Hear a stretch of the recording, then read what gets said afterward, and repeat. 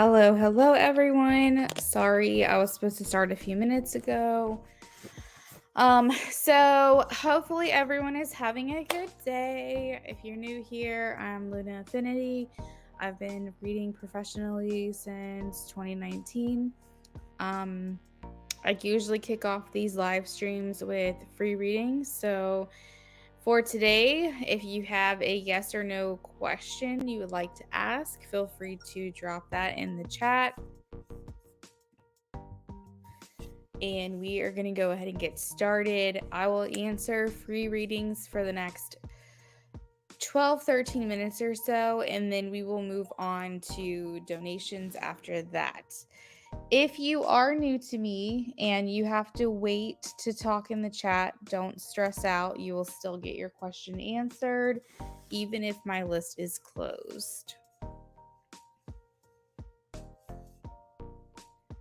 Hello.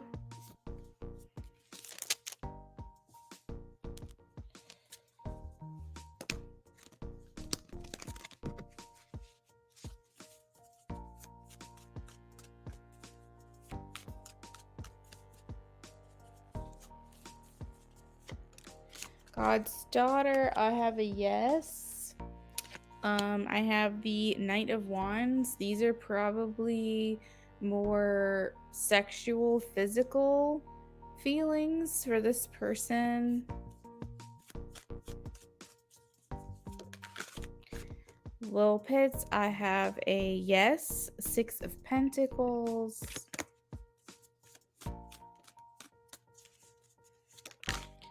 Jiao, I have a yes. Two of Cups.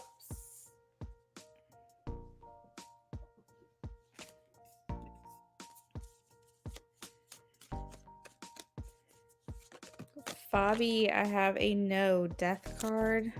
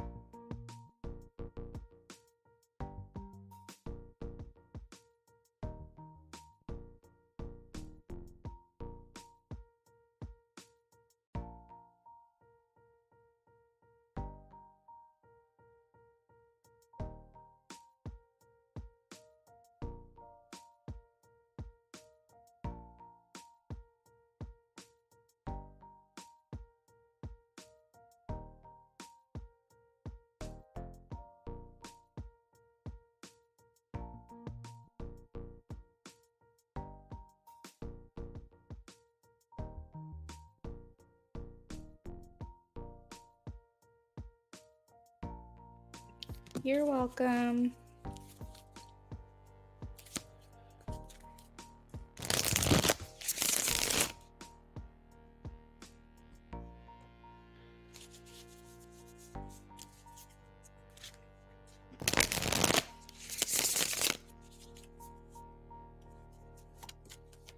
J-Moon, I have a yes. The Chariots.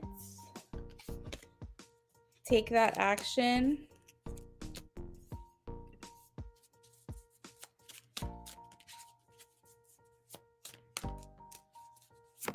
Joe, I have a maybe. Maybe. Seven of Cups. You'll have to ask again in a little while. Like in a couple of days.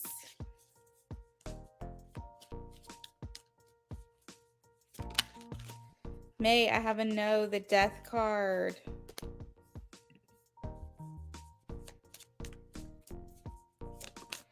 Daisha, I have a yes. King of Wands.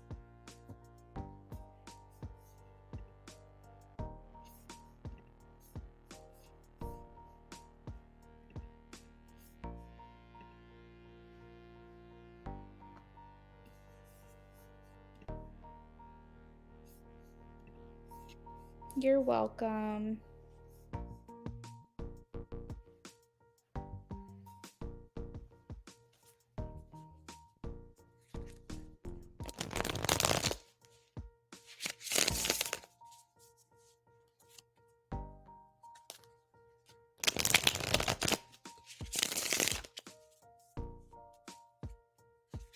You're welcome.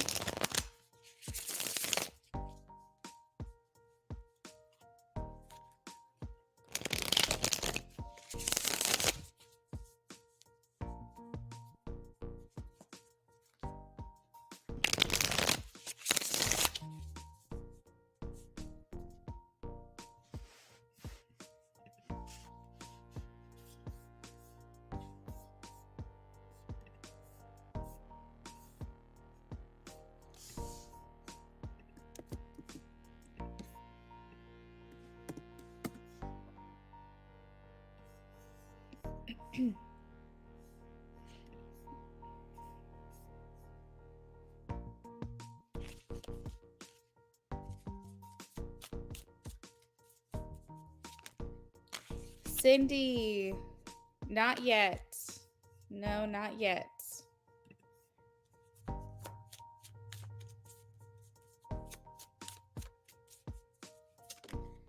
Gina, I'm getting a no. 7 of Swords. I hope I'm wrong.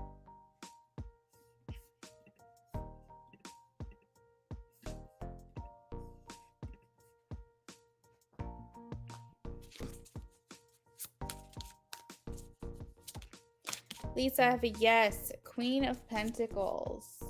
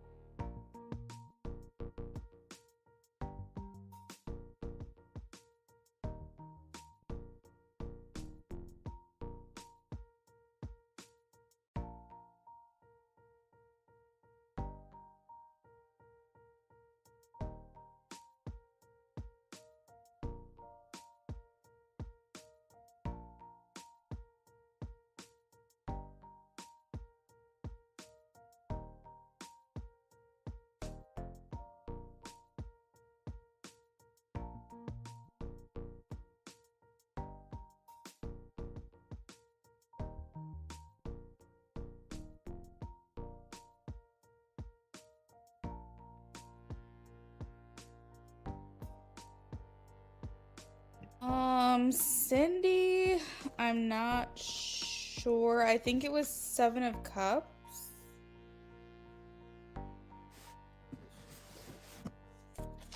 It was a maybe card.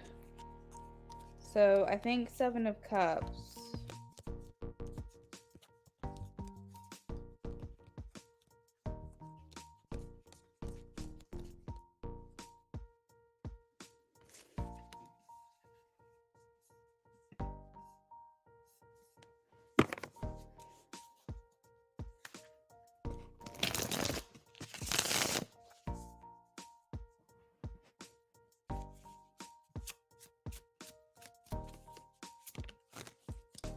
Sienna, I'm getting a no. 10 of Wands.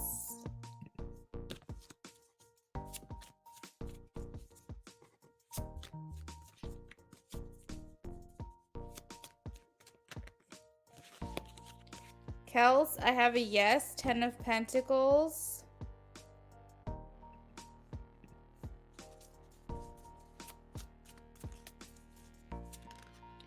Casu, I have a yes. Ace of Pentacles.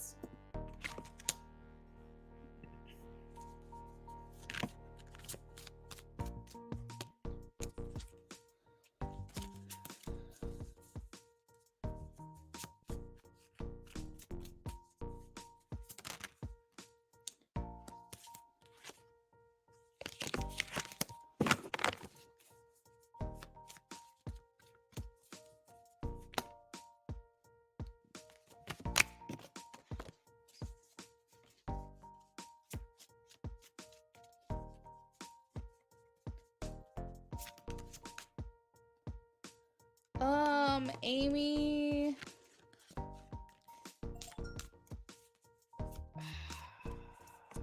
I want to say yes, you're the main, but I keep getting cards that indicate that he could still potentially be dating other people or talking to other people.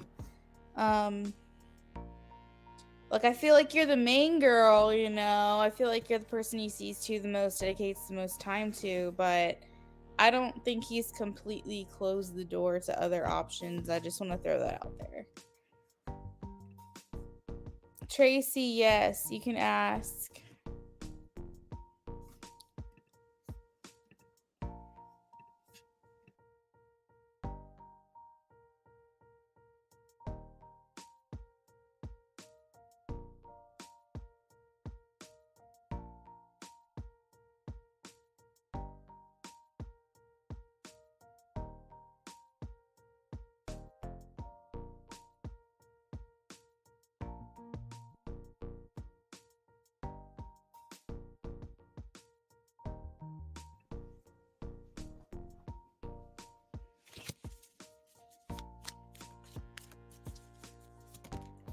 Tracy, I have a yes. 6 of Wands.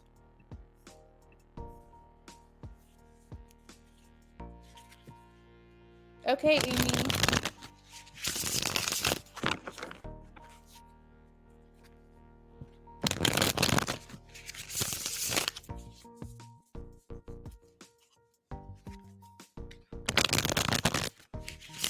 You're welcome, Tracy. You're welcome, Cindy.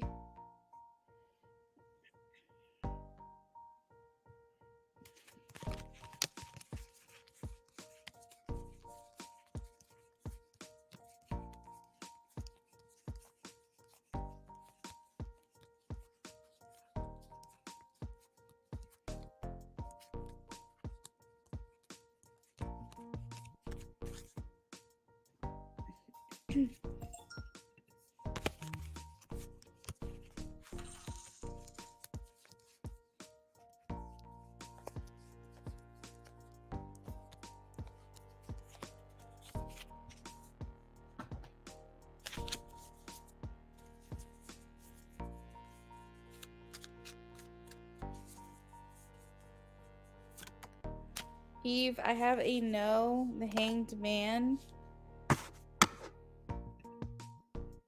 Lulu, welcome in.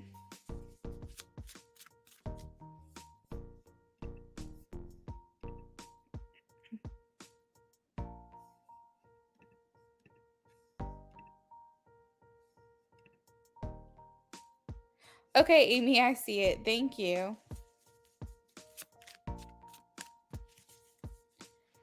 Amy, you can start posting now if you'd like, but I won't be able to get to you right this second.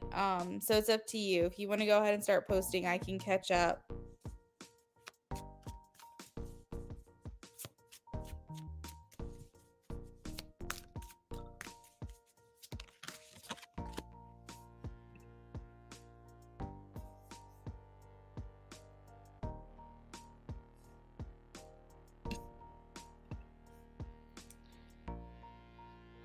So morning, I am getting a no. I have the 5 of Swords.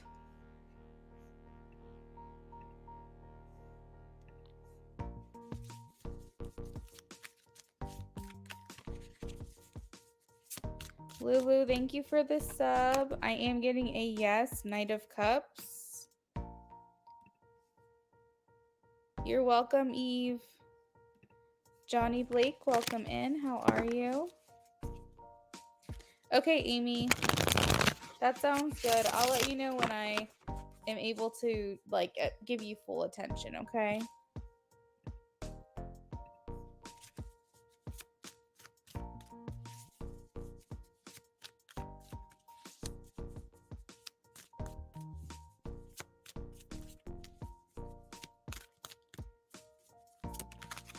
Natty Nat, I am getting a yes. 4 of Wands.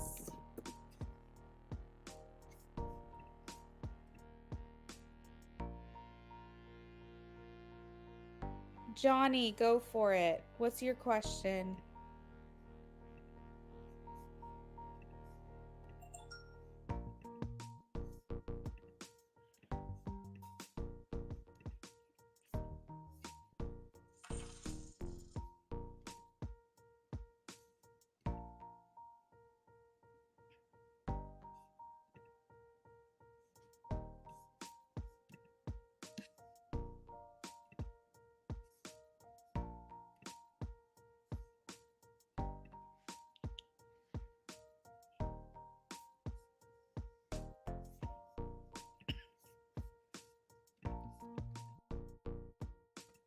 You're welcome, Amy.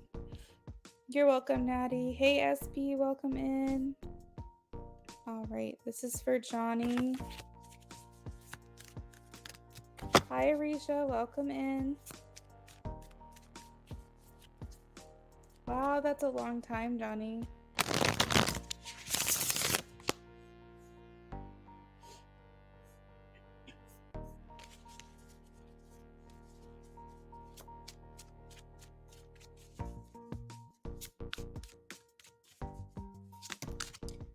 Johnny Blake, I am getting...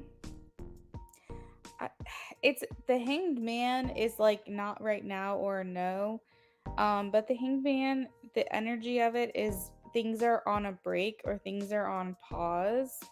So this card does leave the potential for you guys to resume a relationship. It just depends on how long you guys are in this on a pause or on a break like energy. So right now I can't give you like a confident yes. It feels more like a maybe or a most likely not. But we can always check back into this energy, you know, later on too and see.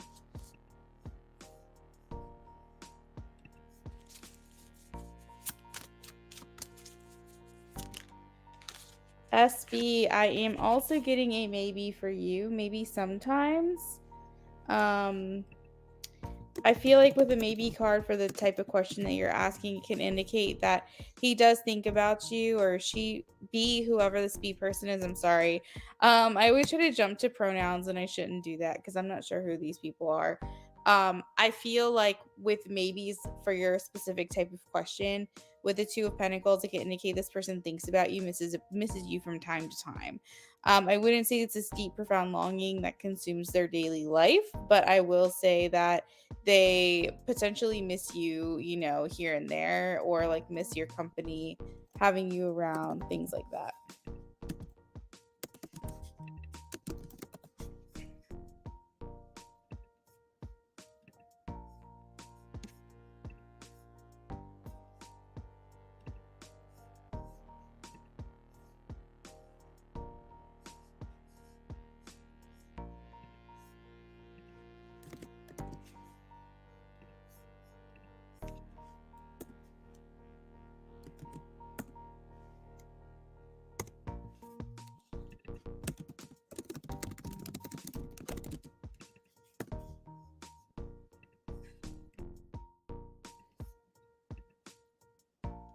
Johnny, she came over last week for a hookup, 2 different days. Yeah, I think that's why the Hangman is kind of like a maybe. You know, the sense of familiarity that you guys have with one another, it's very easy to kind of get wrapped back up into that energy, Johnny. So, you know, it's not a no outright, but it just seems like that answer is up in the air. I think that depends on a lot of factors.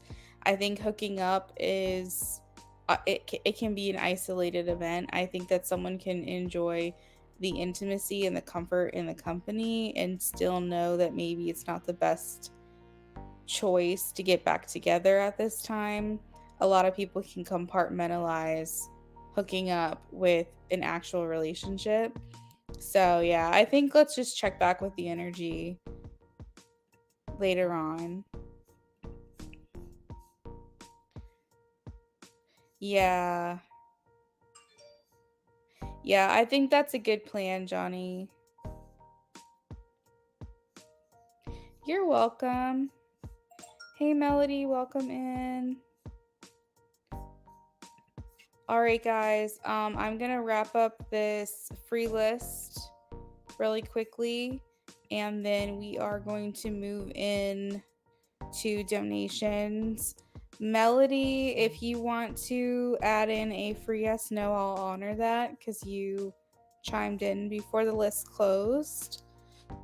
So Melody, if you have a yes no question, just go ahead and post it now. And I'm gonna work on Arisha and Svetlana, and then we're gonna move on to donations.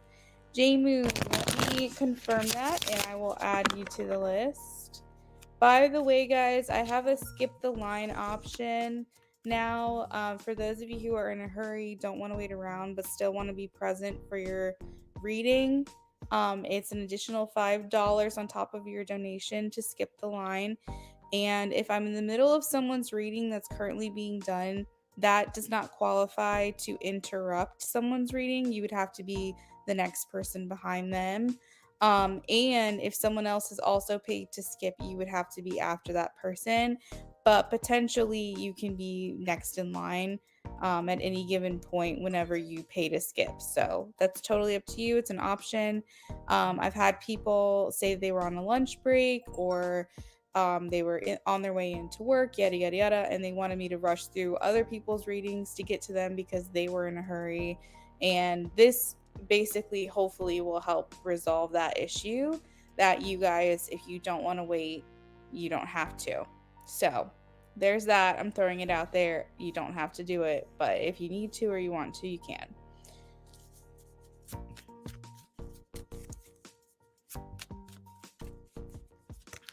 All right, Arisha,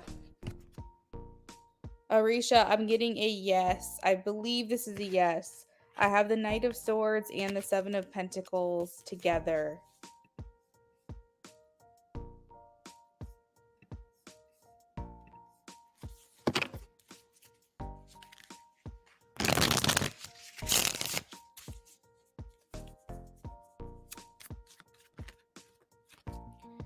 Svetlana, I have a yes. Ace of Swords. That's a good card to get for contact or communication.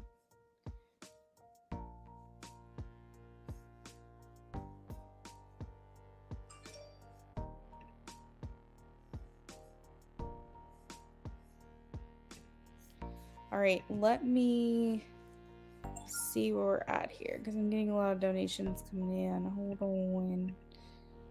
on.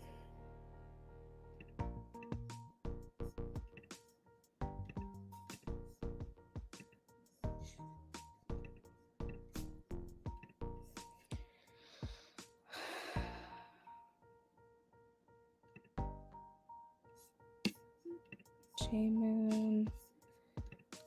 All right. If anyone paid to skip, go ahead and let me know in the chat. Post like some purple hearts to catch my attention if you paid to skip.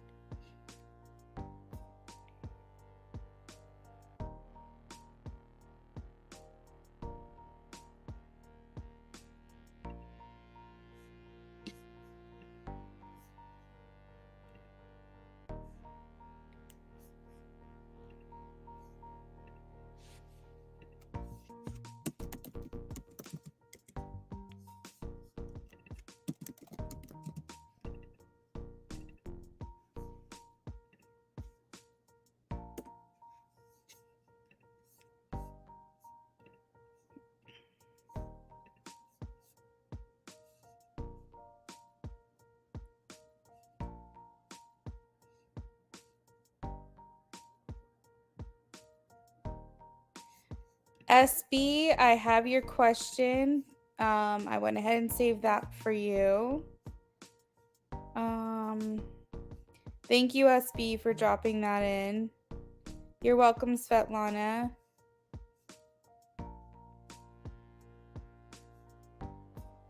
All right, everyone should take a look at the screen if you donated.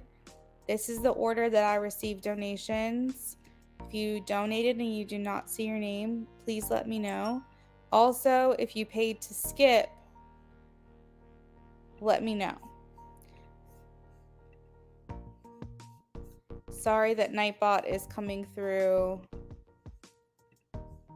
and flooding the chat right now. That is not ideal.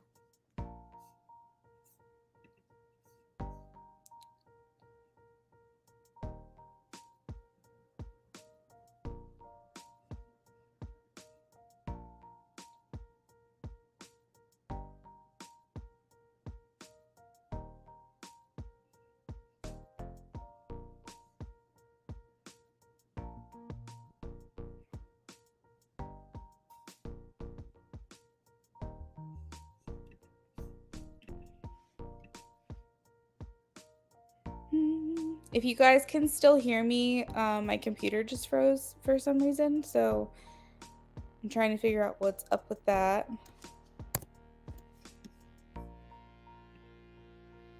If I disappear for a minute, I'm coming right back.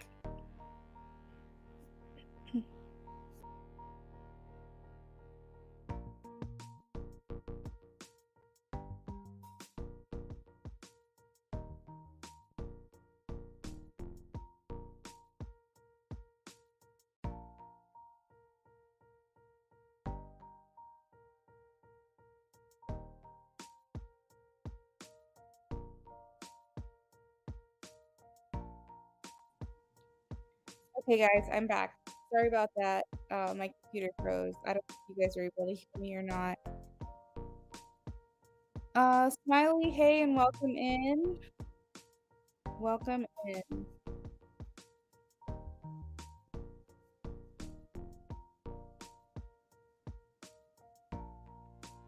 Okay, so Amy, usually you hang out with me, so I want to make sure this is like okay, you're not like running to go somewhere, but as a part of like my policy, I only do 3 readings in a row. And I think you donated for 4, if I'm not mistaken.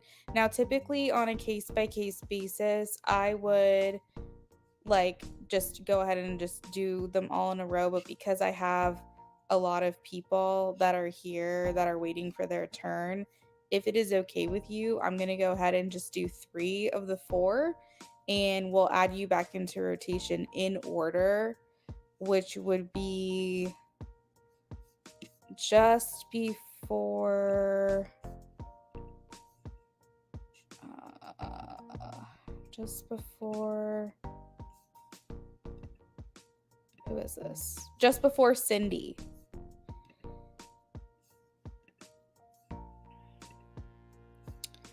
So if that's okay, I don't want to like make you mad or anything with that, but that's typically my policy just because we have a lot of people waiting. But I would add you back into rotation like in the order that you donated, okay? So you would be just before Cindy. Okay, perfect. All right. Okay.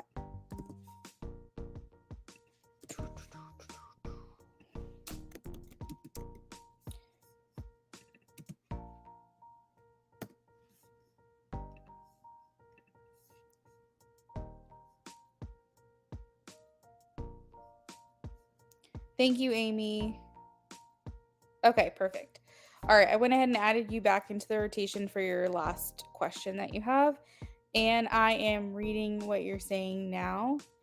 So you said,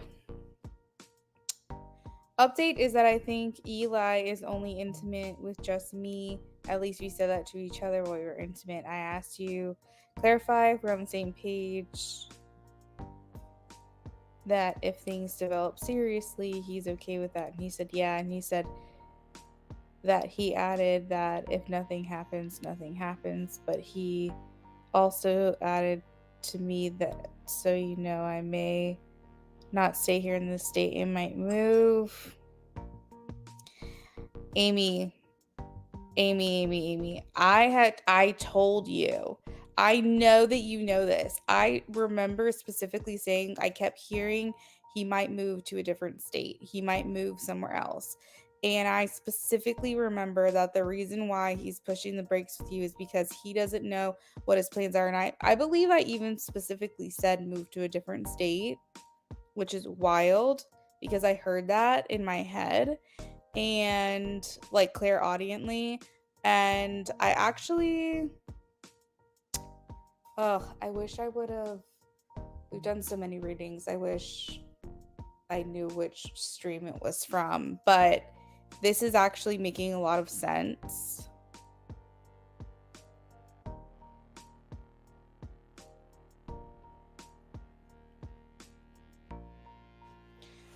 Yeah. Okay. Got it. All right. So I'm all updated. Is there anything else that you want to add to this?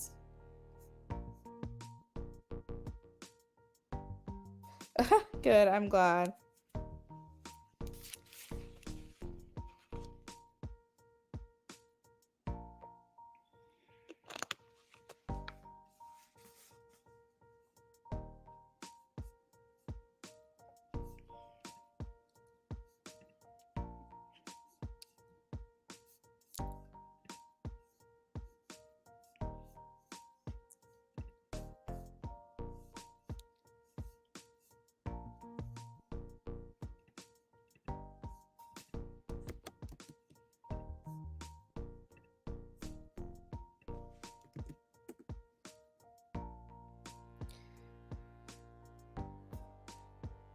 He's never been given a birthday present. Oh, that's very sweet.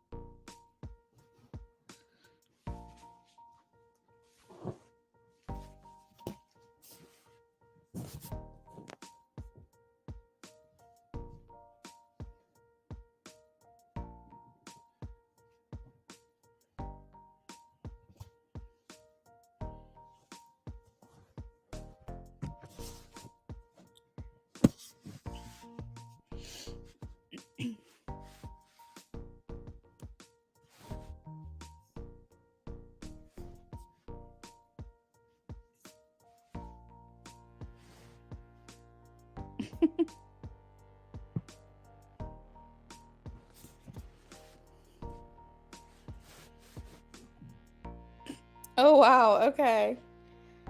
So, Amy, what would you like to do first? Do you want to get your yes no answered? Do you want your questions answered? Like, what is your preference on order?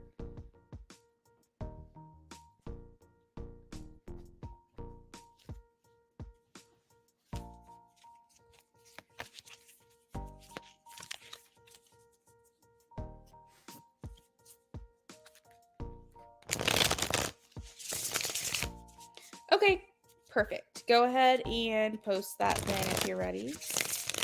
Okay, got you. And then we'll save the other in depth for when we come back around. Okay. Yep, that works.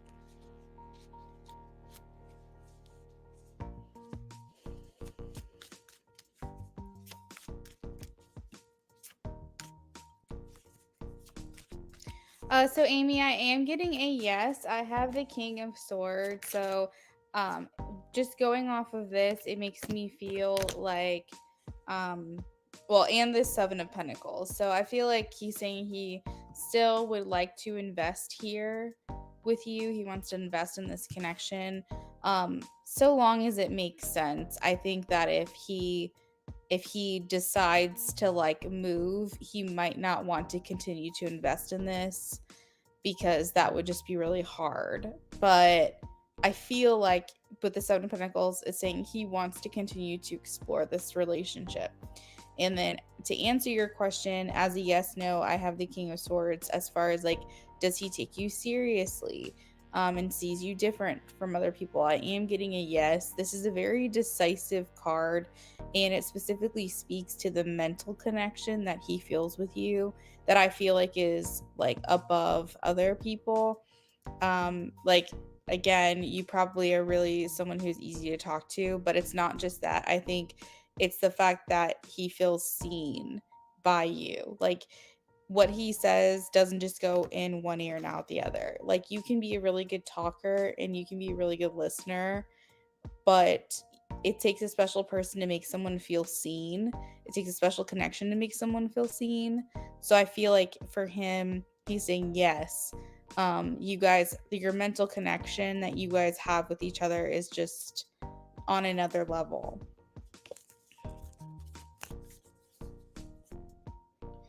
I mean, Amy, you're probably always going to worry until you feel comfortable in your relationship and in your connection. Like, once you guys become exclusive and you start to see consistency over time and you start to feel like paid attention to and made a priority and things like that, you start to get very comfortable in a relationship and you start to realize like there's no reason to worry. This person wants to be with you. Like, it is what it is. You're not going to be able to feel that level of comfort until you're in that place. So I think that it makes sense to worry, but I think you're worrying about the wrong things. I don't think you should worry about if he cares about you and if he has feelings for you. I think you should worry about why he's not able to commit to you, that being because he doesn't know what his future looks like. So be more concerned about is he going to move? Is he going to stay here? Like, do I continue to invest my feelings into someone if they potentially will be moving? Maybe I should have these conversations with him. Like, what are the chances? Are you moving? Is it like only like a 10% chance? Or are you thinking like 60, 70, you most likely will move? Because I don't think what your worry here exactly, like, your worry should be due to the uncertainty, but not the nature of the relationship or not the nature of like what his feelings are for you. You know what I mean?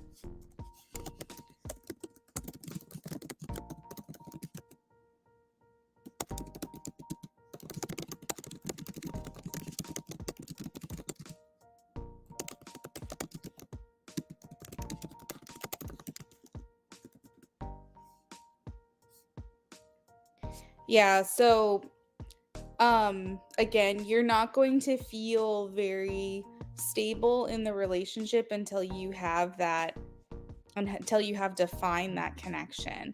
And even in a relationship with someone where you're exclusive and you're not dating other people and it's just the two of you, it still takes an adjusting after that, because you need to be able to feel that person's consistency and effort over time.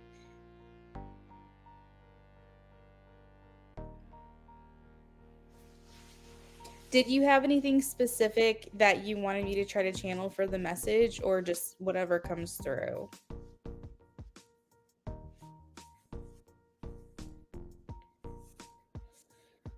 I will say I don't sense that he wants to move. I know that. I'm not sensing that he wants to move at all. I think that he feels it's more like a need or necessary. For those of you who are just now joining us, if you're a new subscriber, I am answering free yes no questions. You will have to be patient with me because it's going to have to be in between readings. If you have been here before, our free list closed earlier. So try again next time you see me. If you are here to donate, I'm going to go ahead and throw in the chat the donation list just so everyone knows where they are. Anyone who has already donated or plans to donate, if you can't wait, you can pay to skip the line. It's $5.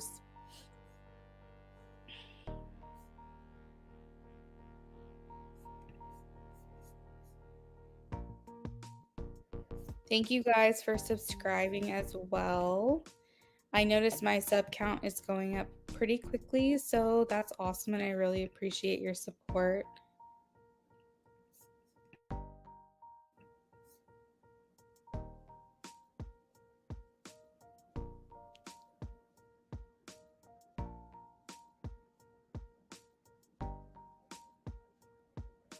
Okay. Yeah, I can do that for sure. Let me open up another page here.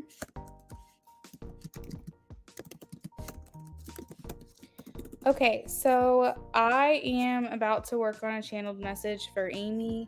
This takes anywhere from 5 to 10 minutes for me to do, so just bear with me while I get this all out on paper and then I'll read it to Amy. But in the meantime, you guys probably won't hear me too much. You might hear me in the background,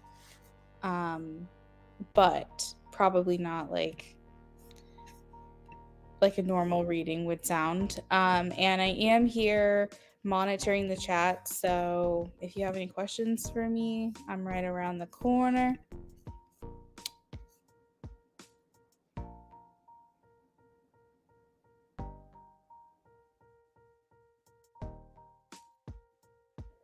Amy, I think that just comes with the territory of being with someone like that. And I think the best thing you can do if someone is on the spectrum is to just be direct with them. I don't think, from my understanding nor experience, do they do really well with like beating around the bush or hinting at something, or reading into the emotions behind stuff. I think they respect and appreciate you being very direct with them and ask them questions. And I think that's how they feel understood and how they understand you. So I think that just comes with the territory of being with someone like that.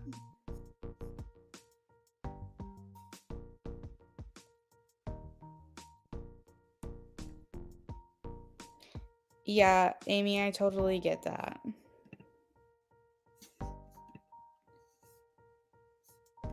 Okay, so let me shuffle for you here. I am working on your reading now.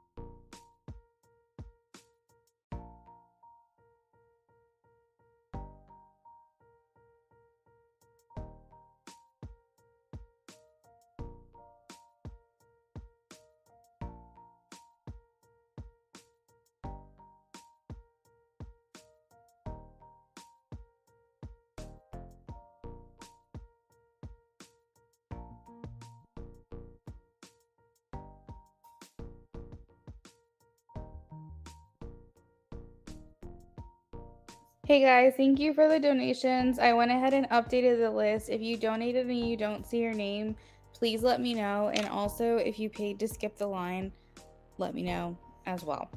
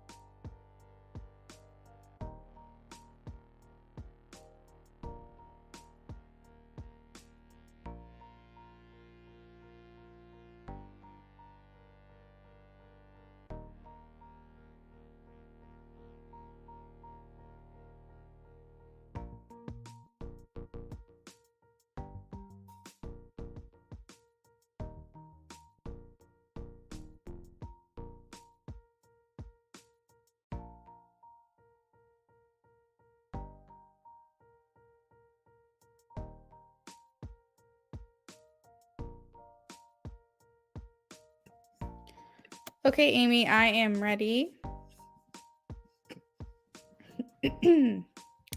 All right, so he says, wow, I need to take a sip of water. Hold on.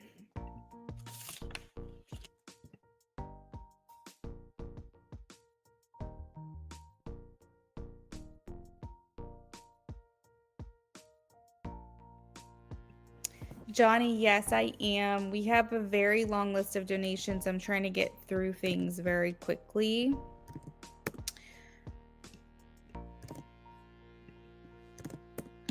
Okay, so Amy, your reading is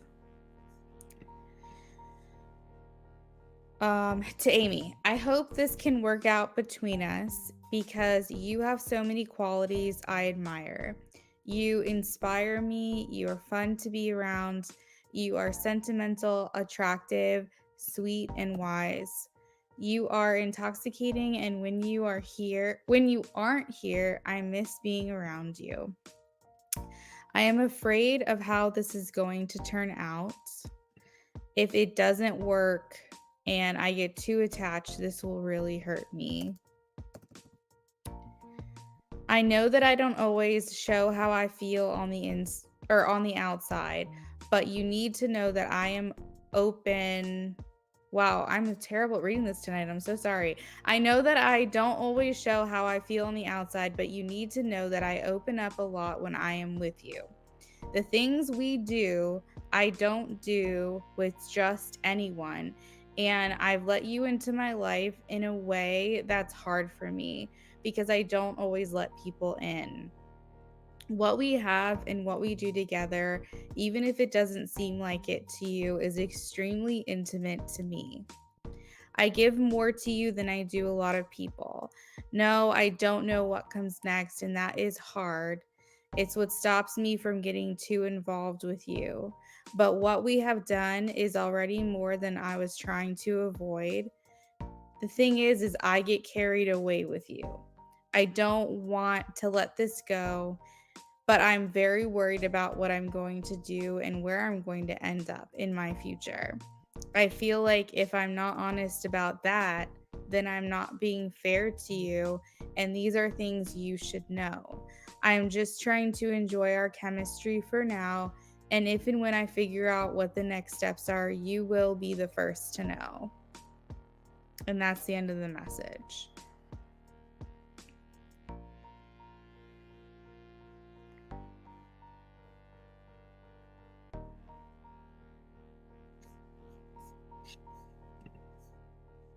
Hey SB, welcome back in, girl.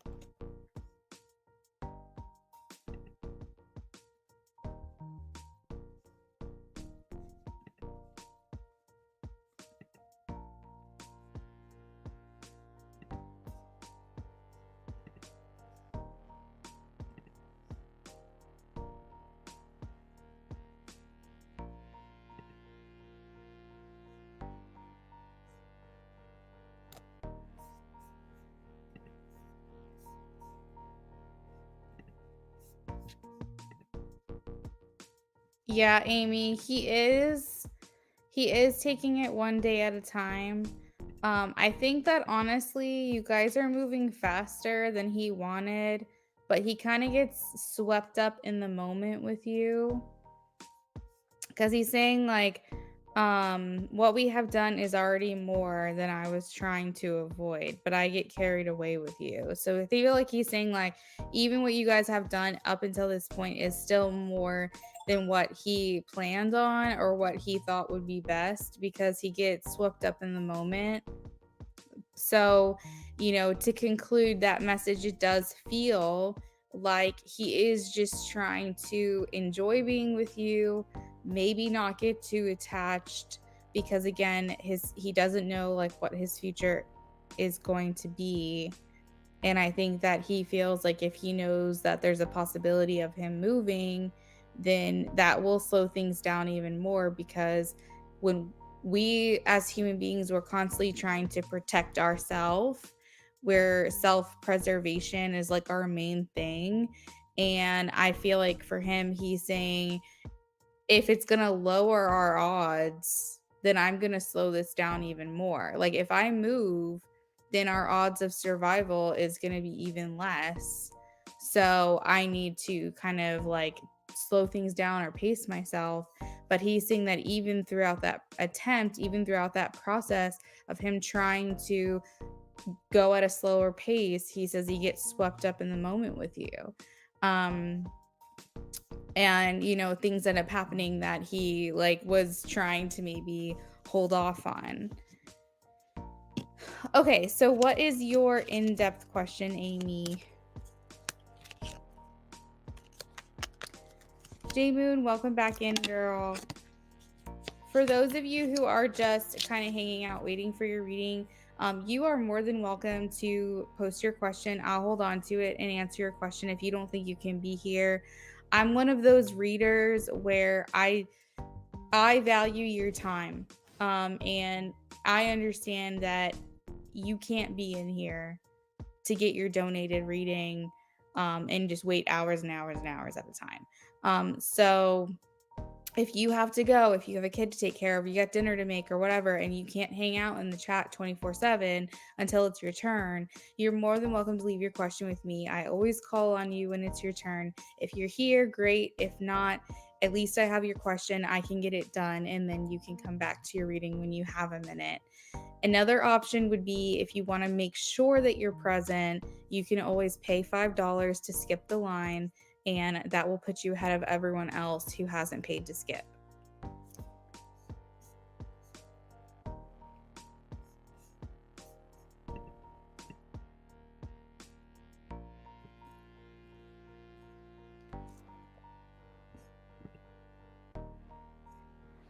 Johnny, so since I answered your question earlier, I'm only doing one free question per turn. If you want to look more in depth into your connection with Lisa, you can donate for a mini reading, which is $5, and we can pull some more cards on you and your connection with her, okay?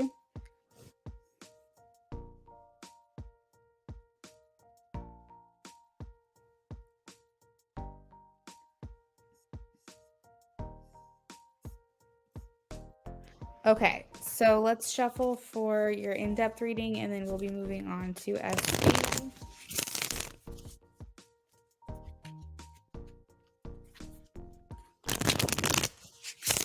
Yes, of course, that's okay to ask.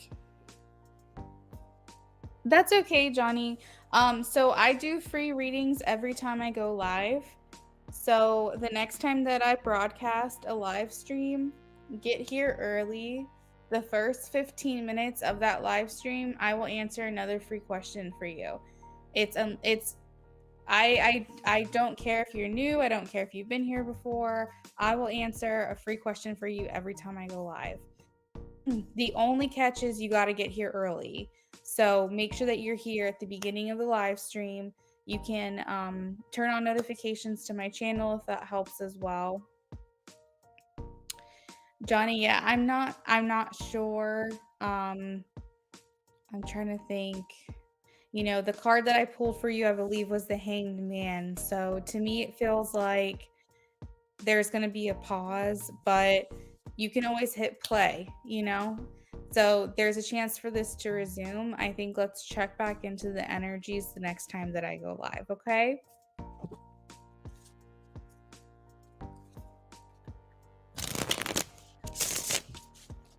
Amy, I am shuffling for you now.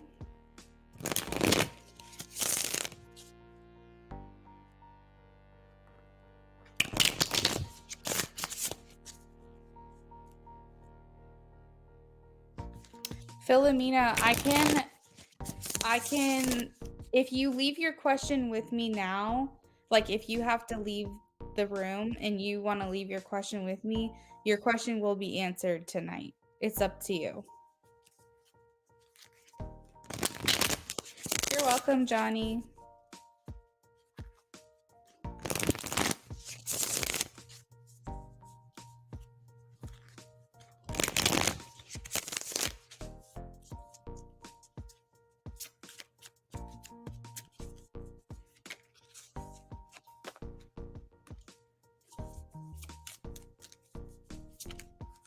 Philomena, that sounds great. So I will save it for next time.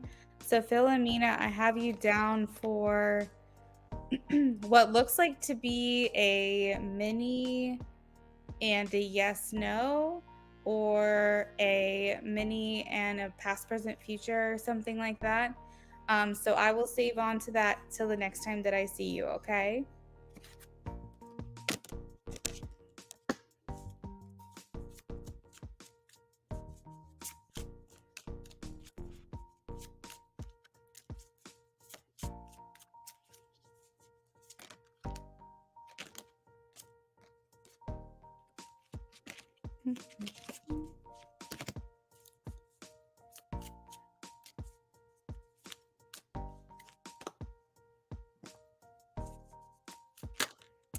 Okay, so Amy, what I'm seeing is that he's very practical, pragmatic, like he doesn't do anything unless he has all the information. So he probably, even though he's like, can be a sensitive person, I feel like he likes to look at statistics, look at um like all the information he can to make a decision. So I specifically asked the question because I was like, if he wasn't moving or potentially moving, or if he had a more concrete idea of what he was going to be doing in the future, would he be in a relationship with Amy? Like, would he kind of commit to her? And I have maybe, of course, I have the Hanged Man and I have the Two of Swords. And both of these talk about I need to take a beat. I need to take a break. I need to figure out what's going on first because I don't want to make a decision or a shot in the dark when I don't have all the information. That's very much like his mentality. But even though those two cards came out, then the 10 of Cups flew out at the same time. So I feel like, Amy, that he's working towards wanting to be in a committed relationship with you, which would indicate to me that he does take you seriously. He is seriously interested in this connection with you. He just can't commit to you until he knows what his plans are. And I truly think this might be the only thing that's holding him back. And if potentially he is involved with someone else or he is talking to someone else, it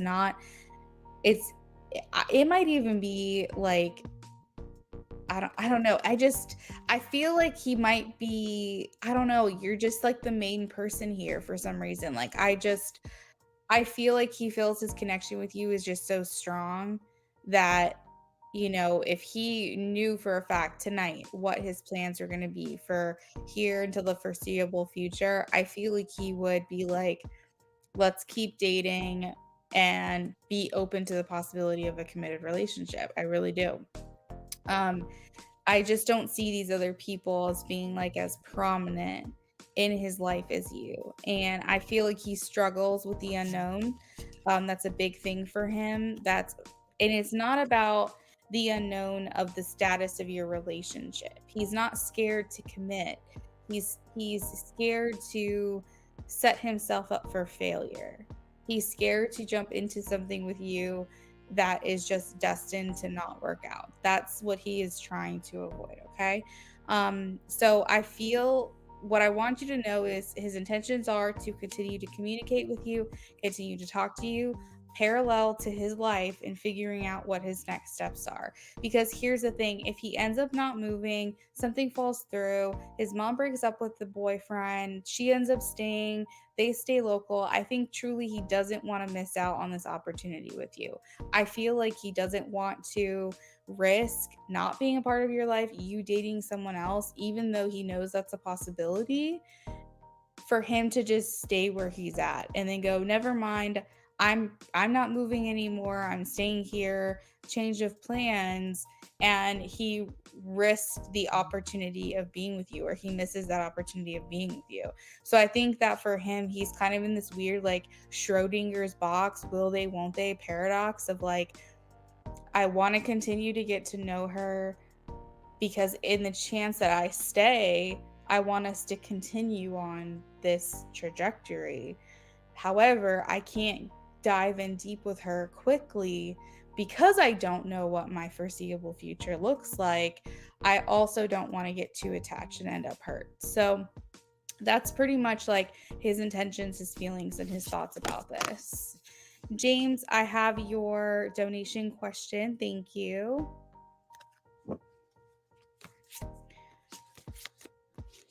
Okay, so Amy, that is what I got. Let me know if you have any a confirmation question that you'd like to ask or clarification on, and then I am going to move on to SB, and then I'll be back to you, Amy, when we get back to your turn.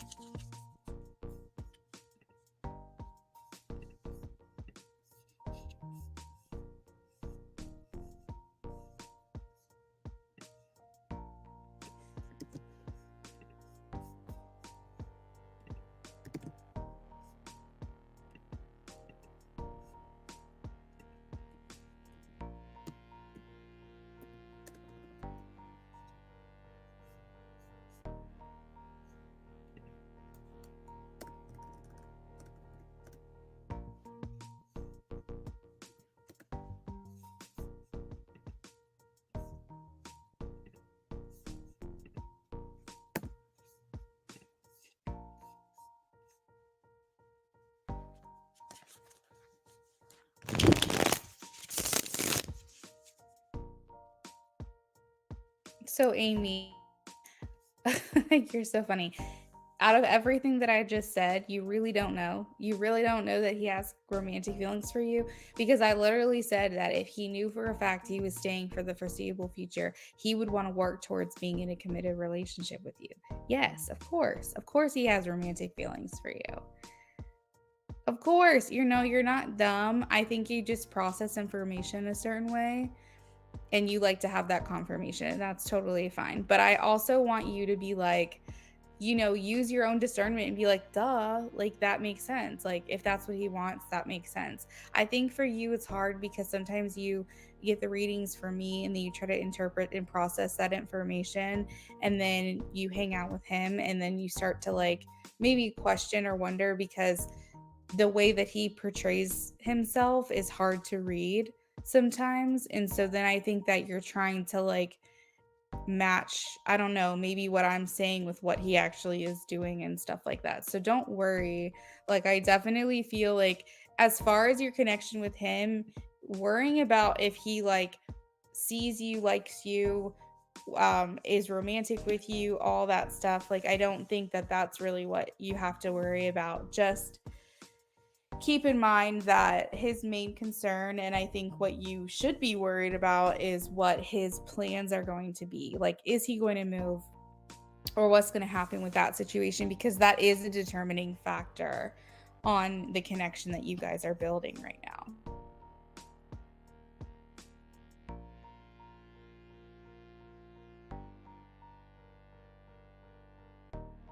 All right. So, Amy, sit tight. I will be back around for you, girl. We are going to shuffle for SB. It looks like SB checked in. Hey, how are you? Hopefully you're doing well today. Let's do a 10 card love spread on B and SB, please. Yeah, I'm sure that sent like a little panic down into your stomach a little bit because, you are starting to get feelings for this person, and that's not an easy thing to have to hear.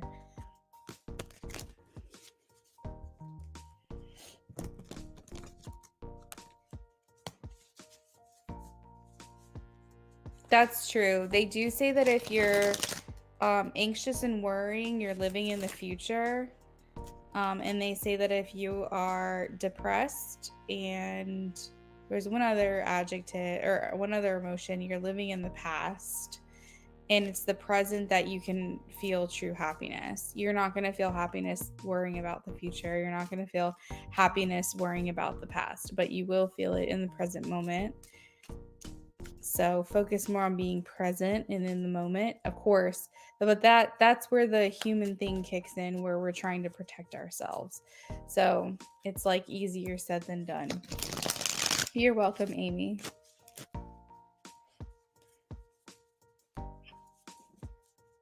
Exactly. 10 card love spread, B and SB. B and SB. B and SB. B and SB.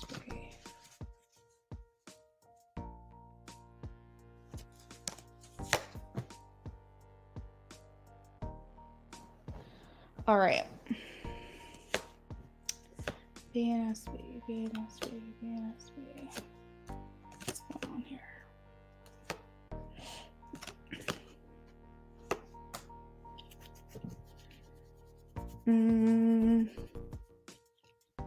All right, so SB, will the relationship be successful? Is there potential for success?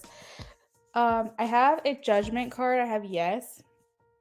You have a lot of great cards in this reading today, so I'm hoping that the energy is just working in your favor here. The judgment card talks about getting that clarity or obtaining that clarity, or the success that your relationship is being built on is based off of having clarity or understanding. So once we clear all channels, once we open all forms of communication, once you say your piece, he says his piece, you guys get everything out in the open, we release anything that might be holding us back about the connection, like worry, fear, even if anyone's harboring any guilt or shame or resentment. And we just kind of forgive each other and we clean the slate, and we don't say, like, I'm going to forget the past, but I am going to say respectfully, you can stay in the past because I want something new with you. Once we can start getting that all out in the open, I feel like the success for this relationship has a very high potential here for you, SB and B. It is showing that, like, once we can get everything out there, you might find that you guys are a lot more on the same page than you realized. So big thing is for us to kind of try not to let fear control us and allow us to really express what we're truly feeling.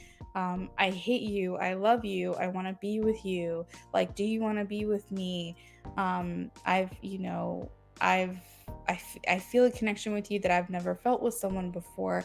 Would you want to work towards a committed relationship? Do you want to date me? Do you just want to be friends? Like, asking the hard questions, saying the hard stuff. I feel, and then just being like, tell me, you tell me, like, be open with me for the first time ever in your life. Trust me to understand me, that I will be here for you. If you wanted to know, like, I'm here for you. Like, trust that I will, like, reciprocate, acknowledge, give to you what it is you need in this relationship or this connection, or what do you need? Like, whatever those hard questions are, those things that are hard to say, those are like being absorbed into your body. PS SB, they're like, you're gonna have to, so you're gonna start having like trigger zones, because I feel like you have so much that goes like unexpressed in this connection with this person, and I feel like he does too. And I feel like we just kind of hold on to it, we kind of keep it quiet, we don't talk about it, we don't communicate it.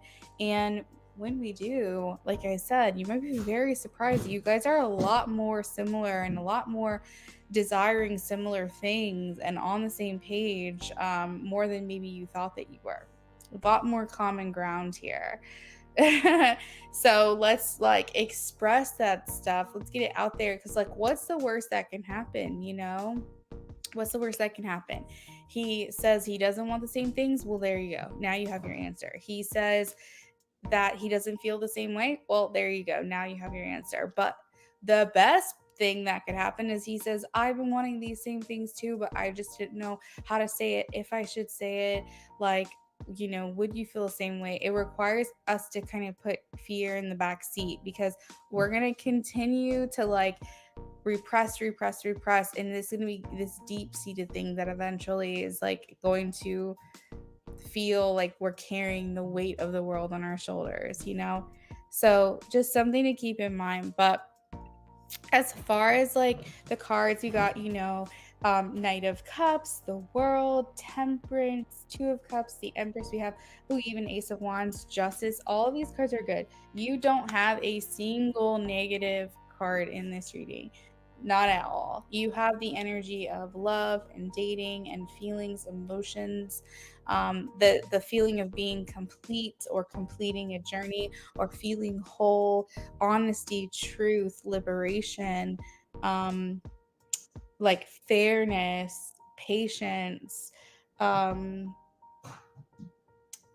passion. Like, I mean, there's just so many cards here that are so good. So let's kind of go down each one in their position. We have, how do they feel about you? I have the Knight of Cups. So he's in a romantic space right now. He is wanting to kind of put on the charm. He is here for grand gestures. He is here for surprises, sweet moments, little affections, going on dates, making you feel special. The World here, I think that he's looking to end a cycle that you guys feel you've been going through. You guys are on this wheel, you're on this hamster wheel, if you will, where you're just going round and round doing the same thing. The same themes are here. It's time for you guys to get off. I think he is ready for a new chapter, a new start with you. I feel like what you want is just open, honest communication here with the Justice card, and what he wants is the same. He wants you guys to really understand each other, be patient with each other. I really feel like a big talk is going to be had. I think that it's, if you guys haven't already, because you might be beating around the bush a little bit, but I feel like a big conversation is happening. Like, I'm talking where you guys are spending hours and hours and hours communicating about things, and maybe finally getting things off your chest that you feel like you've been needing to talk about. Maybe breakthroughs even happening, but I'm feeling like long conversations. I'm feeling like either on the phone for hours, texting back and forth for hours, or he's seeing you in person and you guys are having like one of those talks where it's like from night until morning kind of thing. I really feel like he's saying, be patient with me here, be present with me here, let's really put it out there. It starts a little slow, but I do feel like it's something that eventually you guys get to some kind of like climactic point where these things are communicated. We have, what brings you together is like essentially your drive for the connection or for the relationship. Now, what I mean by that is that no matter what you guys go through, how many lulls, how many times your relationship ebbs and flows, with the Nine of Pentacles here, it's indicating that you guys are willing to see it through. Like, you're willing to stick it out. Like, you guys hold on to each other, maybe even through like the smallest hope. Like, you guys might not talk to each other for like 3 months at a time, but yet you're still in each other's minds. Melody, thank you for the donation. We'll add that on to your turn. Okay, so when it's your turn, we'll do that for you. So your drive to kind of hope for the best, see things through, even when things feel very bleak, you guys still have each other in the back of your minds, is like very clear here. Now it says, what pulls you apart? We do have the Ace of Wands. Again, I don't really think this is necessarily a negative card.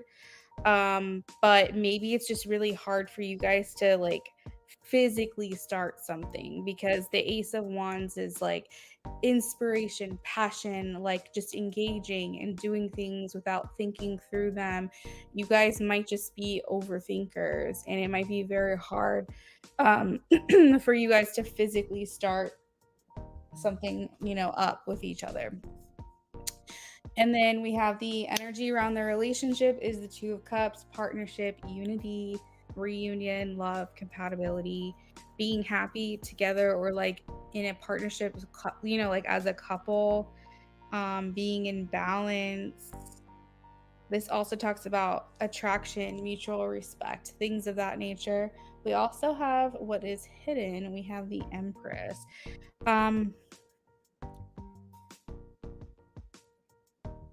Empress. Okay, that actually makes sense. So the Empress here talks about growth, the distance. So Empress talks about growth. It talks about creating something. It talks about believing that you are an unlimited being, um that you are abundant, that you so it's like what it feels like with the what's hidden is that maybe you have this belief in your connection and he has a belief in it. It's that you are limitless, that you are um, abundant, that your relationship is something worth fighting for, something that can withstand what you guys have been through. It's this feeling that you both have, that you have a lot of hope even when you probably oh, not that you probably shouldn't, but it just is this feeling that like you have this like deeply embedded belief that something is going to work out or something's going to happen for you when it comes to this person.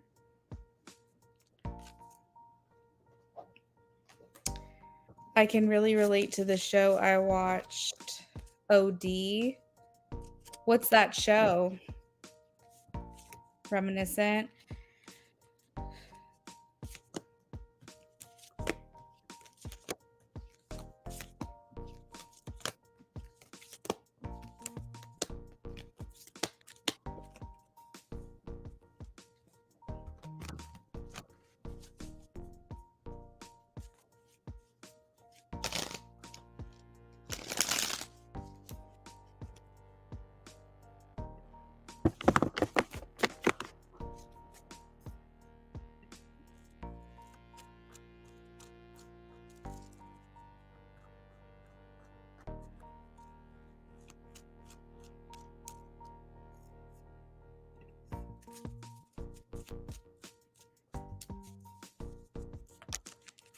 Oh yeah.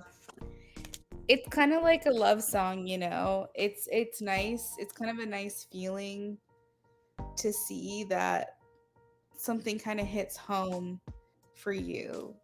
And something about it when you can relate to a storyline or a show or a song or something like that, it really starts to kind of put this other spin or this other feeling or effect onto the connection that makes you feel like either you're not alone or maybe even potentially it gives you a little bit of hope too for the connection as well when things like that happen. So I get it. I completely understand.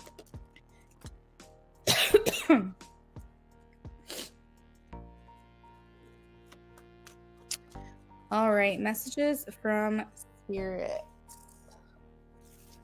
Messages from spirit.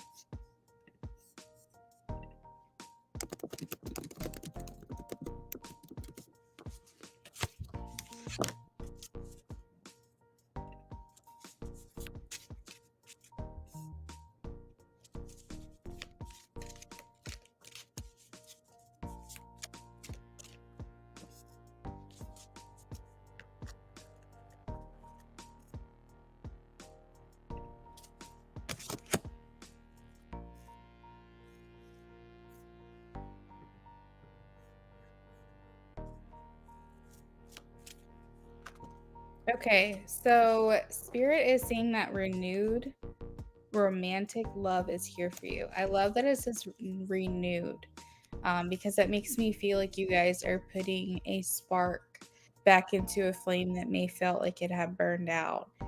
And to me, I don't know. I feel like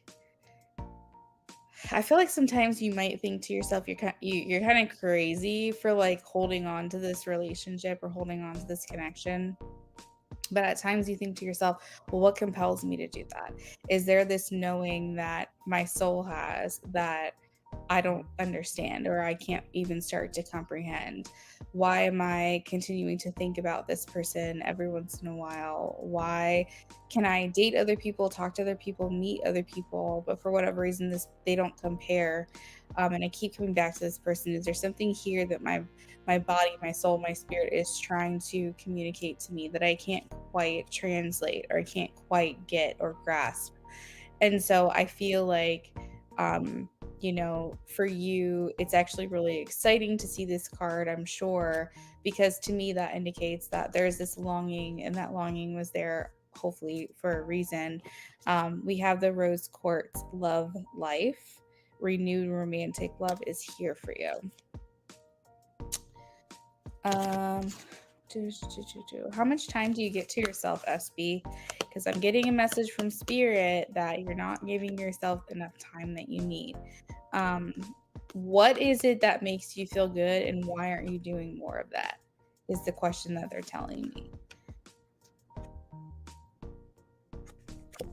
Taking care of yourself is essential right now. Are there things that you do, even if they're superficial AF, even if it just doesn't seem necessary, like self tanning, but it makes you feel good? It makes you feel more attractive. There is an essence or an element around you that we're looking for more of that energy where you put more love into yourself. Is it a class? Is it a deep conditioning treatment? Is it getting your nails done? And if it's something that you're trying to avoid financially, is there another option? Like, is there another free option or less expensive option that will make you feel good similarly to that thing? So you've lost inspiration. Do you feel like you have purpose? Like, outside of your responsibilities, do you feel like you have purpose? Yeah, trying to find it again. And here's the thing, inspiration ebbs and flows. It comes and goes. It's not something you're going to have all the time. I will tell you though, inspiration is power. Everyone says knowledge is power. I think knowledge is strength. I think that knowledge makes it so that way your mind can't be bent to the will of others, and it makes you stronger, it makes you more protected. But I personally think inspiration makes you more powerful, because when we are inspired, nothing in the world can fucking stop us. The entire world can come to us and say, that's not going to work out, that thing is not going to work out, and you're like, it is, because I'm inspired and this is on my heart and this is what I need to be doing. Think about if you're in a dead end job and you're not enjoying it. What does it feel like? The soul is being sucked out of your body and you're slowly dying. And why is that happening? Because you're not inspired, because it's not exciting to you anymore. 100% inspiration is power. No one can tell me otherwise. Outside of your childhood, you keep up with your nails. Okay, good. I'm just, I'm throwing examples out there. And that's definitely a life purpose, SB. I'm not trying to omit that, because that is a huge life purpose. And if that was your only purpose, that would be more than enough. I feel like, though, there's something that you need to be doing for you. And I guess that's what I'm trying to target here with this message.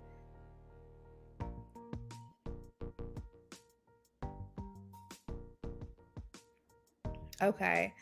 Well, I think that a key to kind of start feeling inspired maybe is to kind of tap back into something that made you feel good, something that made you feel pretty, smell good, look good, be confident. Be more in your feminine energy, even if that's like dancing, whatever. When we can tap into our feminine energy, that's where creative and inspiration strikes. Nobody can tell me otherwise, too, with that. Feminine energy is creation, masculine energy is action. So, whenever you don't know where to start, do something that makes you feel feminine. Do something that makes you feel sexy or pretty, or wear lingerie under your clothes if you have to. Go dancing, start drawing, painting if there's something that you've done before that you want to tap back into. But basically, bring about that feminine confidence. It's kind of mysterious and alluring, and just you're doing it for yourself. Keep in mind, it's just something to put a little extra pep in your step, because we are creation. Women are creation. Our physical bodies show you we create life. Like, we are creation, and that is inspiration. So if you don't know where to start, tap more into your feminine energy. Do things that make you feel more like your feminine side. In music, yeah. You're on that masculine energy. You're on that action oriented routine and getting this done, checking things off your list, taking care of your responsibilities. And that's great. But your feminine is over here like, hey, girl, I'm still here. Like, you can, pay attention to me a little bit. That would be awesome. I have that it's a time of big and blessed change for you, and that you are being supported on the way. Um, we also have busy times in multitasking, so I feel like that's kind of something that you touched on briefly, but it's saying that by taking charge of your schedule during the busy time, and honestly assessing your underlying reasons to be busy. So make sure that you're not distracting yourself, make sure that you're doing just what needs to be done, and trying to maybe readjust or reschedule things in your life to add in more of that self care, more of that energy that you can take inspiration on. And then I also have, let's see, I feel like there's a message here from spirit, which is kind of peeking through. It's not fully outright, but it's kind of like, I feel like you're being encouraged to speak your truth, SB. Like, I feel like spirit's kind of like, it's a little nudge, it's gentle. I don't feel like spirit is sitting here screaming at you or anything like this, like, we've been trying to tell you. But I do feel like there's a little bit of like a nudge or a wink or a gesture, if you will, from spirit, saying that it's important that you speak your truth. And I feel like this is something they've been trying to call you to do, is to be okay with being uncomfortable, and basically get to the bottom of things. And it might even be your higher self, honestly, that I'm sensing that's coming through. But basically, there's like a lot of unknowns in your life and questions that you have, specifically to relationships, your job, or whatever else that this is resonating for. And it's important to handle things directly and head on. And I think a lot of times you might kind of keep things to yourself, and you might not ask things or say things or get things off of your chest for whatever your reasons are for doing that.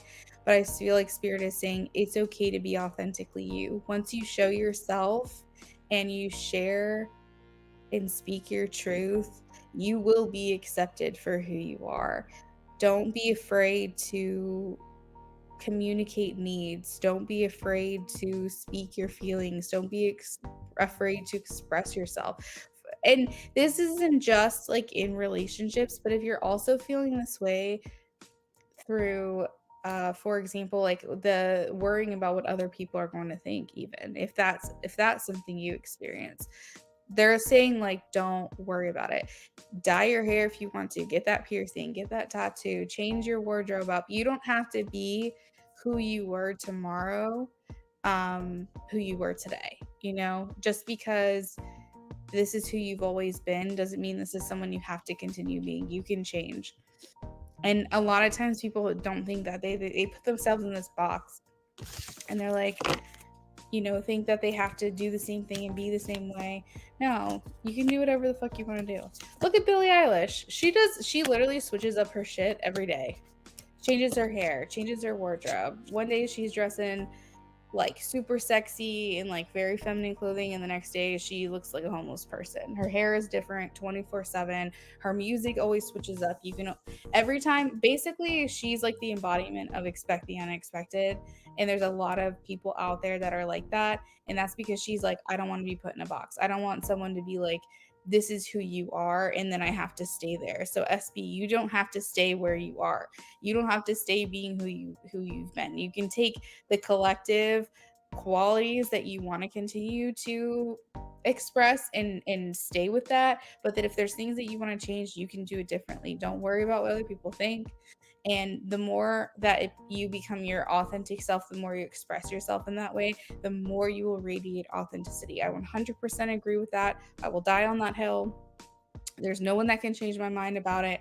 That we are attracted to energy, and as long as you are in the essence of your soul signature, you can't be unappealing to anyone ever. So just take that with what you will. Feel free to listen to this message and see if anything else calls to you. But I'm going to shuffle for your third question now. All right.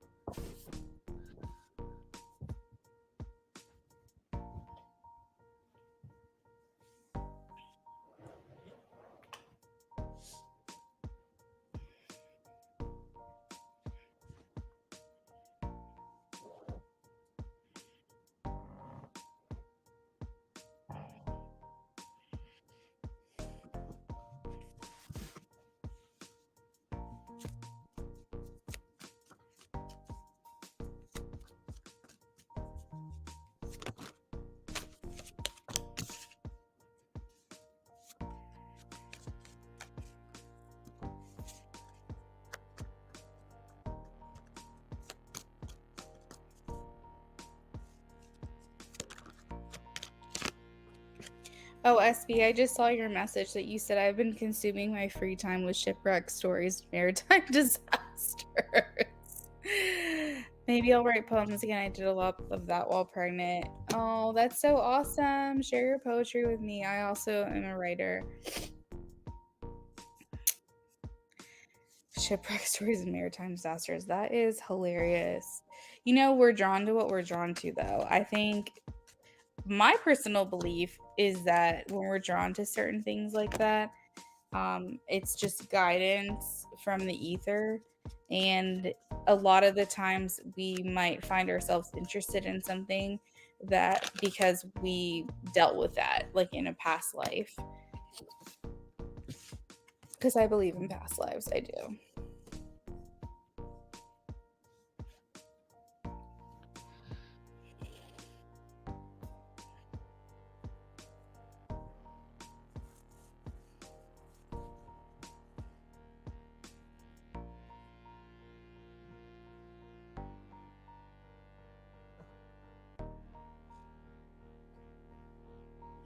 All right, so they're showing me the center of the reading, a King of Swords. So there is a main character, masculine energy, that I'm just going with what I'm seeing. So let me know how it's resonating for you. No, no, no. I mean, that stuff can be interesting though, like honestly. So in the show, they're showing a character, masculine energy, very logical, powerful, maybe a person in a place of authority, very intelligent, likes structure, likes routine. Let's see, discerning, chooses head over the heart, analytical, gives excellent advice. There's just like this masculine presence that I'm specifically seeing right now. Now, because I don't have a queen or anything like that, I'm gonna assume that either. Oh, okay, one of the main characters reminds you of him. Okay, that makes sense. Let's see. We also have a Knight of Swords. So this is another mental character here. It could be the same person and just extra qualities about them: direct, honest, quick-witted, um, strong, assertive, usually someone who gets what they want, influential. They could be a little bit impulsive. I'm just picking up a lot of qualities right now. So King of Swords and Knight of Swords. So that actually makes sense that you're talking about like a character reminds you of him. And when that happens, I think that we can just pay extra close attention to a situation, especially a storyline who or whatever it is, or a character that feels like we can relate to them so strongly. We just pay extra special attention to them. And I think part of that is that literally this person just reminds you of them. Um, I have the Nine of Pentacles, which is the energy of independence. Um, does the show have any like, is it a business or is there a type of like business themes related to the show? Because I'm seeing like money or business. Um, or maybe like it takes place near a business. And again, the Nine of Pentacles speaks to the culmination of everything that you've been through and it finally paying off. And so the show might give you some type of ideology of what it is you would like to happen in your own life, and it fuels those fantasies as well.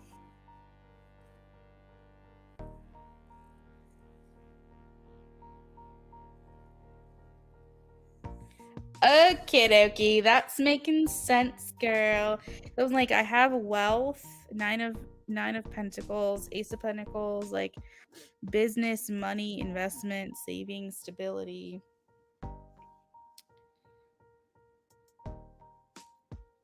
Um, I think that you just might find a lot of parallels. I have the Two of Pentacles, and this kind of is like a balance. And when I think of balance, I think of parallel. So I feel like the storyline might just have a lot of parallels to your personal story. And I think you can be very drawn to um, things that remind you of your person. I think a lot of times we subconsciously look for reasons to think of someone, or we look for um, just anything that would remind us of someone. And for a little while, you can kind of use the show to get lost in and potentially maybe distract you from what you're really feeling or what's really going on in real life. Um, it might just be interesting to see characters. I think it's more just like parallels and fueling um, potential fantasy, making you feel like you can relate to something, potentially distracting you from real life. Um, and just really giving you something to remind you of this person or think of this person, because like we do that all the time, right? Like people do, that joke online, like whenever there's something semi-sexual that's happening or reminiscent of like any kind of genitals, people will be like, oh, it makes me think of her, or I'm always thinking about her, everything reminds me of her, or like everything reminds me of him. And it's like a joke. It's specifically due to like sexual situations. It could literally be like an orange and people would be like, everything reminds me of her.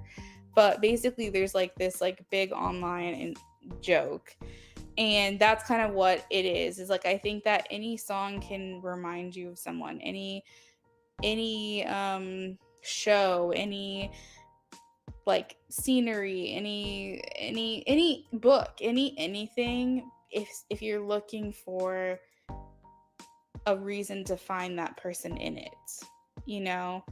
Now of course some things are going to hit more close to home than others. And so this show obviously is doing that. This show is feeling way more relatable than something random. And it's hitting a lot more close to home for you. But you could also underlyingly subconsciously be looking for a reason to relate this person to that show too, or that character.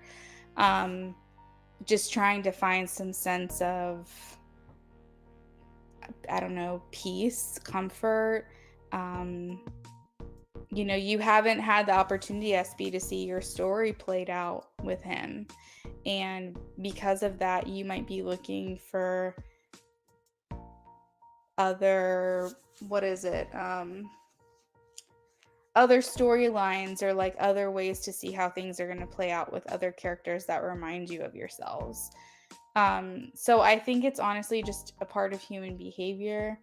I think potentially this person just reminds you more so than probably anything you've ever watched of your person. And I think that there could be a couple different reasons as to why it reminds you. But I think that specifically, if you're looking even subconsciously for something to make you think of someone, you're going to find it everywhere. Like you'll be like,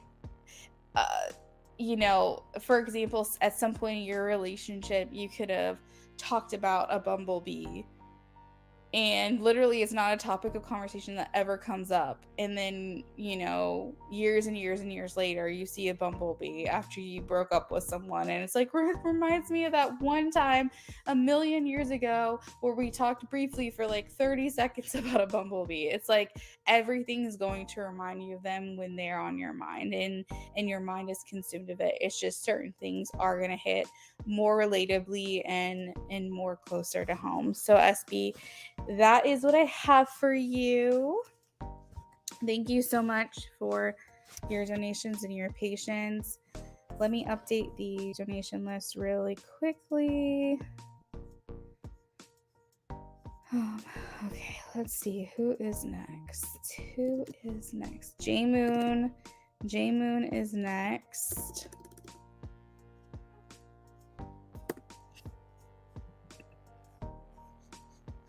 The sexual meme is so funny. It's like you see a scandalous looking hole on a tree, and you're like, I should call her. Yes, that's the joke. Exactly. Everything reminds me of her. I should really call her. It is funny because it's like an inside joke. You're welcome, SB. It's like an inside joke that all of the internet isn't on. And I think that's just so funny that we live in a day and age where everyone can be in on the same joke. That's, I would say, a fun part of living in the time that we're living in now. All right, so next up is J-Moon. J-Moon, if you're here, please check in with me. J-Moon, I have your question on PayPal.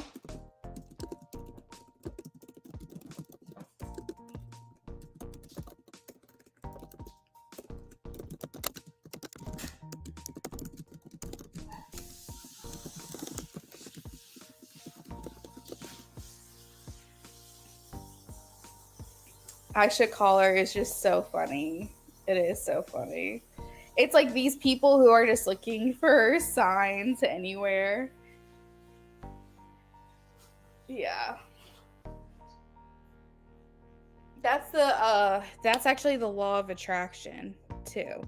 What you think about, you bring about. If you pay attention to something, then you're going to notice it more. So that's why they say have good and happy thoughts as often as possible, or positive thoughts. It's part of human nature to feel negative emotions too. You can't avoid them. But if you can start thinking more optimistically, complaining less, then you'll notice less and less things aggravate you or frustrating you, and you'll notice you'll have less things to complain about because you're thinking positively.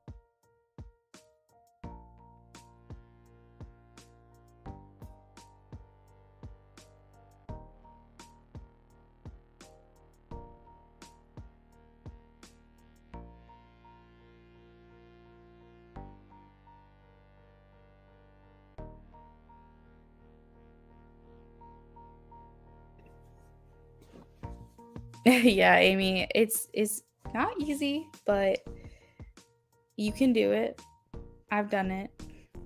All right, we are going to go ahead and shuffle for J Moon. I have J Moon's question on PayPal, but because I don't know if she's here or not, she probably had to step out. I'm going to go ahead and just shuffle now, and we're going to do her reading.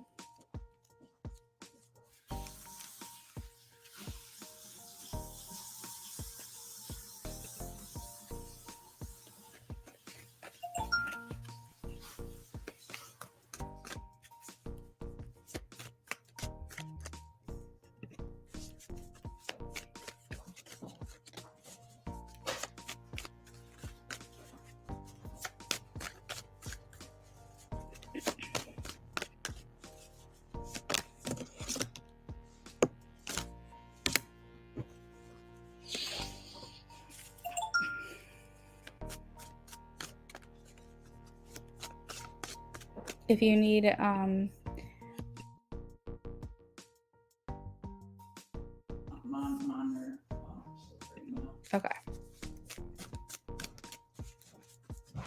The last house I went to, the lady,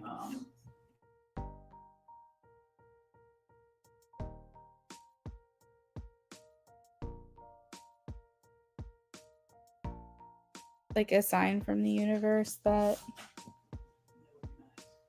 you've got one coming. I mean, think about it. How often do you see like those dogs specifically?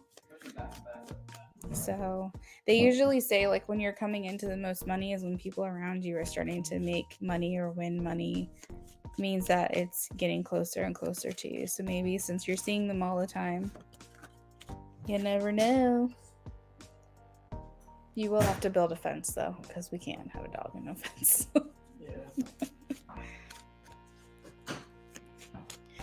Wait, are you door dashing, Amy?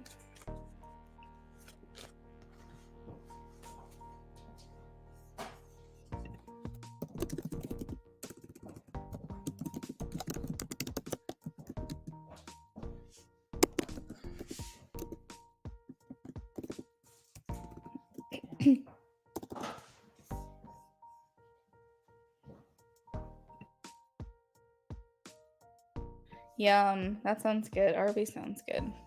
I made dinner last night though. We have leftovers, so I gotta be good tonight.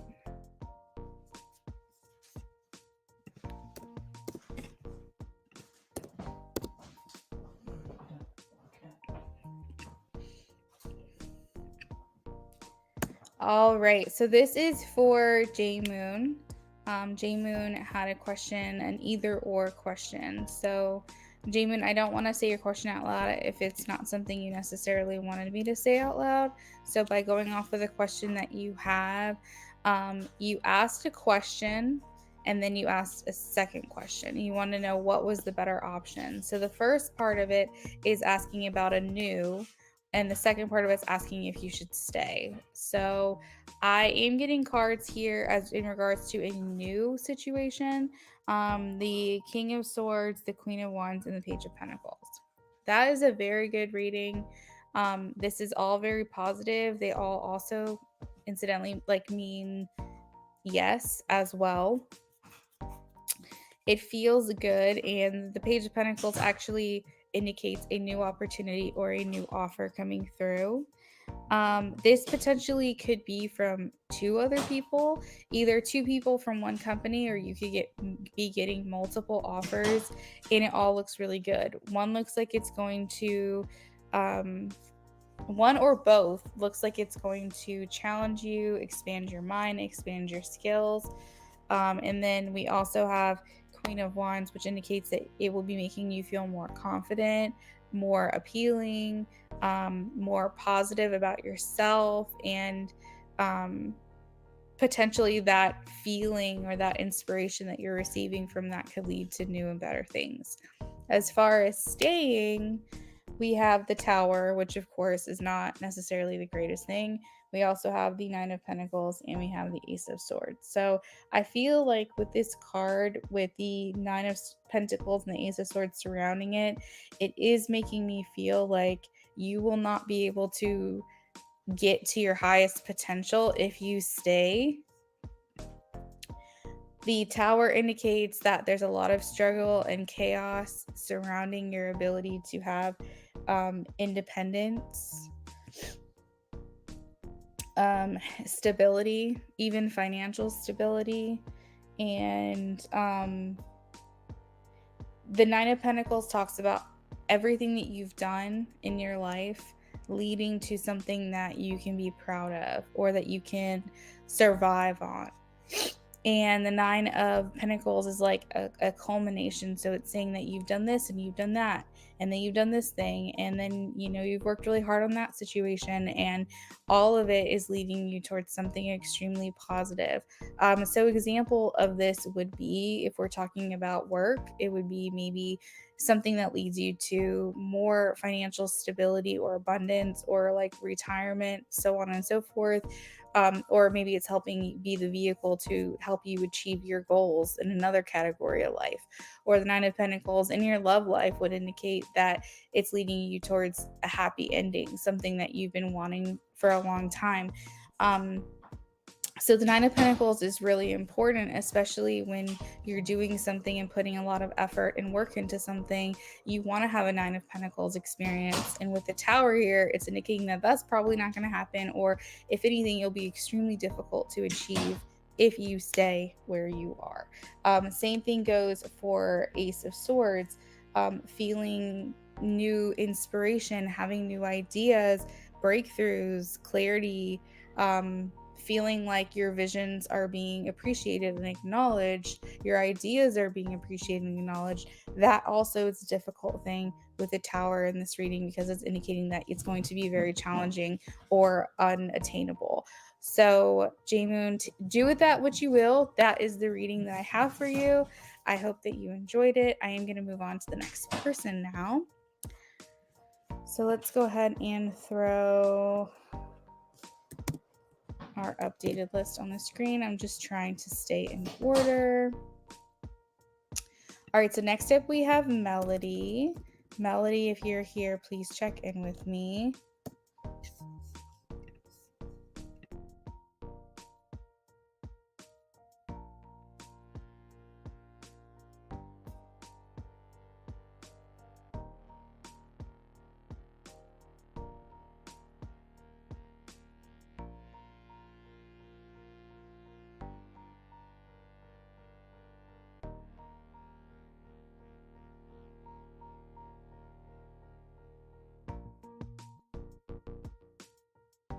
Hey, Melanie, thanks for hanging out. I appreciate your patience. I saw that you donated for 2 questions, I believe. Correct me if I'm wrong. Let me know what your questions are, and we'll go ahead and get started.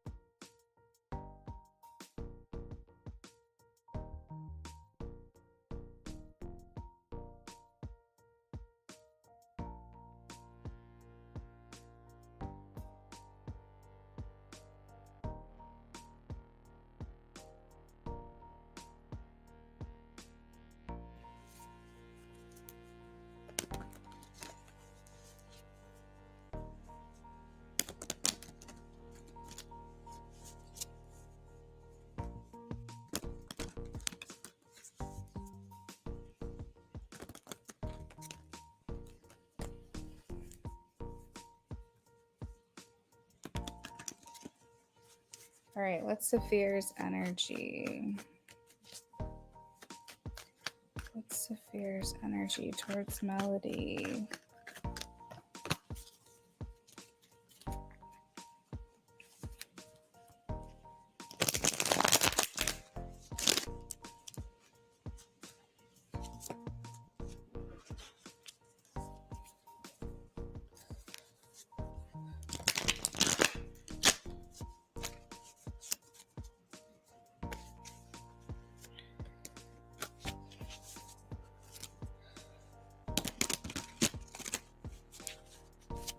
All right, Melody, the Tower keeps trying to come through. So this feels like a very unstable energy here between you and this person, and how this person is feeling towards you. Meaning that I think that Saphir is questioning their place in your life, questioning whether or not this connection will be a successful one. I feel like Saphir feels like they're on the outside of your life, or they feel disconnected in some way. Saphir is, I feel like Saphir is dedicated or devoted to you emotionally, meaning that you kind of have a hold on him, or you've left an impact on him. And I feel like he is both attracted to you physically as well as emotionally. However, I see that something is holding him back. I have the Eight of Swords. This is a very restrictive energy. So this is indicating that while this person is feeling this way towards you, and questioning whether or not he means something to you, he feels that it can't go expressed. He cannot express these things to you. It's something that he thinks about, but it's something that he feels like either he's blocked or restricted in some way from communicating with you. So this could be something very matter of fact. Like this could be a trauma that stops him from opening up. This could be a person. He could be in a relationship with someone that stops him. He could be, if you guys work together and he's in a place of authority, he feels like it would be inappropriate for the workplace to communicate these things. I'm just trying to think of all the reasons why someone wouldn't want to step forward. I don't think this is necessarily him worried about facing rejection. I feel like he just has trouble opening up, or he feels restricted or blocked in some way from being able to communicate these things to you. I think that if you guys could have a new start, if that was realistic, if you guys could kind of get through whatever's going on now, he would be open to starting something up with you. But I think right now he feels very uncertain about where he stands and if it is quote unquote realistic for you guys to have a relationship.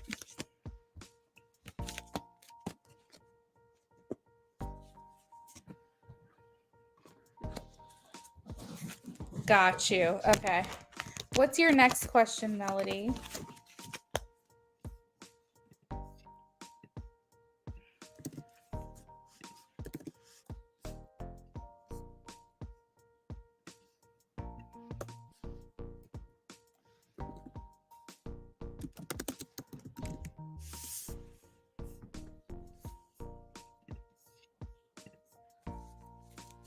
All right, let's take a look here.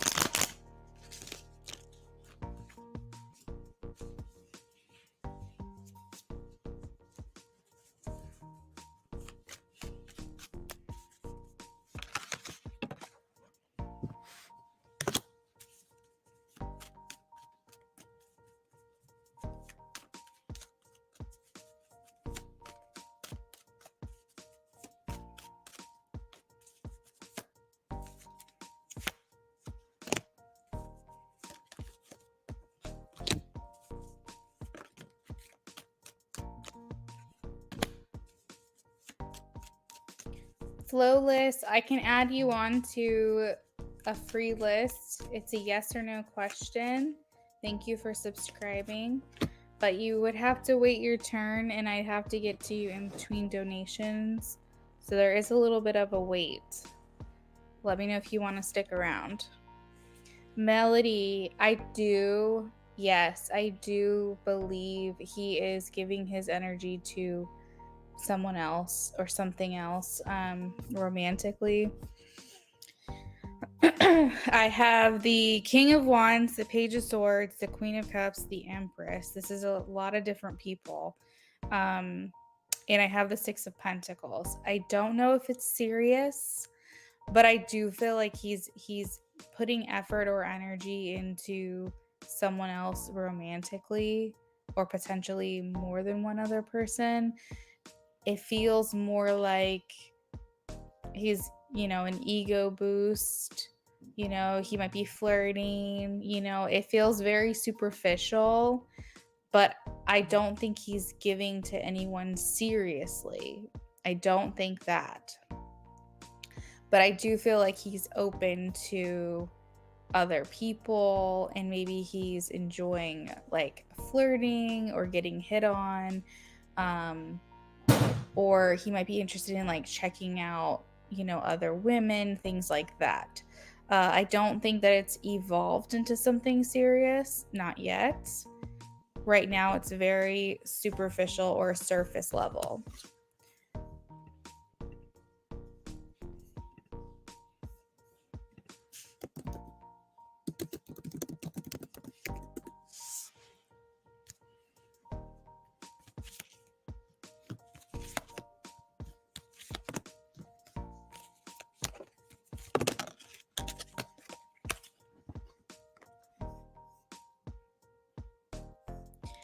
Yeah, Melody, I mean, if you guys aren't talking to each other and you're not really in communication with one another, it doesn't necessarily mean that you weren't special, but if it might just be a part of his personality to explore other options, see what else is out there, get his ego boosted a little bit, flirt. I mean, I wasn't necessarily seeing that he was like giving himself to other people, like physically or emotionally. I feel like you are that person for him. But I do think that he's flirting, potentially like getting people's numbers, stuff like that. I think that he's like liking the attention or the conversation or whatever, but I don't think that he's spending a lot of time.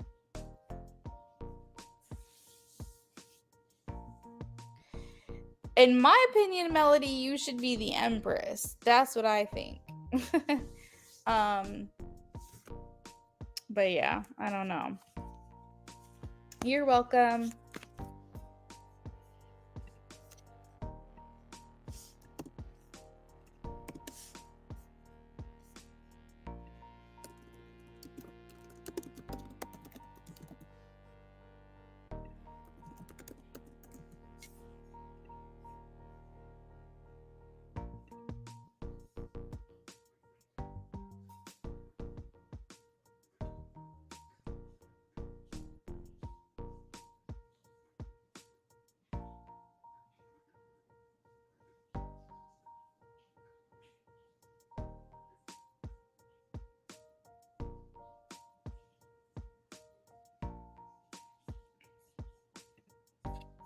You're welcome, Melody. Thank you for your patience.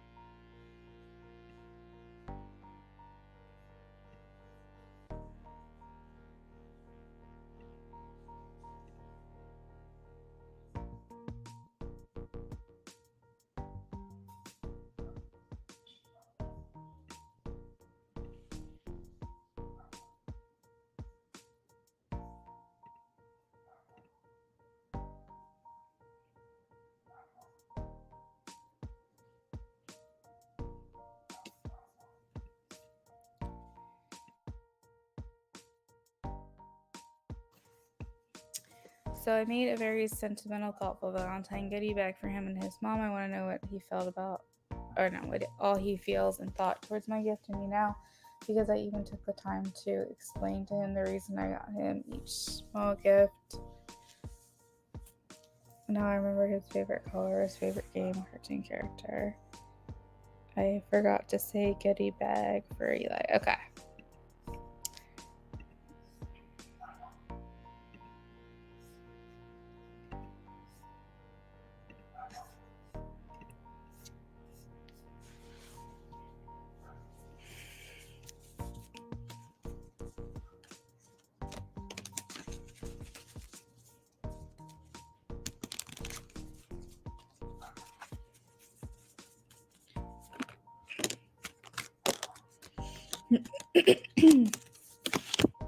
All right, so the first thing out I feel like he's saying is you're too good for me.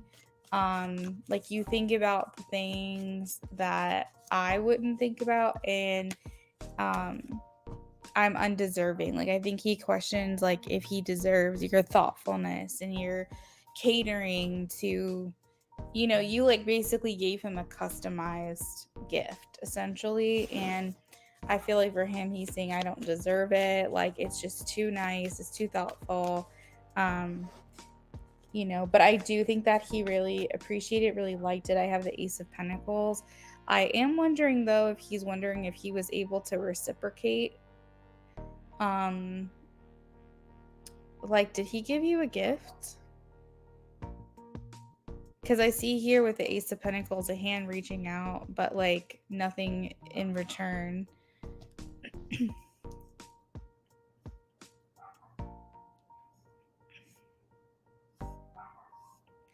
J Moon, it's going to be a little bit off because I'm live currently. But if you scroll back from now, if you scroll back about 20 minutes, then you should be able to see it. You have to subtract the time from the end of the reading, not go back 2 hours. You have to like go back 20 minutes. It's complicated in the live. If that's too much work for you, when I'm done with this live stream, I can timestamp it in the comments for you. Just let me know.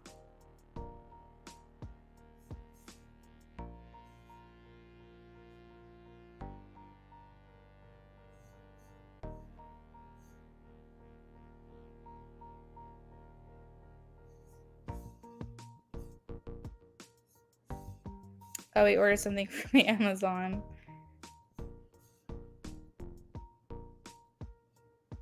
Oh yeah, I'm sure he's still gonna give you a Valentine's Day gift. I think either potentially he ordered too late because Amazon's usually pretty quick, or maybe he felt like what he got you what didn't compare to what you got him, and he was trying to find something else to kind of like level up, because he felt like you basically gave him a curated gift, like a custom gift, you know, for him and his mom. At least is how he's looking at it. He's like, she was so thoughtful, like every single detail, like she's putting so much effort into this, like more than I honestly deserve, more than I would expect from her.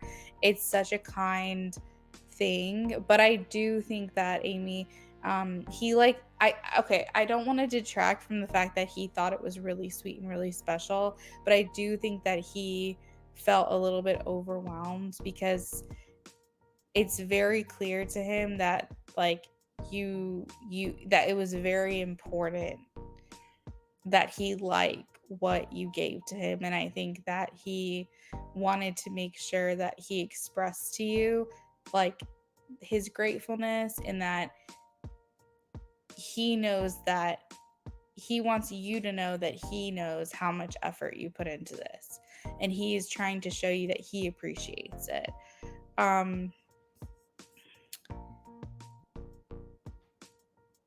Yeah, no, it's not about what you got. It's about the effort that you put in behind each individual detail. You know what I mean?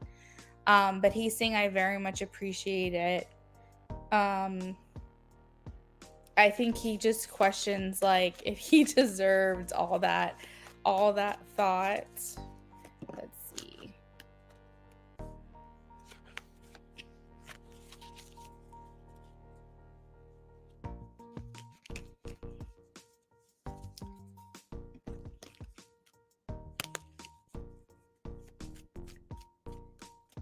Yeah, Amy, you give gifts like my brother.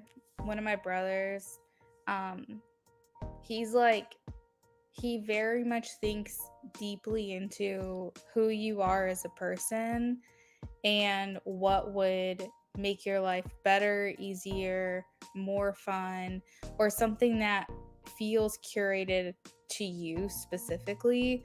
um like he doesn't ever want to give a gift to someone that he feels like it's something that he would like necessarily. He really puts a lot of effort into what he thinks that you as a person would like. um he's not necessarily, he likes getting gifts because he likes to feel important, but giving them is a big deal to him. But it does come with a lot of expectation, based on, because genuinely like how much effort he put into this thing, and he's so excited to give it to you, like you don't want to let him down, and that's a lot of pressure. And so it's like you're reminding me a lot of him, I think, in that connection for maybe how Eli felt in that moment. Is he didn't want to let you down. He wanted to make sure you knew how much he appreciated, how thoughtful it was. He wanted to make sure that his reaction was well received and that you felt seen in that moment, acknowledged and appreciated in that moment for such a kind thing that you did.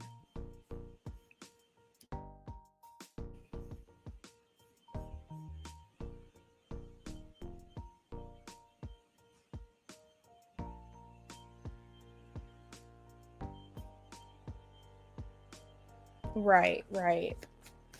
All right, let's see. Has he told his friends about this gift? Let's see. I have a no. I have the 5 of Cups. So I don't think his friends know just yet.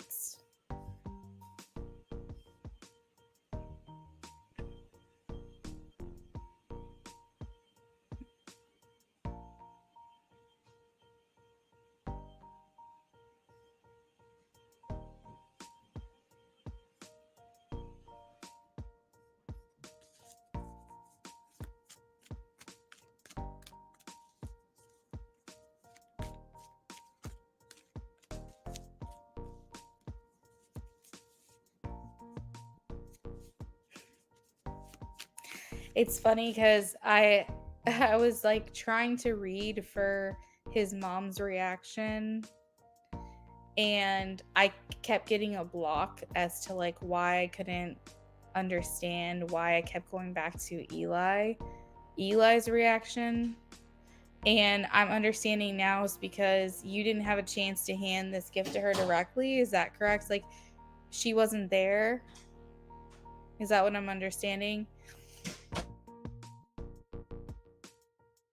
Because I was like, why am I being blocked from seeing her reaction or understanding her reaction? And for whatever reason, I'm still getting I'm only getting his reaction. Okay.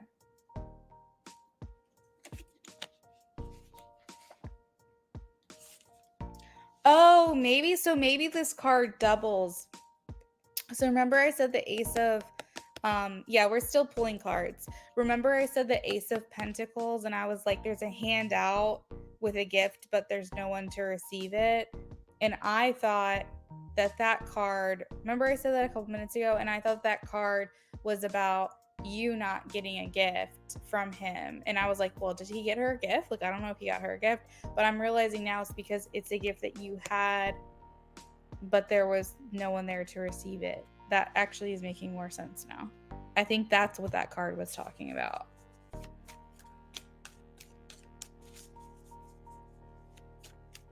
Okay, got you.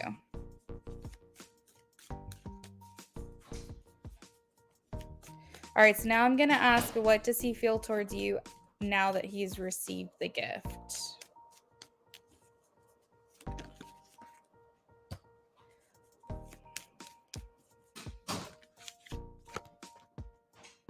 So he's feeling a bit conflicted, Amy, because he feels so much appreciation for it, but it puts this type of obligation on him now that he's like overwhelming himself.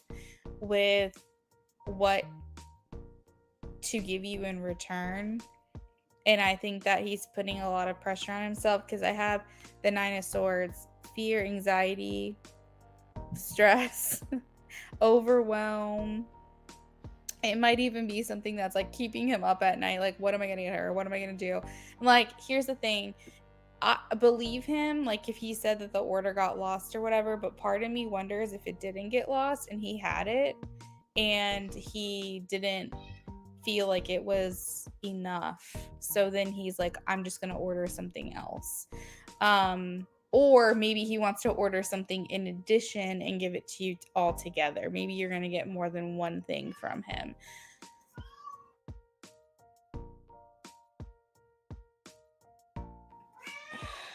Yeah, I feel like for him, he just wants to reciprocate equally. Like, he wants you to know that he cares.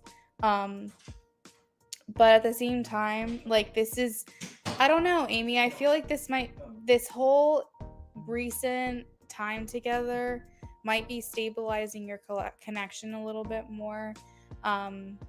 And just basically what I mean by that is you guys are on the right path. Like, I feel like this brought you guys closer. And, you know, of course, we don't know what's going to happen day to day, but I do feel like this left a very positive impression on him.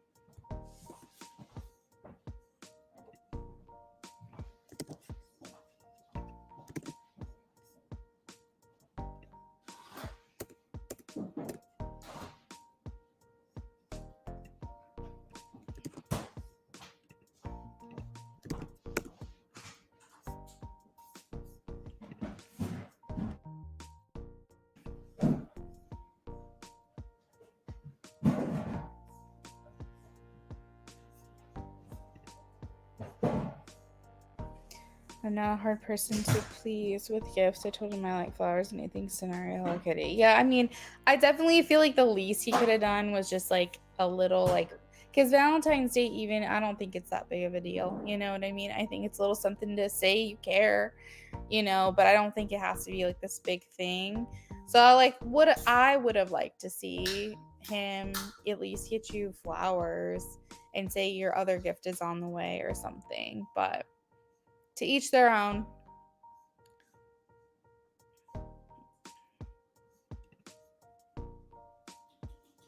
That's cute, Amy.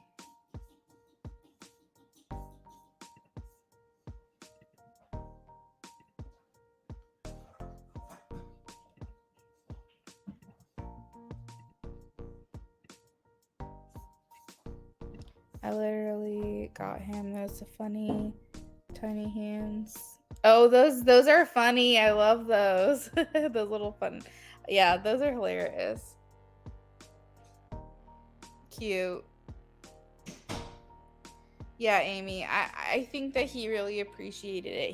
His concern was more so worrying about your not your reaction, his reaction, and making sure that he was expressive enough in showing you that like he appreciated it. So I think that he might have done things this weekend affectionately that he was trying to reciprocate in a physical way, to show you that he appreciates the gesture and what you did.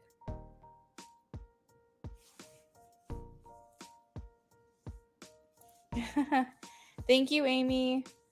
Feel free to hang out if you want. We're going to get through some more donations here. So this is for Cindy. I donated for 10-card in-depth love spread. All right, so Cindy, the love spread that I do, it includes feelings and intentions, etc. So if you want the love spread specifically that I have in the description, then I can do that for you. Is that okay? Is that what you want? Amy, sounds good. Enjoy your Arby's.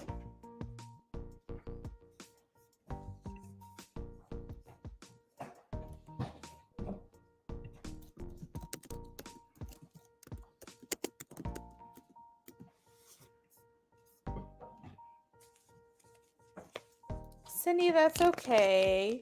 You don't have to apologize. I have a lot of people in here that speak a different language or have like a different first language than English.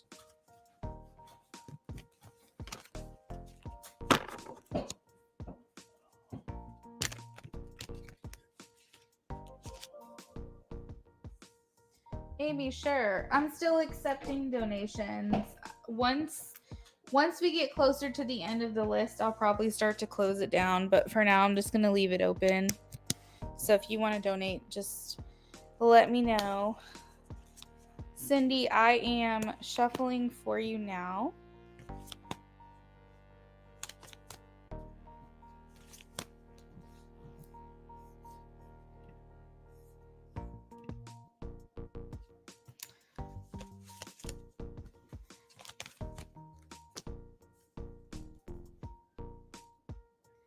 Cindy, this is interesting. So the person you're asking about is a August Leo and you a June Gemini.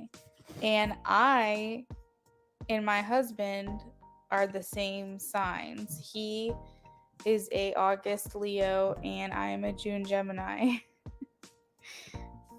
So that's kind of funny.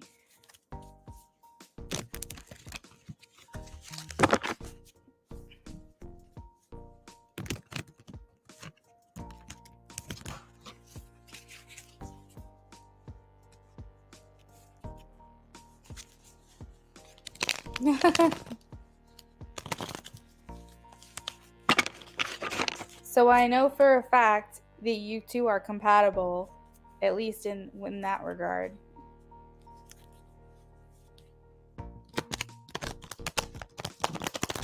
It is a very good combination. I always joke with my husband and I say, because he's a fire sign, so I always tell him that I'm an air sign, and so we're really good together.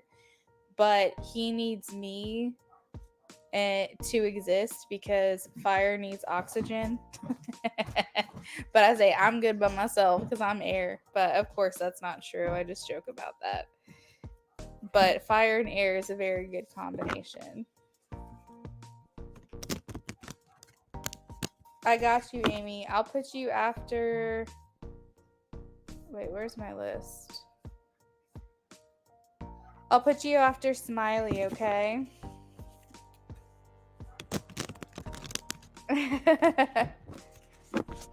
Just a little elemental joke. Alright, Christopher and Cindy. Christopher and Cindy.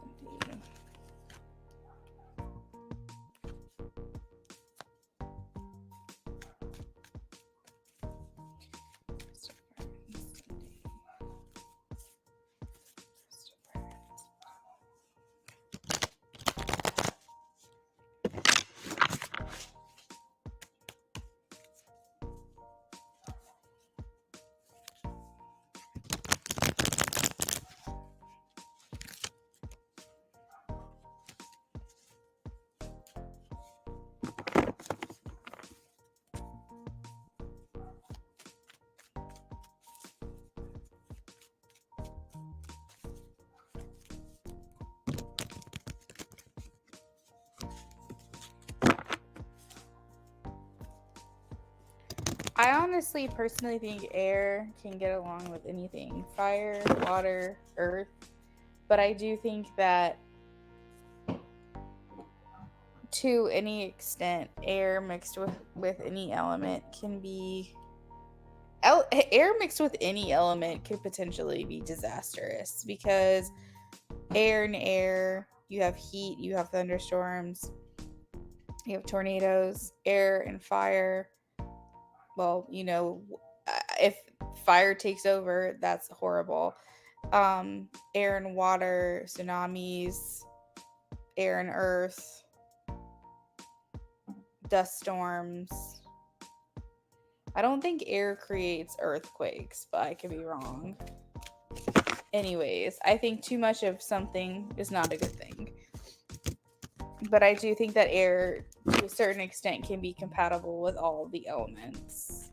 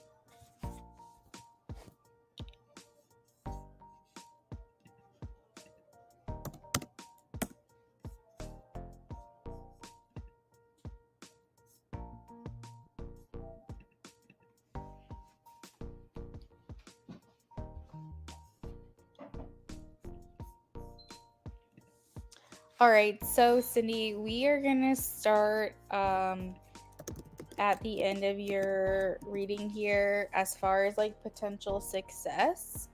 And I do have a yes. I have the King of Pentacles. So I do feel like there's potential for success between you and Christopher. Now, King of Pentacles talks about being at a level of maturity, having common goals, having common interests when it comes to what you want your future to look like, finances, like your family life, your home life, your career. And this indicates that there is potential for success if you guys can compromise or get on the same page with what you want things to look like in the future and moving forward. The King of Pentacles is a very stable, grounded, down to earth energy. And something tells me that what's happening between you and Christopher is because you guys are completely like live on different wavelengths right now. It makes me feel like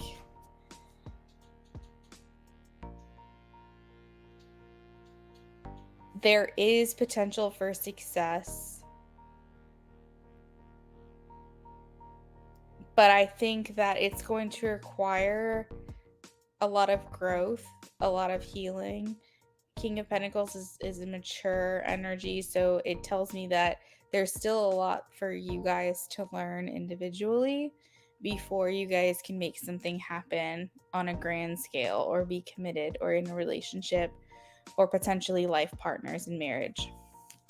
James, air and water is very powerful, like very, very powerful.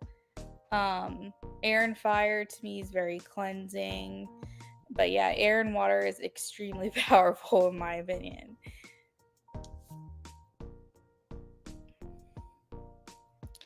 Okay, so let's start at the beginning, Cindy. Now that we kind of have like the overall success of the relationship, we have how they feel about you is the Eight of Pentacles. I feel like they're looking at this dynamic with you as a lot of work or a lot of effort or something that does not come easy, something that is hard. I feel like with the Eight of Pentacles, that does indicate that they're willing to put in the effort, but they know that it's not going to be easy between the two of you. Their true intentions is the Tower. And so right now, I feel like this person is not in a place to give to you the way that you deserve. When someone's intentions are the Tower, that's red flag territory. It doesn't mean this person can't grow and change and evolve over time. But what this is saying is, I can't give you anything stable. I can't make you feel secure. I can't keep my promises. I can't come through for you. I'm not available for you. The Tower is just a lot of chaos. And so I feel like with his intentions being this is that it's very up in the air.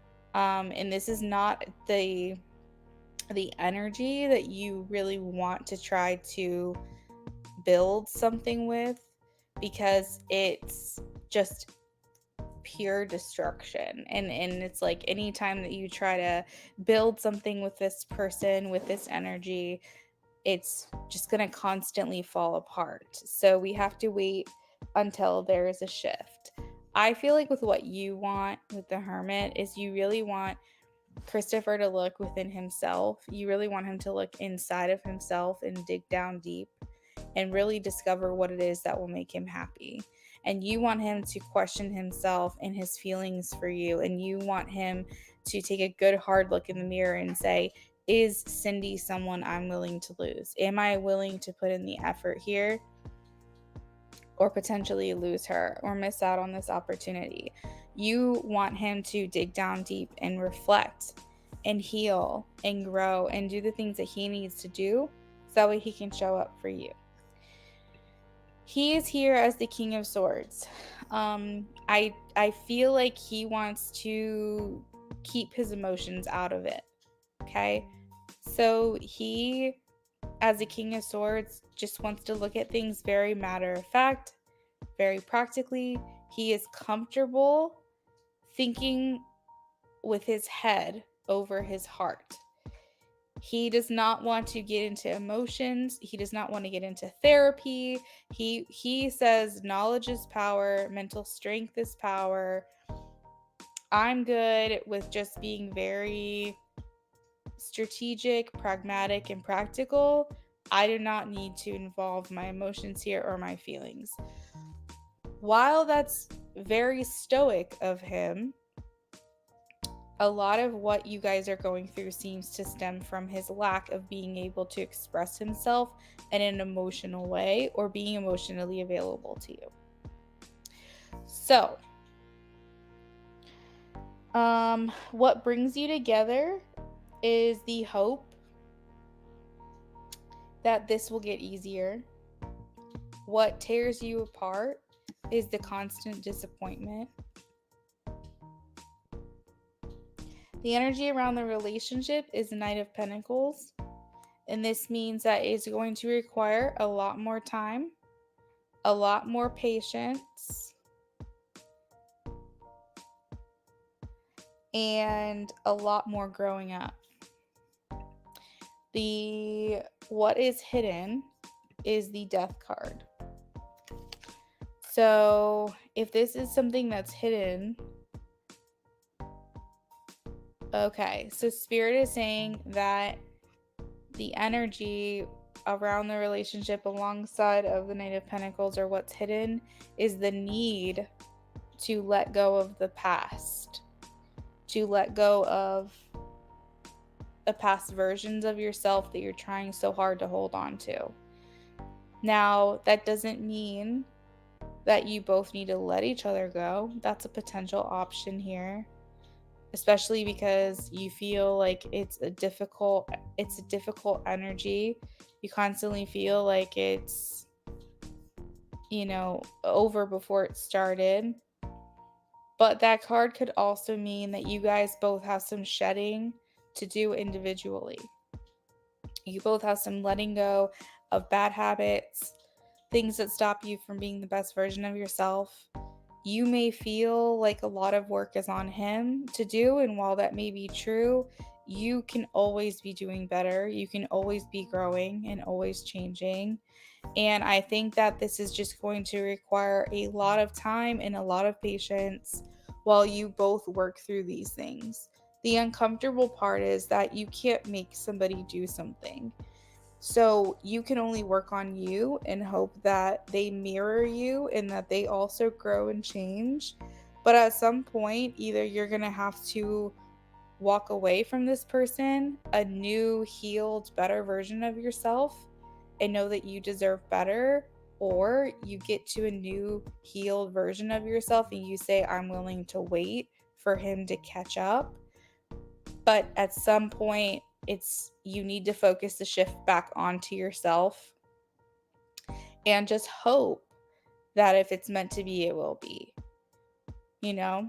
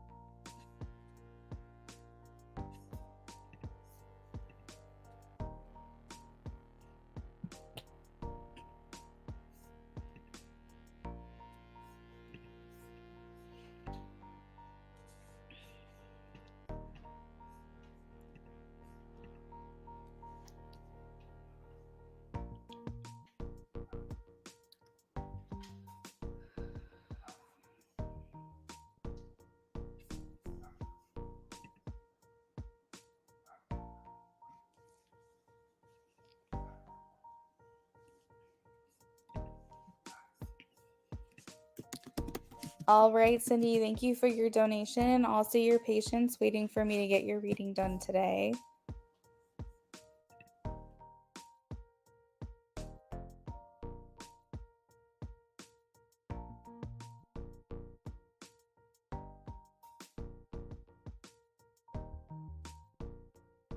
Cindy, I think that, yeah, I mean, I do. I think while there is the potential for you guys to be together successfully, it's just going to take a lot of energy, time, effort, patience, growing, maturing, changing.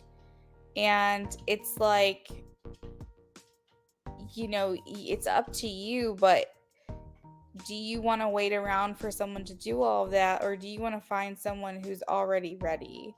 You know? So you do have to decide for yourself.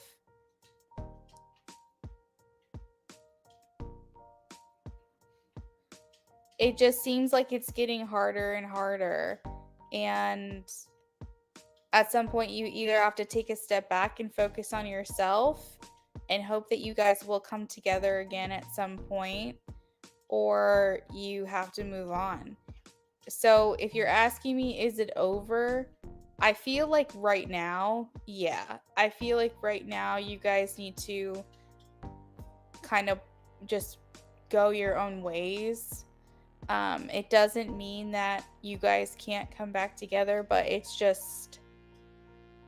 gonna take time if you do.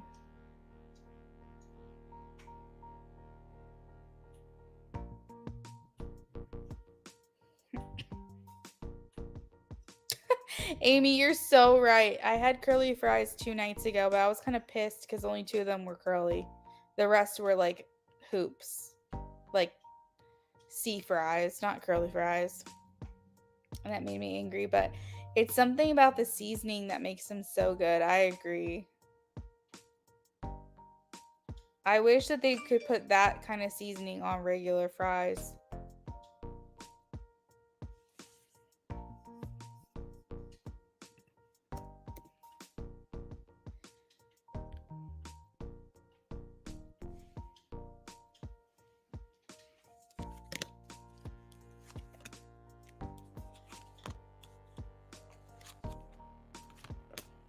Wait, what did you laugh at?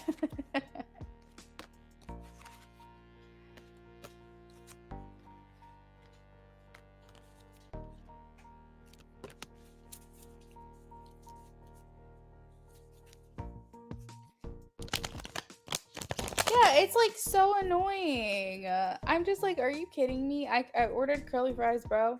And the other thing that frustrates me is like when that happens and you want to like savor the curls. So I usually will wait. I'll save those till the end. I'll like eat all the other ones. But I'm also neurodivergent a little bit, so I probably eat differently than a lot of people, but I'll save like my best bites for last. So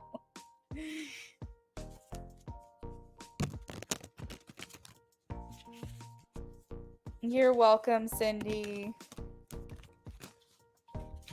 All right, so it doesn't look like Eve J is here. So we're going to go ahead and shuffle for her and just answer her follow-up question.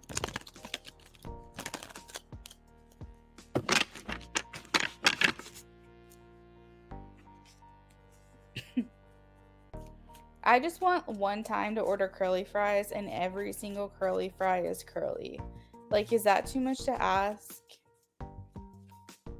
Oh, hey girl, hey. I'm shuffling for you now.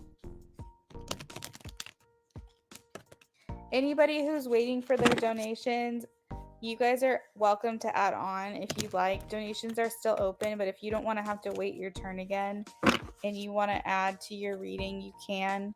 As long as you do it before or during your reading, before I move on to the next person, you can add on. Just wanted to throw that out there.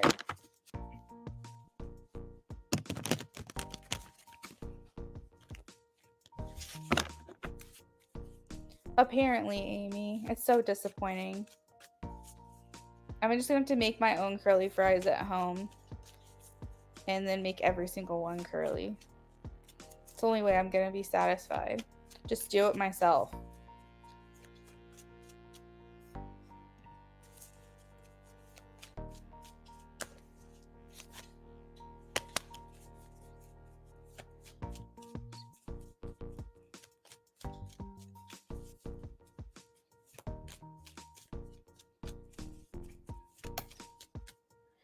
Okay, so Eve, I am getting a yes for that question regarding Dina.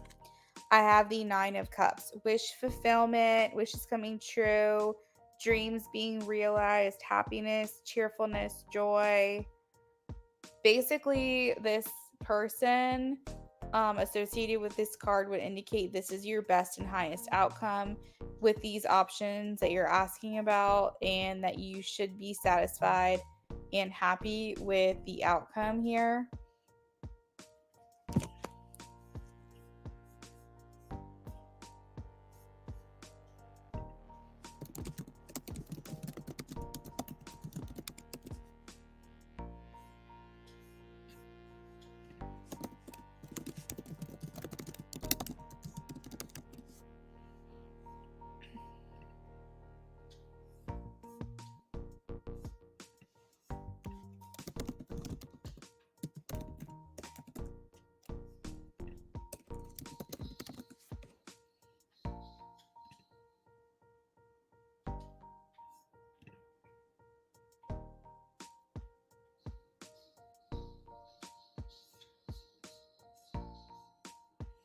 So Eve J, that is what I've got for you. Hopefully that answers your question in full.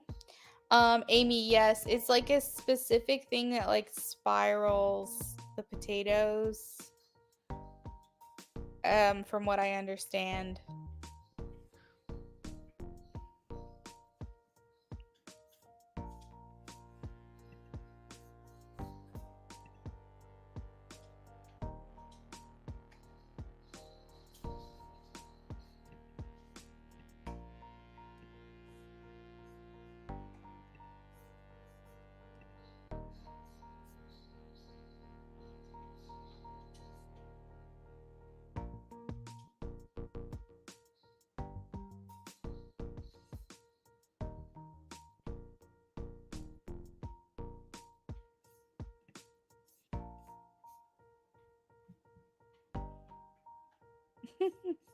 All right, let me get to the next person on my list. So Philomena was next on the list. She said she wants to save her question for next time, but I am gonna go ahead and just call her really quickly just to make sure she didn't come back in. So Philomena, this is for you. If you are here with us and you'd like to go ahead and redeem your donation, let me know. We'll give you like a minute or two to check in, and then I'm going to be moving on after that, which is to James.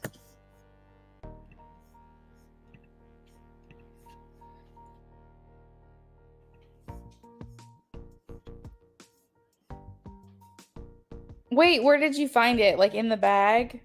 I love fries at the bottom of the bag. Those are my favorite.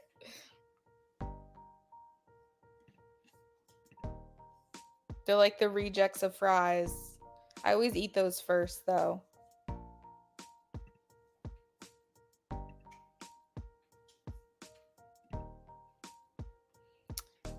Philomena, if you are here, please check in. We're going to give you another minute or so, and then we're going to move on to James.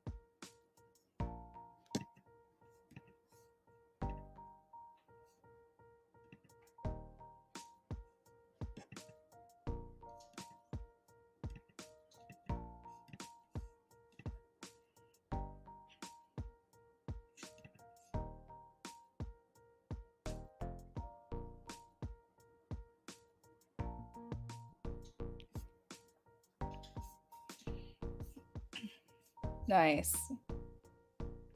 Okay, so it doesn't look like she's here, so we're going to save her for next time. So now we've got James.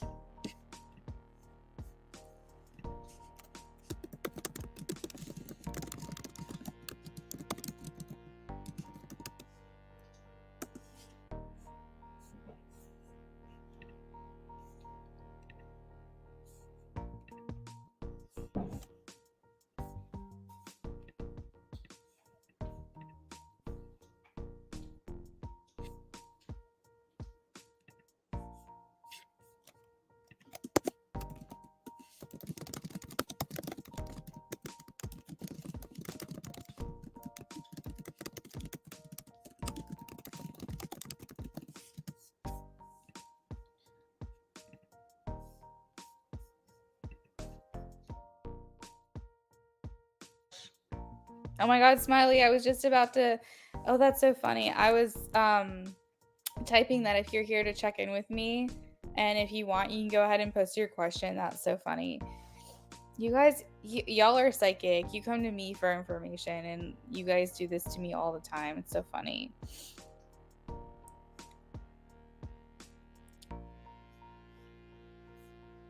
Okay. So, James, if you're here, please check in with me. We'll give you another minute or so. And then we're going to go ahead and just get started. While I wait for you to save some time, I am going to go ahead and shuffle. Okay, James. Hey, welcome in.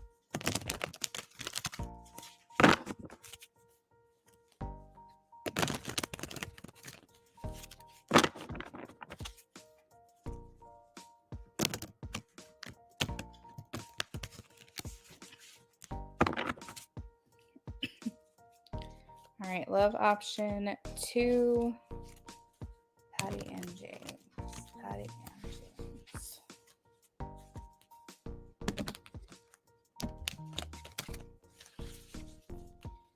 Patty and James.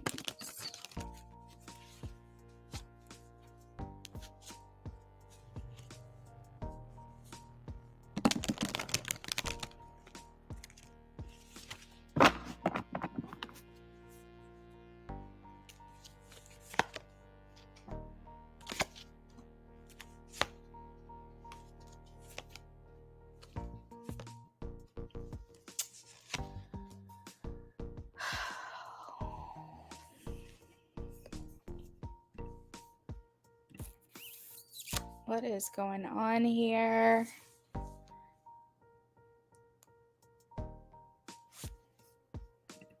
You're welcome, Eve. Definitely use your own discernment. Make the best choice for yourself. But feel free to use, this advisement if needed. Okay, so James.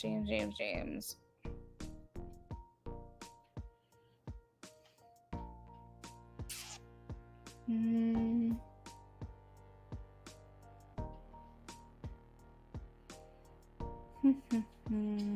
Okay, so James, Patty is feeling a little bit down right now. Um, Smiley, I have your question. Um, I feel like maybe just going through kind of just more of like a negative mindset thought process. To give you an example, I have the Five of Cups and the Five of Pentacles. And this talks about sadness, grief, depression. It could be some kind of episode or flare up. It could just be a hormonal or chemical imbalance. It could be that maybe just life's kind of kicking her right now and she just has a lot that feels like it's against her at the moment. And, she's just being a human being and feeling human emotions. I don't necessarily feel they're associated with you, but I do feel like it is affecting the connection right now.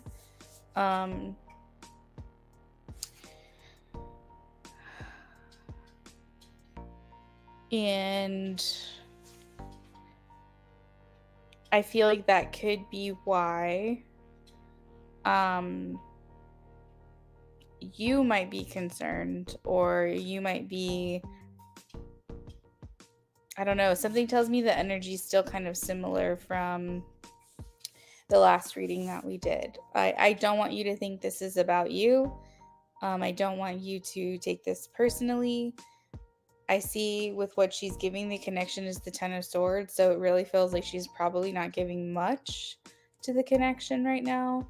It feels very limited, very restricted,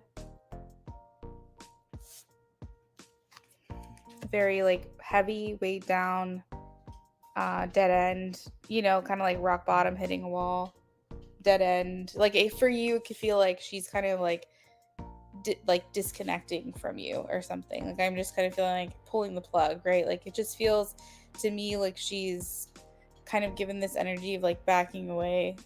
But again, that's what it looks like. Okay, that's not what it actually is. And so just don't get caught up on what it's feeling like or what it's looking like. I know that most of the time paying attention to actions are important, but I think in this circumstance it's not really what this is right now. I feel like it's affecting your connection, but I don't think this is about you. What the thoughts are, we have the Three of Wands. So this indicates foresight. It indicates maybe she's making some plans in the near future or possible like distant future. And she's thinking about what is going to bring her happiness. What choices does she need to make right now to set herself up for the future? That's kind of what she's thinking to herself. She could be potentially working very hard right now in her job or the things that she's doing to make sure that she's set up the way that she wants to. This is a very goal-oriented, planning, preparation type of card. And I think too, when you think about big ideas like that, it can feel overwhelming. So that could potentially be, affecting the feelings that she's been feeling that haven't been the most positive. She could be feeling overwhelmed with responsibility or obligation. As far as intentions go, I have the Hierophant. So this does indicate that she intends to continue to get to know you. She intends to continue to find what makes you similar. She intends to be in your company because I feel like she feels she identifies with you in some way and that you understand her. The Hierophant is our traditions. It's what we do routinely out of the way that it makes us feel, nostalgia, comfort. It's the way in which we identify. So I feel like you bring her those things, and I feel like that's why she desires to continue to get to know you, continue to explore this connection. And then as far as the overall energy, I have the Four of Wands. So I think the overall energy is taking things to the next level and feeling potentially surprised by it. Um, I think that she might still have some surprises up her sleeves and kind of keep you on your toes. And maybe right now you might feel, yeah, James, go for it. Right now you might feel like things are heading in the wrong direction, but the Four of Wands indicates to me that they're still on the up and up. There's still, forward progress and movement here. Just potentially, it just doesn't look, it's not what it looks like. But again, the theme of this reading is don't get caught up on what it looks like, because that's not what it is.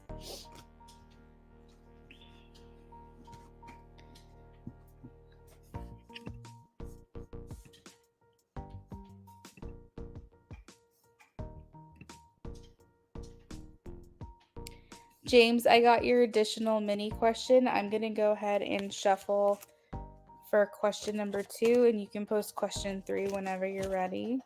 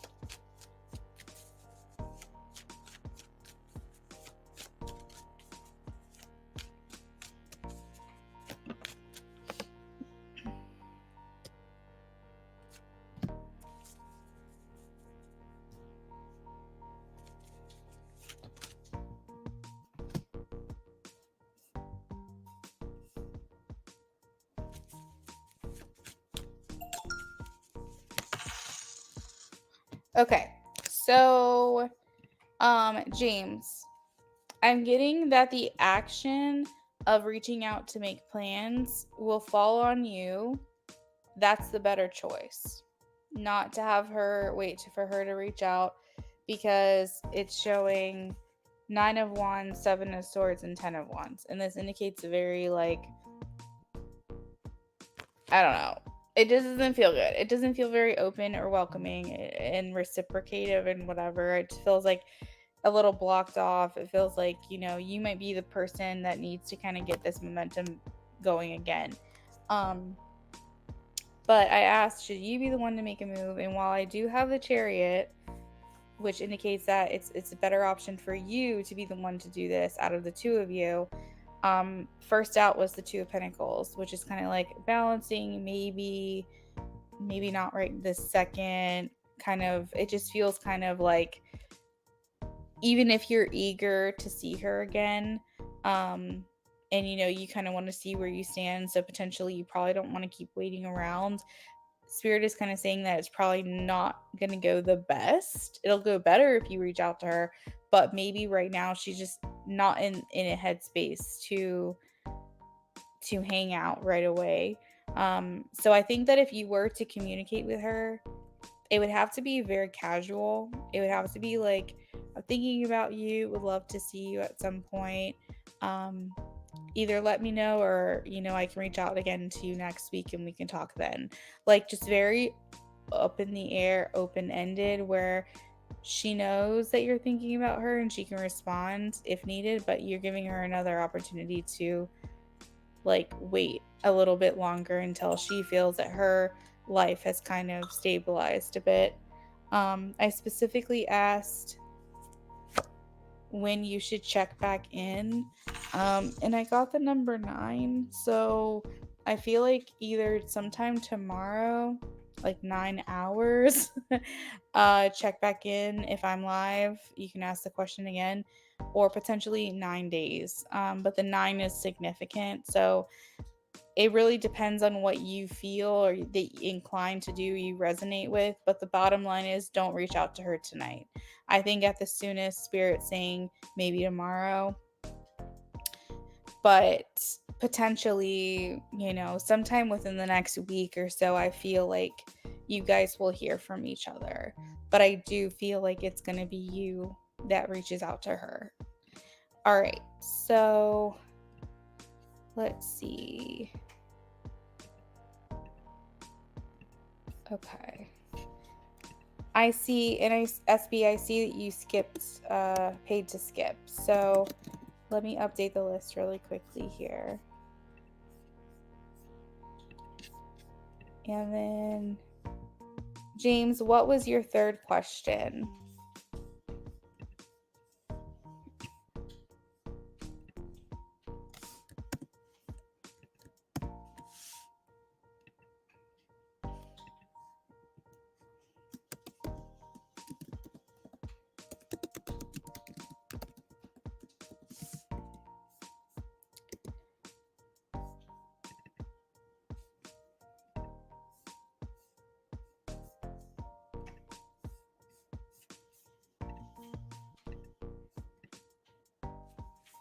So with the paid to skip, it allows someone to skip ahead above everyone on the list.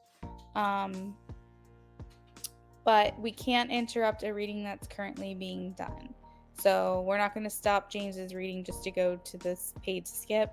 So we're going to let James finish out his reading, but that does mean that SB will be next.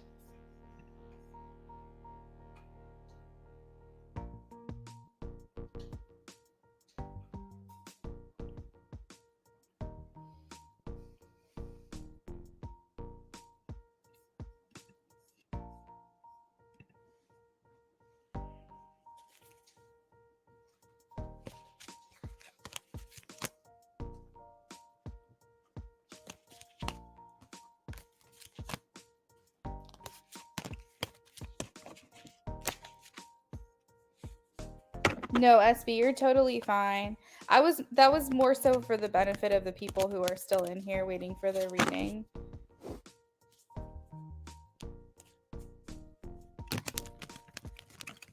All right, let's see. James and Patty.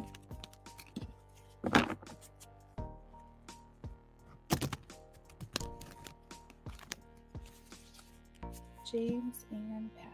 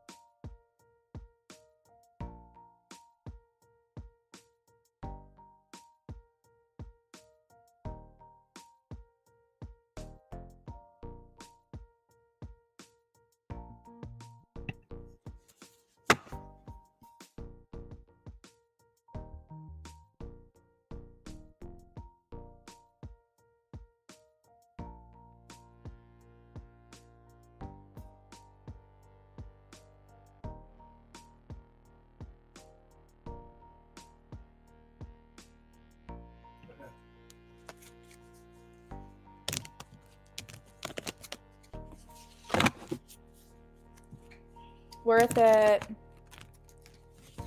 All right, will things move forward for James and Patty romantically?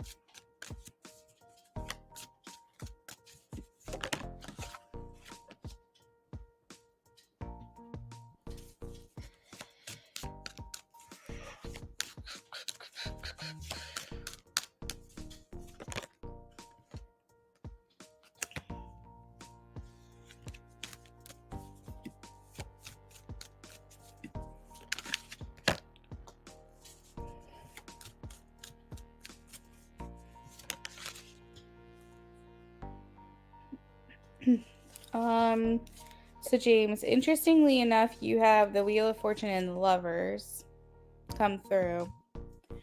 But you also have the Devil, the Five of Pentacles, and the Tower.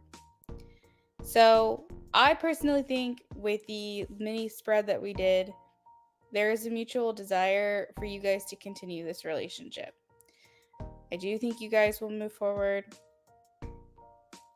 but I see a pattern here that I want to highlight, and that is that it starts up and then it stops, and then it starts up and then it stops, and you still continue to move forward linearly. You do continue to get closer as time goes on, but there's a lot of blocks that come through. So for example, and again, this is an example because I don't know, the details of your relationship, but to help better clarify what I mean is you don't start up and then it stops, and then when you start up again, it goes back to the beginning. And you just keep, like in a video game, how you have to like restart over and over and over if you die. I think it's more like the type of video game when you get to a certain place and then you get to pick up from where you left off. You don't start at the beginning again. You pick up where you left off. So, it's better. It's a better outcome. It's a better option. It feels like you guys continue to move forward, but I just think that there's a lot of issues here, and I am going to say mostly with her, that causes this to be in this pattern of stop, start, stop, start, stop, start. And I think that eventually that would clear. I don't think this is a game that you guys will be playing for the rest of your life, but I see this happening at least two or three more times. You have a lot of great cards when it comes to your chemistry and it comes to your connection. But when it comes to the foundation of the relationship, it's not smooth sailing here. The Devil indicates that someone in this connection, or maybe both, but probably just her, because I know that you're open to the connection. That's why I keep putting this off on her energy, is that she's tied to things that stop her from being the best versions of herself, stop her from allowing herself to have things that she deserves. She likes to stop her happiness quite a bit. She overthinks, she worries, she probably falls prey to certain things. I mean, for all we know, James, which I'm not putting this out there or anything like that, but for all we know, she might be stuck on something of the past. She might still like have feelings for an ex, or she might still have issues that she hasn't dealt with or confronted from a past relationship. And I think honestly, this could be something that needs to be cleared before you guys can have something sustainable. And I'm just seeing a lot of glitch. Like, in this. I don't feel like the service is 100% connected. There's a lot of interruption that I foresee along this trajectory in your relationship. Thank you, James. I was like, how do I explain what I'm trying to say? Because it's a linear progress, but there's a lot of hiccups along the way.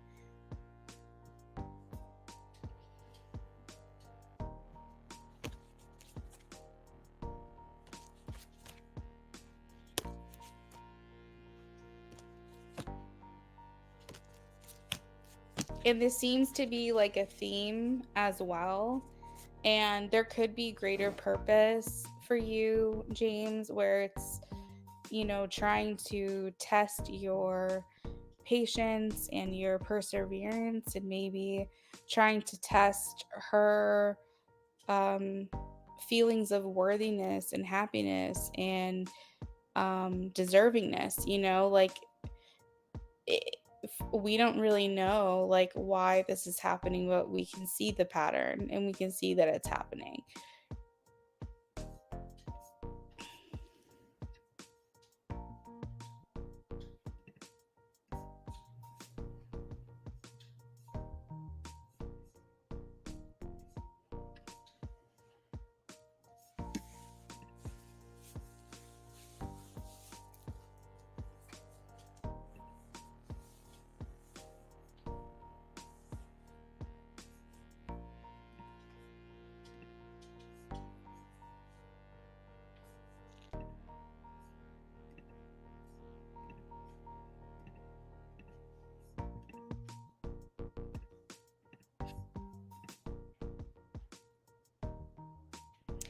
Yeah, it's frustrating. Like when we were together, it's like everything is good, and then for some reason she wants to stop it from continuing. And now it's been a few weeks since we've seen each other. I know, and that's probably so hard for you too, because it's like it's requiring you to keep faith. It's requiring you to be patient in a situation where if it was anyone else, you probably would just call it, it's probably making you wonder how much more of this you can go through. It's probably making you wonder,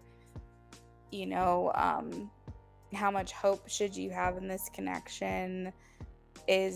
Are you just going to keep getting your hopes up, or, and all of that is valid if that is what you're feeling. It's a tough one.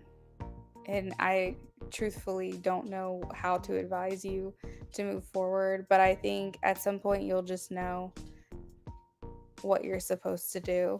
But right now you still have a lot of her in your system, she's not out of your system yet. So I think all you really can do is just hope for the best in the meantime.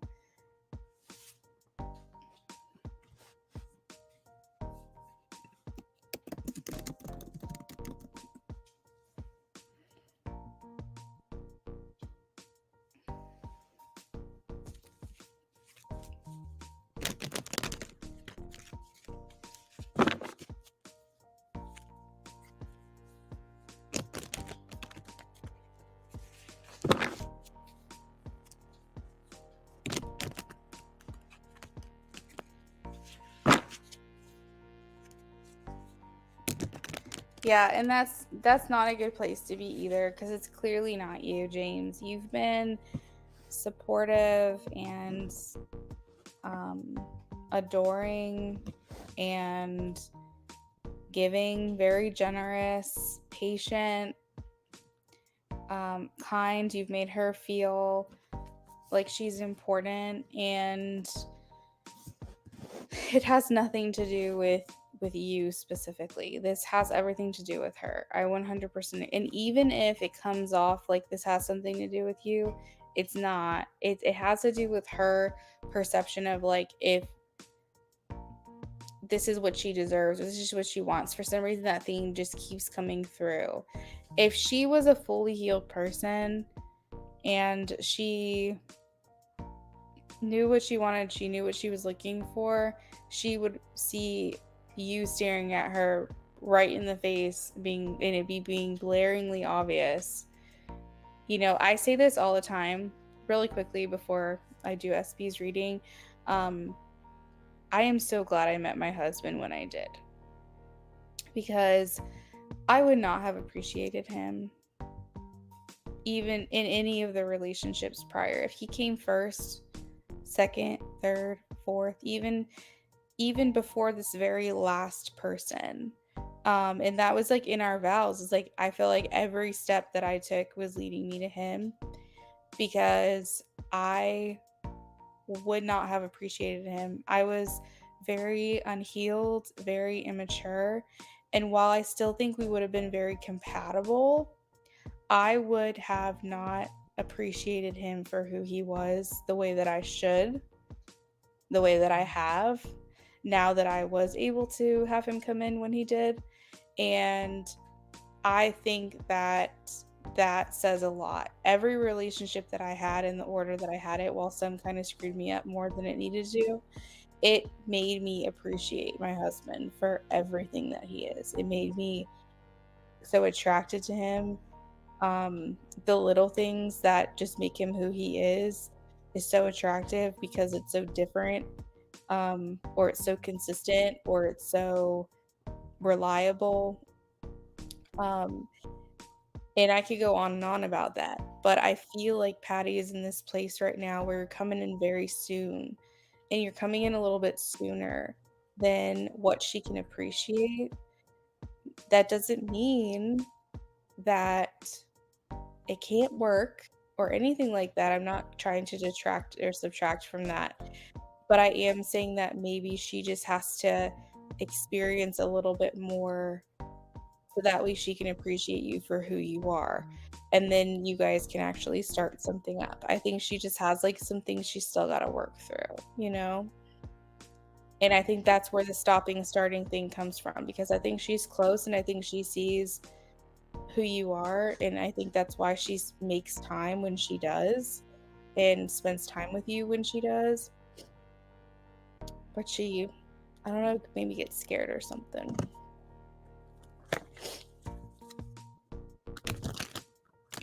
All right, shuffling for SB now.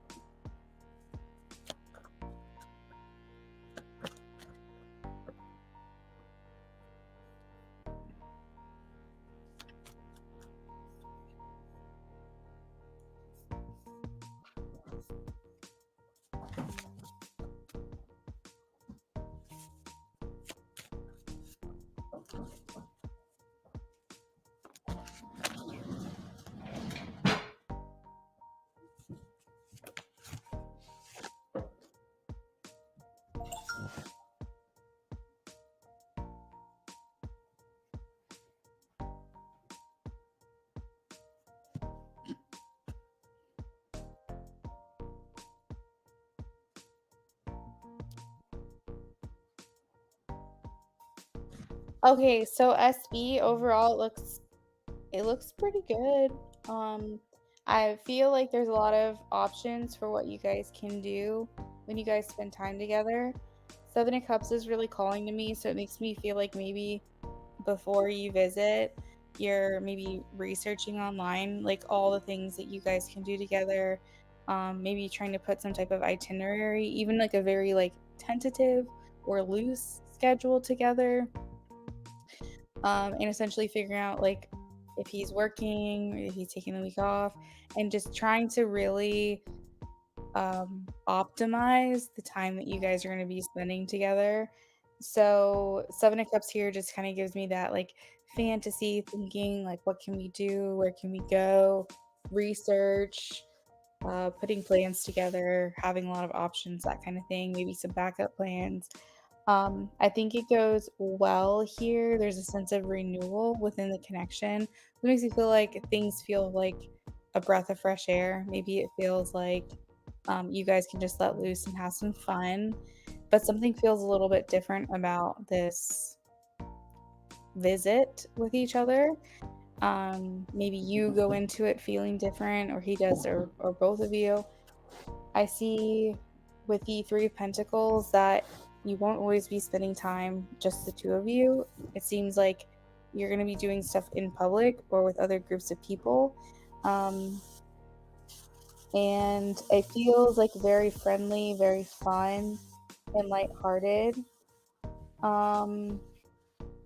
Let's see. There is something about the trip that indicates work. So I am curious if you'll be working while you're away, or he will, or maybe you're just working really hard before the trip to make sure that you're set up for when you're gone. I don't know, there's something here indicating work. You guys are making a really good impression on one another. You have Leo energy, strength. So this talks about getting along well. Maybe self-discipline. So you could potentially be feeling a lot of tension with him, a lot of passion with him, and maybe you're trying not to give in to temptation a little bit. I see you getting on well. The Hierophant talks about like two peas in a pod. So I feel like it doesn't seem like a lot of disagreement happening here. And again, with the Two of Cups ending the reading, it just feels like a good time. It feels like fun, harmony, connection, compatibility, happiness. Overall, it feels like a good stay, a good visit. So let's pull some cards for you.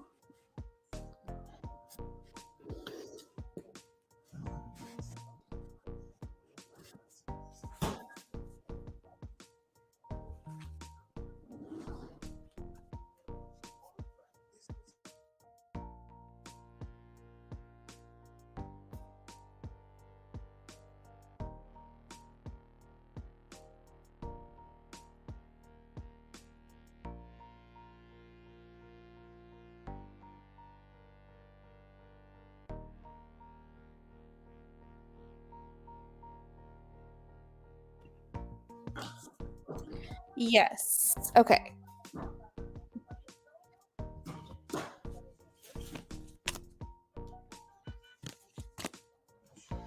All right. So how will things go after you see each other?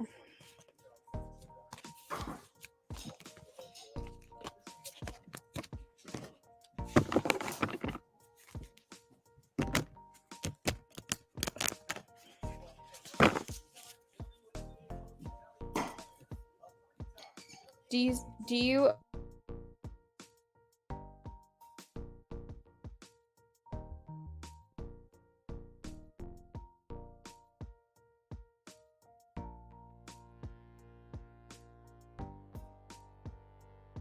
say? All right, shuffling for SB. How will things go after they see each other?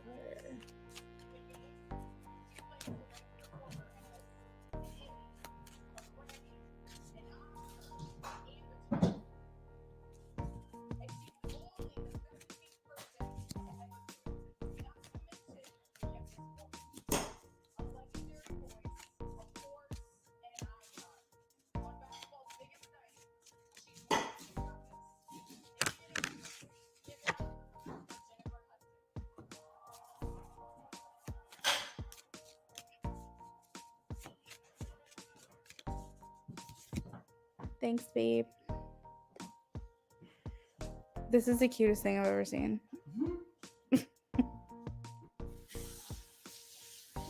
shit. My husband just cut me up some apples and it's precious the way it looks.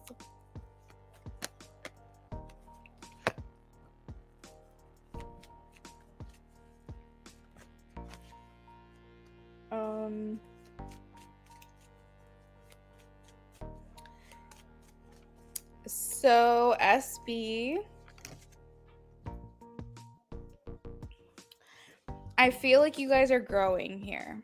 Okay, so after you guys see each other, I have the Three of Swords clarified by the Seven of Pentacles clarified by the Three of Swords. It's important that I say it in that order because it's saying that your hurt heart or your painful separation is you're growing out of this place.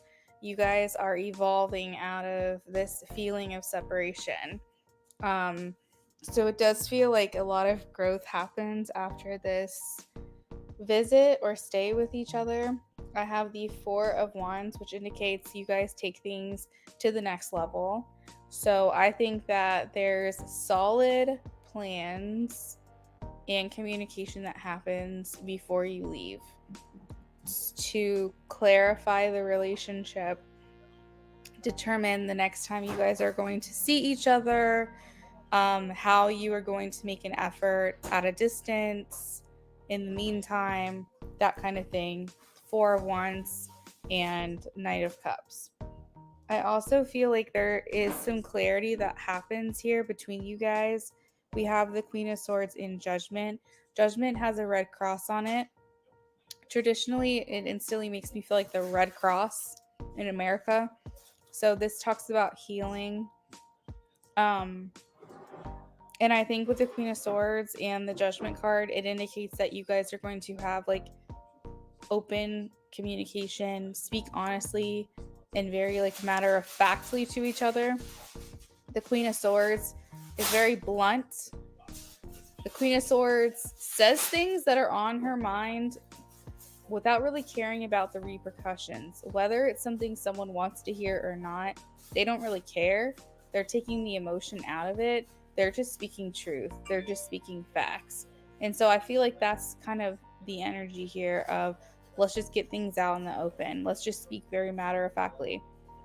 Not that the goal is to hurt feelings, not that the goal is to make each other fall in love with one another. Your goal here before you leave and go home is just to say, can we speak frankly for a minute about what we mean to each other and where we stand.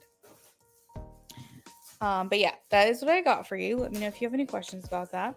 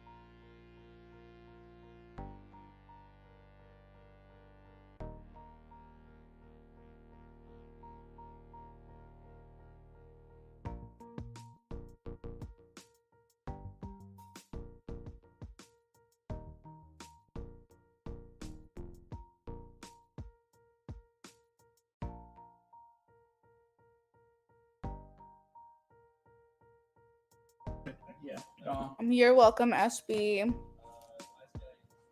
All right, Smiley. Smiley's so patient today. All right, we are shuffling for if I will be receiving a check in my P.O. box this week. Okay, let's take a look here.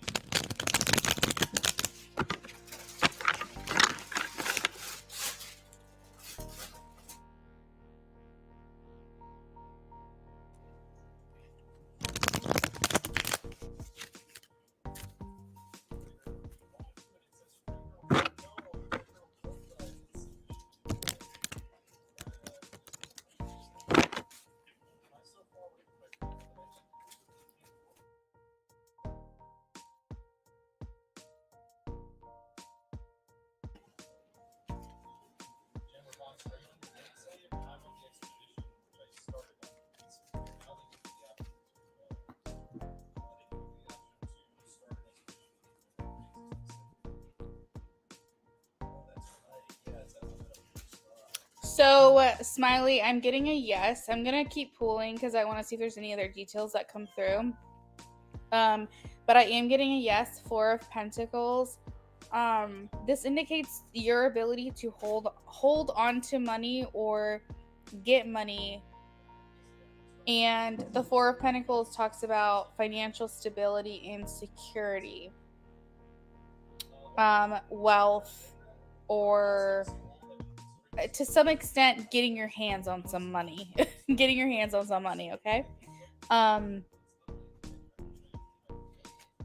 was a chill day. Okay, good. Good, I'm glad. So I see here that you've had some disappointment when it comes to this coming through for you. The Three of Swords is here. This might have even has caused hardship for you. With waiting for these finances to come through, it could have affected other areas of your life. And I see that with the Three of Swords, it's going to indicate, like, again, some type of hardship. It's also paired with the Star. So I feel like Spirit is here saying, like, I know that this has been inconvenient to say the least, but this is going to get better, and to have hope and have faith into the situation. Don't worry, like, this is going to come through for you.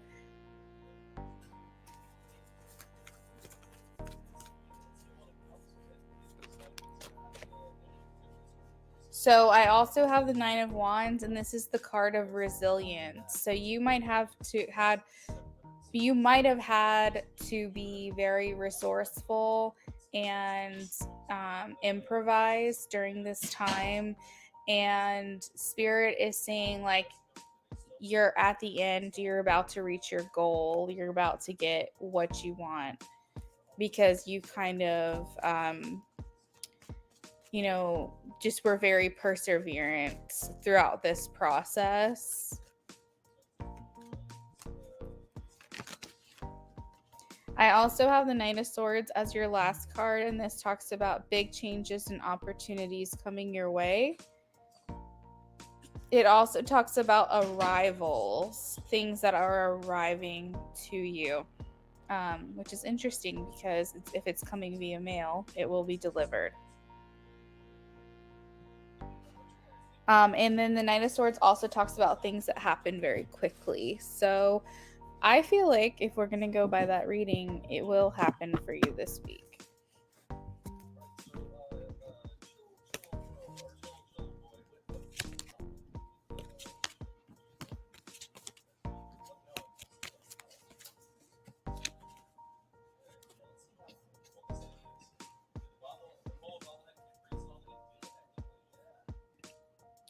All right, so Smiley, I see that I got a donation for you for two more minis. So whenever you're ready, let's go ahead and get started.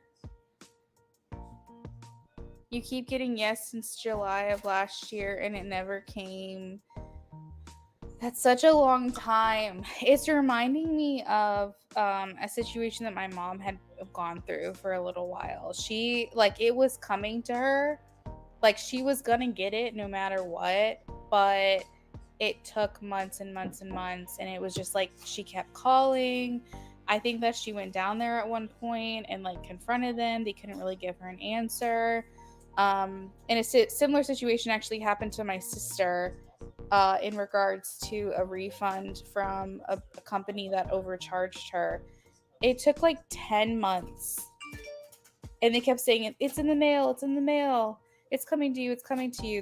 Were calling like every week or every other week for months. And it was like, have faith, it's gonna arrive to you. Like, have faith, you're gonna get it. But for whatever reason, it's just taking a long time. Yeah, of course, you can ask the next one. Yeah, you got it. Okay, so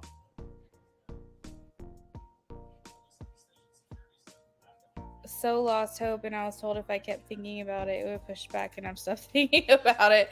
Yeah, in a sense, Smiley, a really good analogy that might help you mentally, if that's the advice you've been given, is that when you're in a restaurant and you place an order, and we're going to pretend like the check that you're waiting on is your meal. You put your order in with the server and you're sitting at the restaurant and your food is coming and you're just waiting for it. You're maybe having a conversation with someone that you're eating there with. Your server goes and puts your order in. And you're just sitting there and your food's going to arrive. You're just waiting for it. Whenever you go to a restaurant, if you put an order in, you're going to get your food. Everyone knows that. It's just what happens. But you're not going to call your server over every 3 minutes and be like, hey, how much longer? How much longer? And then the server comes by, everything good here? And you're like, yeah, how much longer?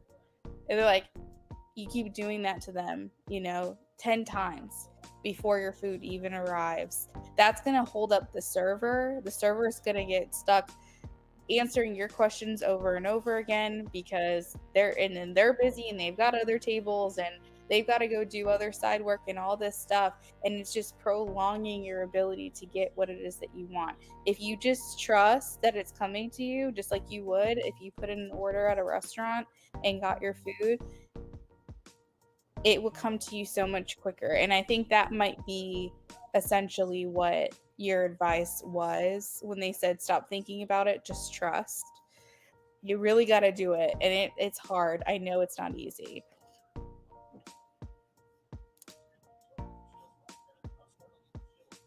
Amy, I have your early question.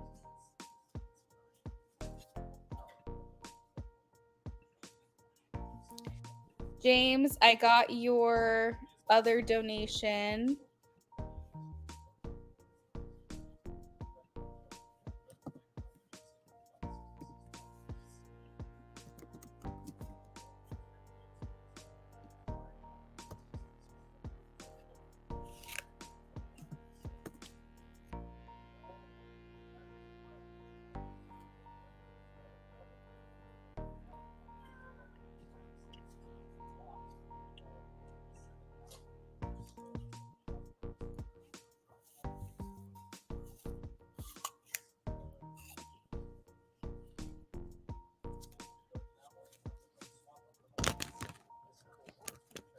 So, Smiley, it might be that it's coming back to your mind then because it's around you. It's circulating around you and it's close. So that's good.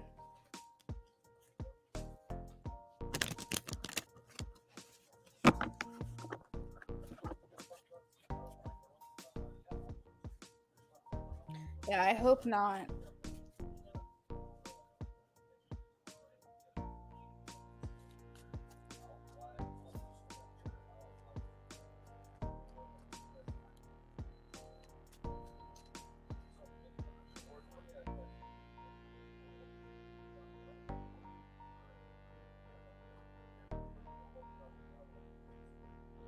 Okay, Smiley, let me see.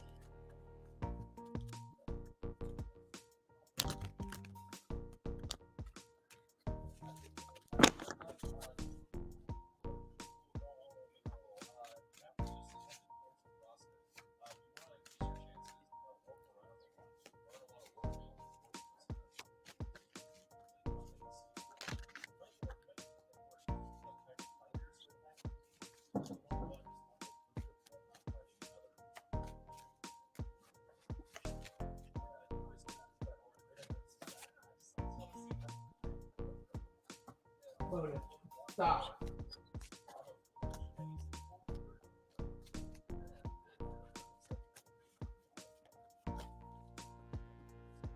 Okay, so Smiley, I want you to think back about when this happened, when this was happening. And this is going to be a really weird question, but I want you to think back about when it was happening and you were kind of feeling some type of way. Can you name a place in your body where you were feeling that concern? Were you feeling fear or worry? Was it in your chest? Was it in your stomach? Was it in your head? Can you place like where you were feeling that emotion? Can you associate it with a part in your body? Because depending on where you feel something in your body, it will tell you, is it anxiety? Is it fear? Is it intuition? So if you can associate maybe like how you were feeling, or if you can't, and that's okay. If you can't, if it happens again, or if it keeps coming back up, try to associate it with somewhere in your body. Torso area. Okay. So they say that when you feel something in your chest, it's fear. When you feel something in your head, it's anxiety. When you feel something in your throat, it's sadness or emotional. When you feel something in your face, it's shame or embarrassment. And when you feel something in your stomach, it's intuition. So I think that you have to consider, is it fear? Is it just feeling the same emotions that you have felt before, trying to place a name to it? Um, so just keep that in mind, and that's not something you have to like know right this second, but like if you come about this feeling again, pay attention to where you're feeling it. Are you feeling sick to your stomach, or are you just feeling stressed? Is it in your chest? That kind of thing. Um, I am not getting any cards that indicate that this is something to worry about. I am getting that you can trust this person, that the energy that he has towards you is that you are his woman, Queen of Pentacles. I have Four of Wands, that he feels committed to you, to whatever that means for your relationship. And I asked if you need to be worried about it, and I have Judgment. And Judgment talks about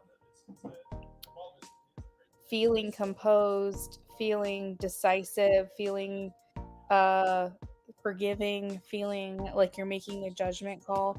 So with all those cards, to me it feels like I think he would think twice about doing something like that to you, because he would have a reckoning. Um and I think that he was very much considering how you could potentially feel.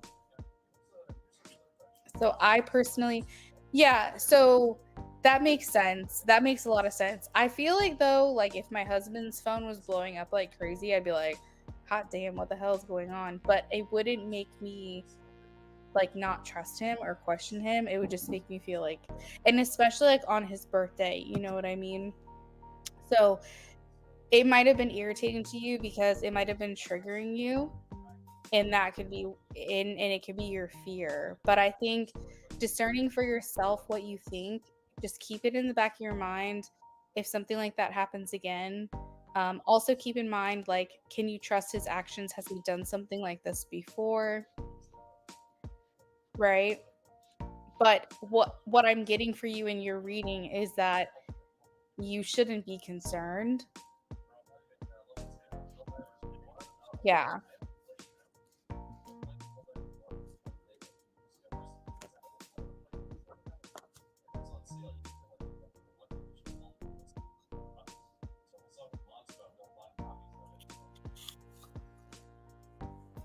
Okay, so maybe he just was like responding to everyone, and especially if he's not really on his phone and it was only that day, that's just an isolated event, and I think that you should take that with peace.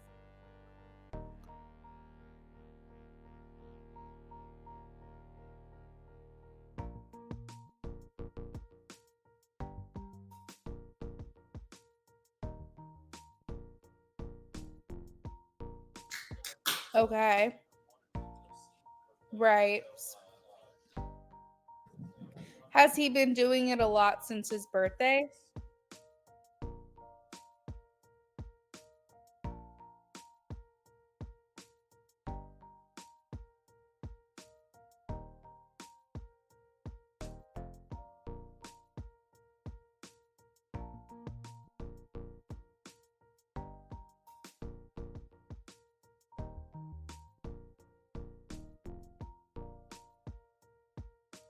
Oh, got you. I mean, Huh. That's tough.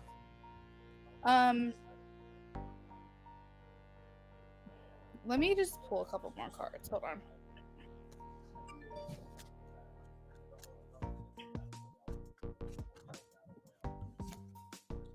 Use energy to Smiley. So I have the King of Cups, that you can trust him. I have the Queen of Pentacles again, that you're like the wife, the girl, the woman of for him, and that you can trust him. Has that ever happened before? Not with him, but like from someone else, that potentially this could be a trigger for you? Because I think if so, I think it's important to vocalize that to him. That would be a good thing to communicate. Not that he has to be responsible for like what has triggered you, because he's not the one that caused it, but maybe he can be more sensitive to it, and that would lessen your overwhelming feelings, about it.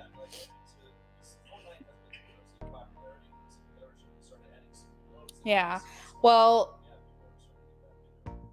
definitely be on alert and use your discernment, judgment, your own intuition. Don't just ignore everything just because a reading has, shows you. But I think that try to maybe compartmentalize it, try to put like an association with those feelings to decide, is this me or is this really happening? Is this something that I can talk to him about? And I think that if it continues to happen, it is going to have to become a conversation. Yeah, for sure. What is your third question? Yeah, typically people don't talk in paragraphs. That makes sense. Okay, third question.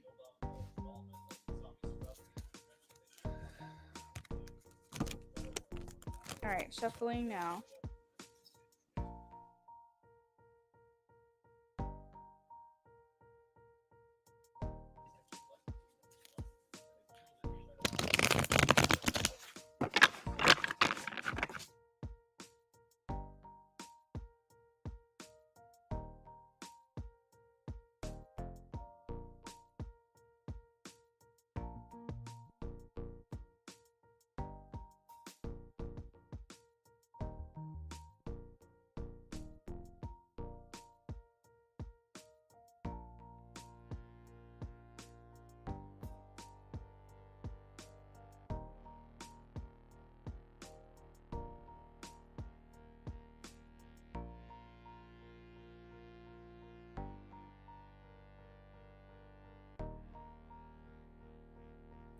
First card out, I have a Six of Wands, having the advantage or having the upper hand. So I think you could be spending money on things that other people, it's hard to obtain for other people. So on a smaller scale, it could be a material item that other people don't have or that is unique. That kind of makes you stand out or sets you apart. But I think also too, you could be like investing this into something that allows you to have the upper hand moving forward. Essentially taking a small amount of money to generate larger sums over time. Something about having the upper hand or having the advantage here and getting recognition for it.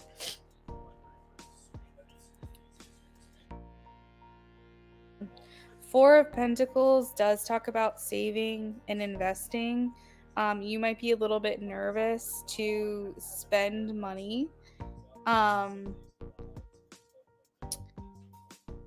Maybe just until you get comfortable. But I think that with the Four of Pentacles, this can indicate investments, like larger investments.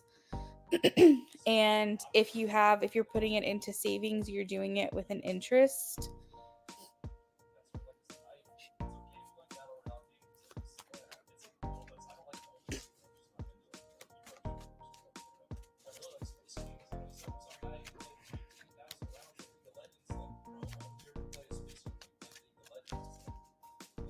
Let's see.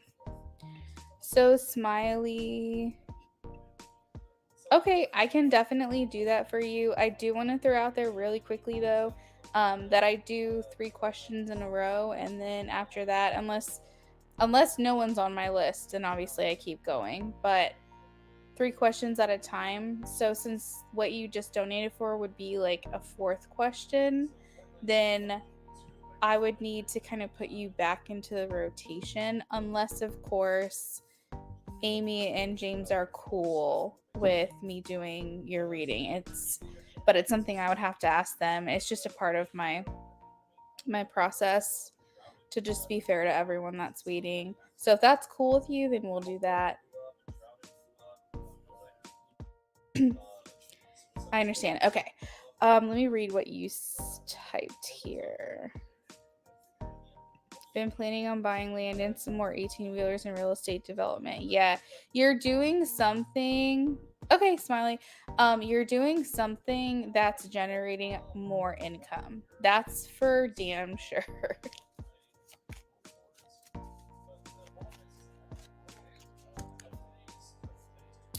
I think your concern here, because 4 of Wands has come, or 4 of Pentacles has come through for you twice, Smiley. And when you said I'm very nervous, I learned my lesson the first time.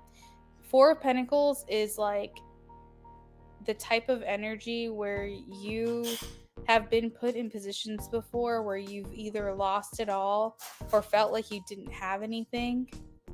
And 4 of Pentacles is saying, I'm not going to make that mistake again. I don't want to be in that position again. If I ever come into money again, I'm going to make sure that I'm setting myself up better than before. That's that 4 of Pentacles energy. It's a little bit nervous to spend. And if you are, you want to make sure you're making wise investments.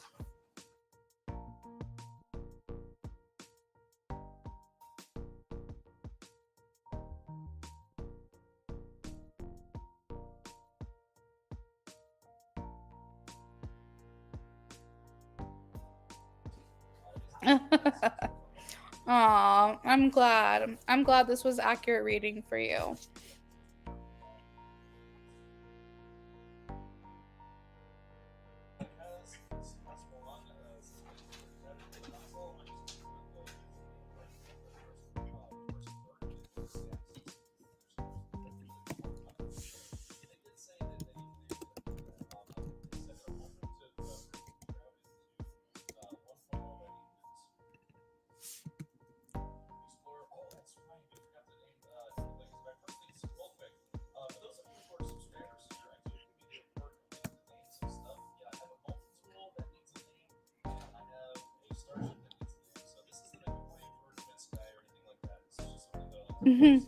All right, Smiley. So I'll come back around to you. I am going to move on to the next person.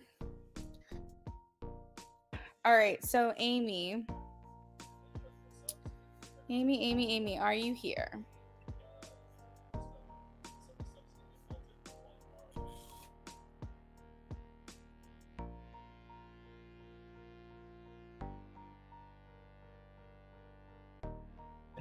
All right. I am reading your question now.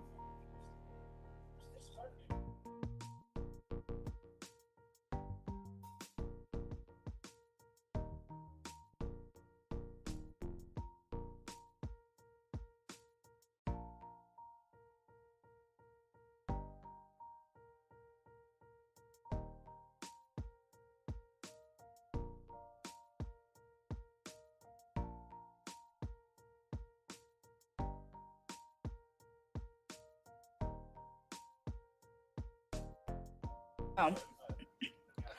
Alrighty. I just read it. Let's pull.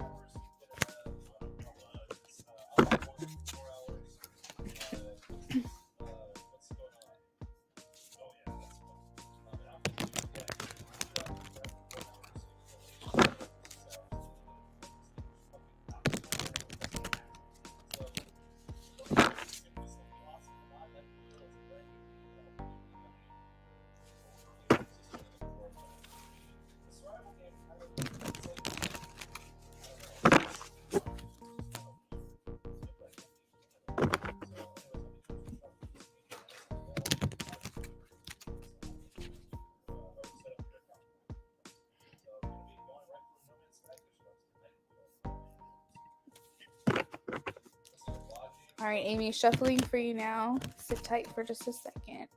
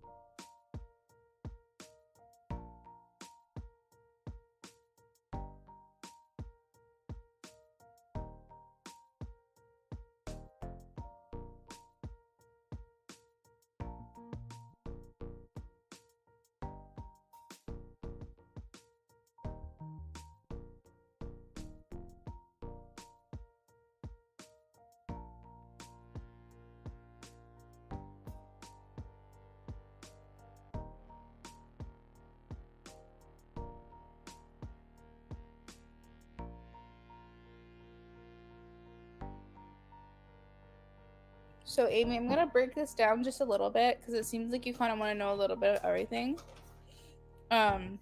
So let me pull and I'll tell you what I'm seeing.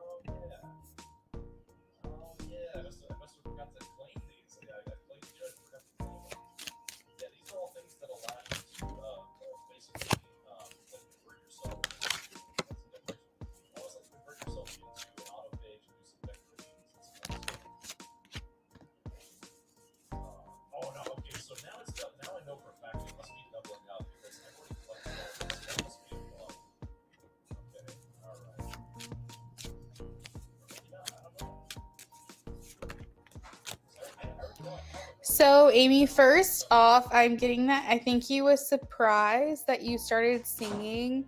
Not that you're not a spontaneous person or anything, but I think he just was like, I guess maybe surprised how into it you were, or I don't know, something along those lines just kind of took him by surprise. But it was like a pleasurable reaction. Like, he enjoyed it. I specifically asked like if he enjoys like your singing and stuff like that, and I am getting a yes. I have the Page of Cups, the Hierophant, and the Nine of Cups. So I think that he does. And I asked too if he saw you smile when those songs came on, and I immediately got a yes. Seven of Pentacles, King of Swords, and the Seven of Wands. I asked if he played those songs for your benefit, and I got a yes. This is probably one of the most positive ones I got, was the Six of Wands, the Six of Swords, and the Sun. So I think he really wanted you to feel celebrated in that moment. I think he might have known that those songs would really make you happy. Also, considering the fact that I think this happened when he was driving you home. Is that correct?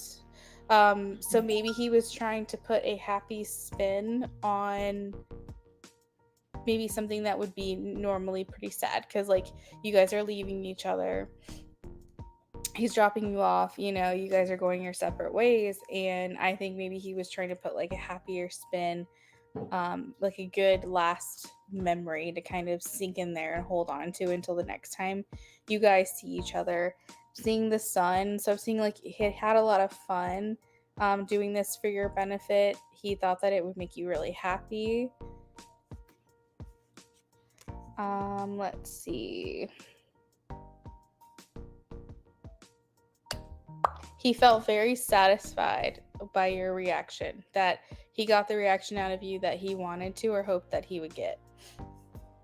9 of Cups. And I think, too, with the Hierophant, it made him feel like you guys were like two peas in a pod. That's an expression I've been using a lot tonight, but the Hierophant is just like you guys are getting on well, you're vibing.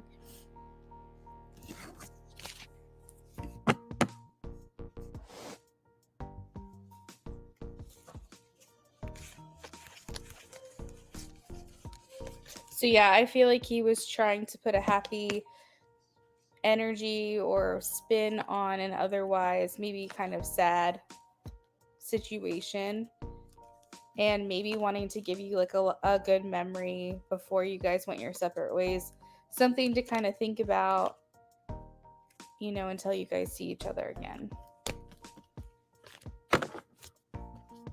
I did get a yes, he did it on purpose, it was intentional.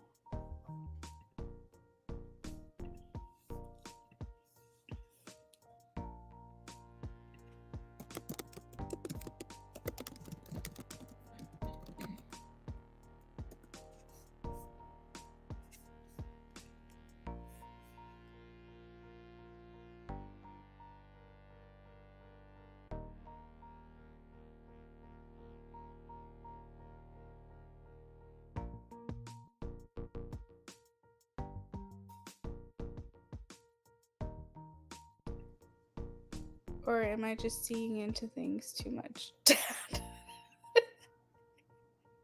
I was gonna say, I know you're not calling me dad. That's a funny typo.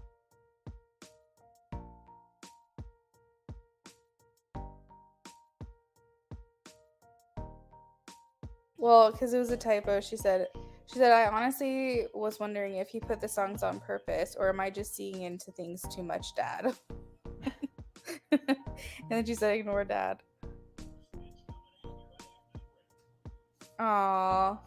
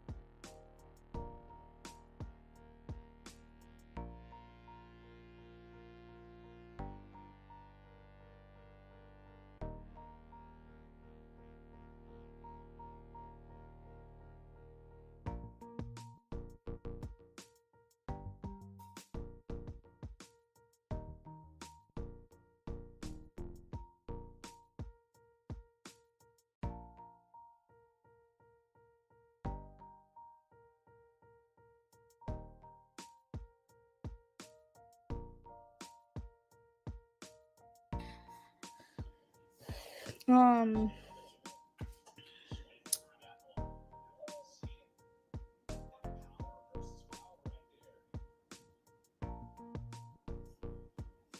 Luna, I might donate again.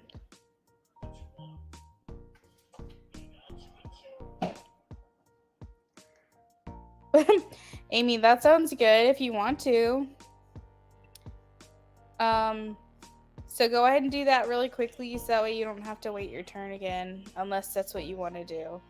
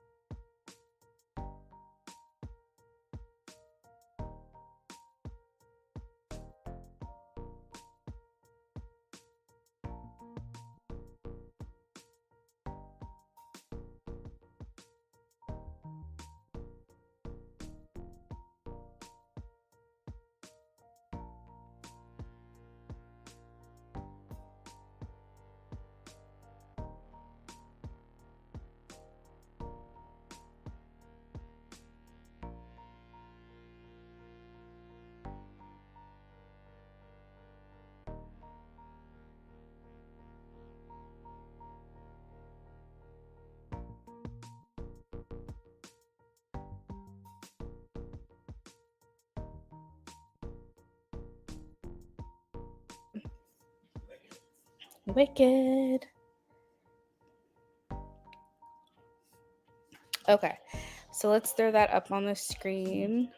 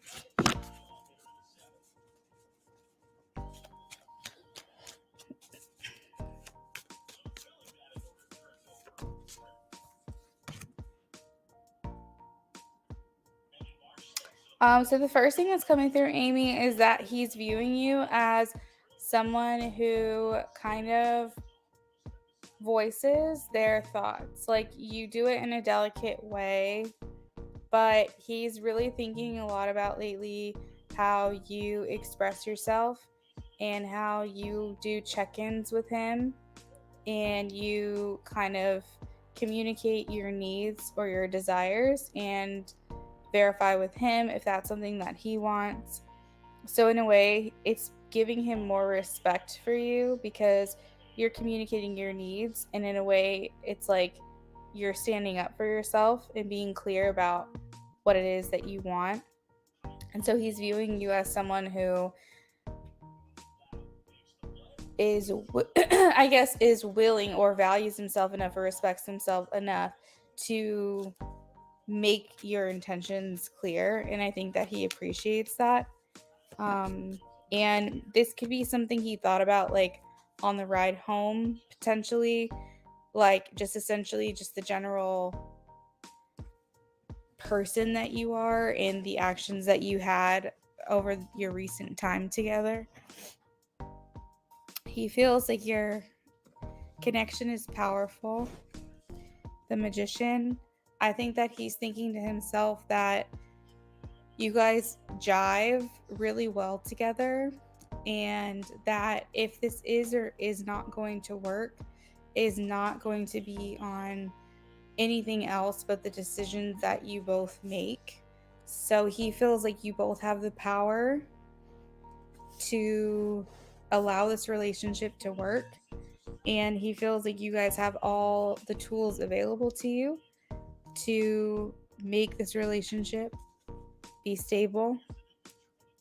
And essentially, he feels like the success of this connection is determined on the choices that he makes and the choices that you make moving forward. So he doesn't feel like anything's really getting in the way per se. He just feels like he has some decisions to make, and then that will determine if this connection will be successful. It's very possible that he's thinking a lot about just your time together, and if this is something that he's going to be able to continue to grow closer to you, or if he's going to have to walk away. And it's almost like he's on this like fork in the road, so to say. And he's trying to figure out if he's going to just jump or if he is going to go the other direction. You know what I mean? What is going through his mind towards her? I have the Page of Swords. So here, this would be him saying, I want to learn more about you. I am interested in what you have to say and who you are as a person. And I like getting to know you.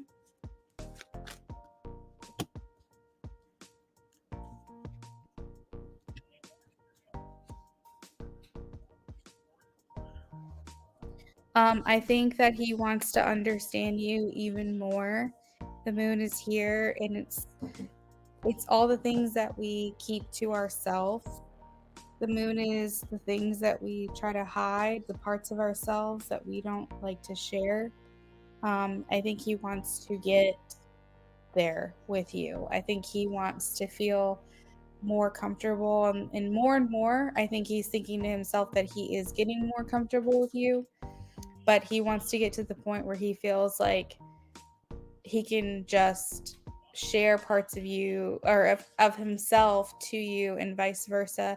The things that you might be too worried to say right now, or feel like you're not at that place to communicate those things. I feel like he just wants to feel like your connection is unique and that you guys have accessed a part of each other that you don't share with other people. And I think that is a desire for him.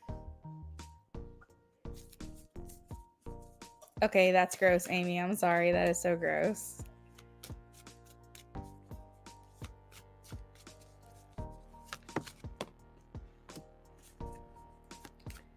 He fantasizes and daydreams about all the different ways that this could go, all the different paths ahead. He feels like you make him happy. 9 of Cups is like your wish come true to him. Like you're somebody who he was like always hoping to meet. And I feel like he gets a lot of joy and happiness, fulfillment hanging out with you or being around you.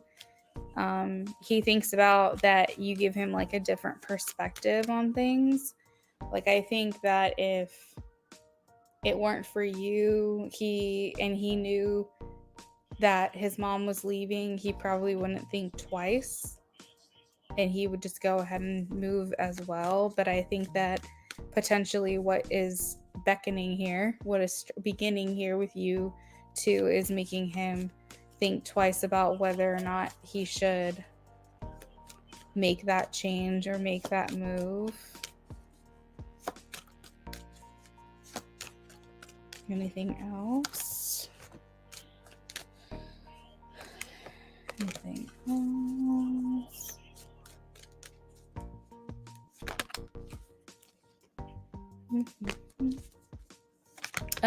Again, he's thinking about his attraction for you, and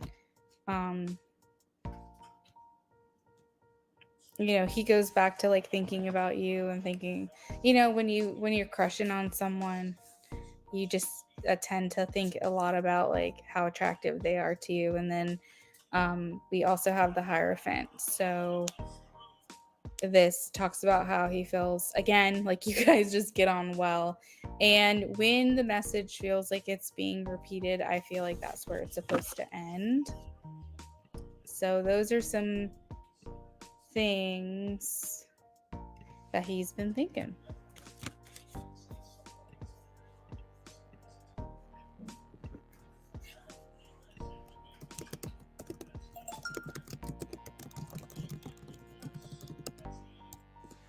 You're welcome, Amy.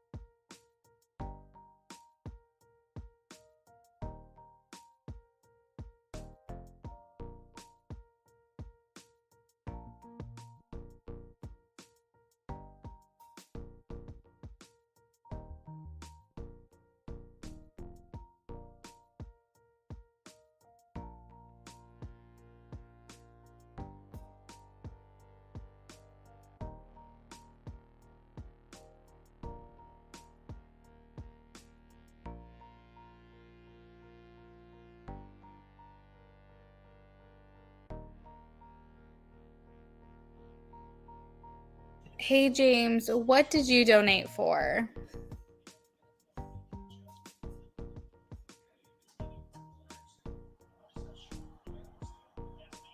You're welcome, Amy. Something that I've noticed over time, I don't know, my husband's here listening, he might disagree, but I feel like for him, it's easier for him to, I don't know, do you think it's easier for you to express yourself in writing than verbally? I think it's easier. Yeah. So if I'm like, hey, tell me how much you love me, I can't do that. But if I'm like, write down how much you love me, he can write it down. And then he can give it to me. I think it's a matter of connecting his thoughts to his mouth. There's like a block there, but he can write stuff down. So maybe if you're wanting to hear more words of affirmation from this person, potentially at some point you could ask him to write things down for you or text things to you, because he might feel a disconnect between his thoughts and his mouth.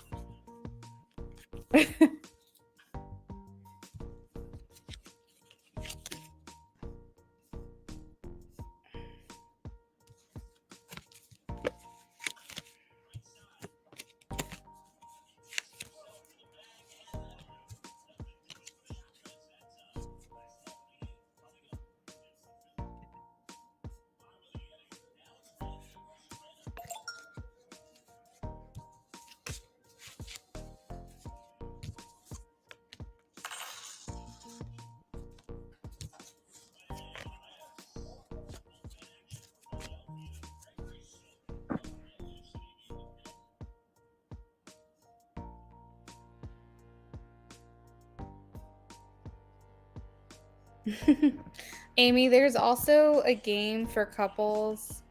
Well, obviously, you don't want to do this too soon because it might weird him out. But if you guys ever do get into a relationship, there's different games for couples. Not like just like spicy night, but like there's games where you can ask in-depth questions to each other, which might be something that you want to do if it's harder for him to express himself.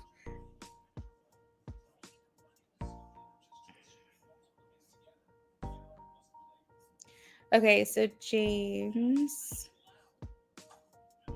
too many's. Okay, so James, the question on the screen, just to clarify, that's your first question, right? And then you're going to type your second question in a minute.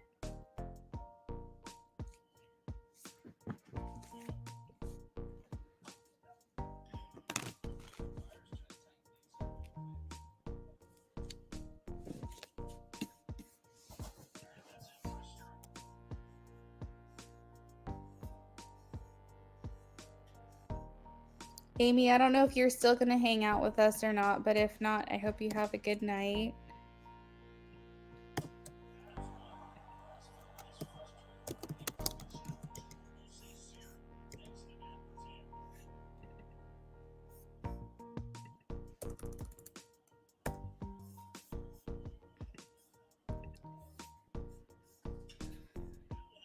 Okay, I got your second question.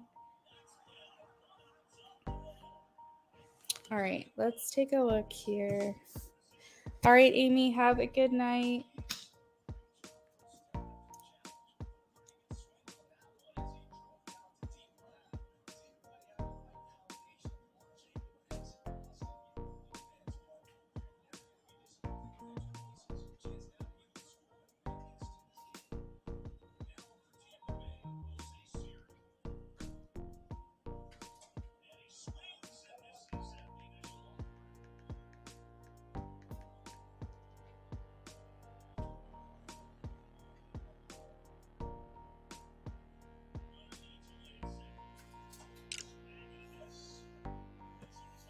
I will. I'm going to eat after this. I'm probably going to have to shut this down soon because it's been almost 5 hours and I'm getting hungry. All right, first question for James.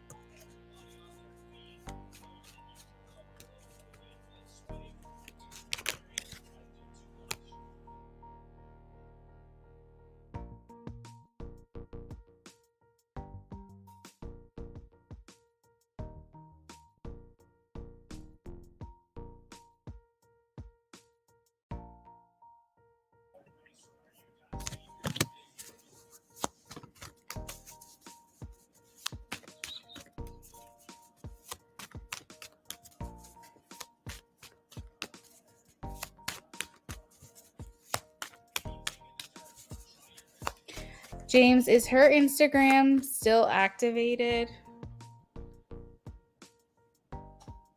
Oh, yeah. Never mind. It is. I just realized it has to be. Okay, never mind. Ignore that.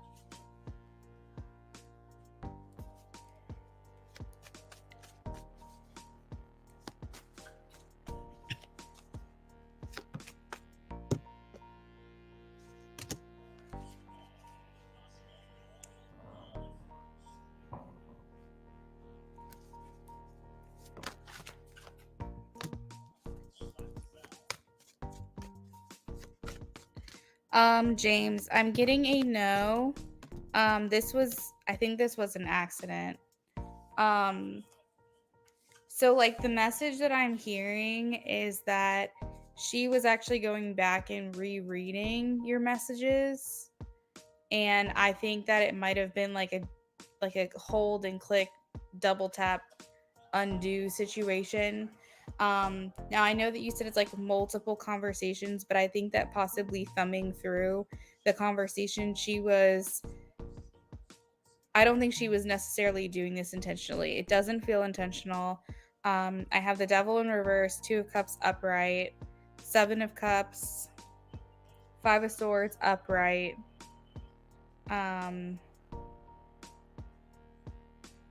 6 of cups upright. I want to say that I have a lot of themes here, though, James, that are indicating letting go of the past and release.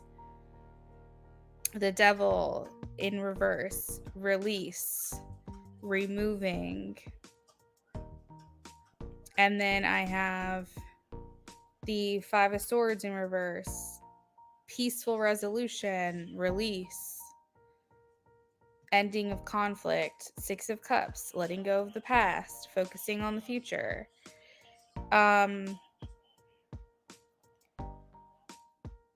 I really want to give her the benefit of the doubt here that this was not an intentional thing. And I think maybe once it happened, it was like, well, if I go back and like it again, then he's going to get an alert.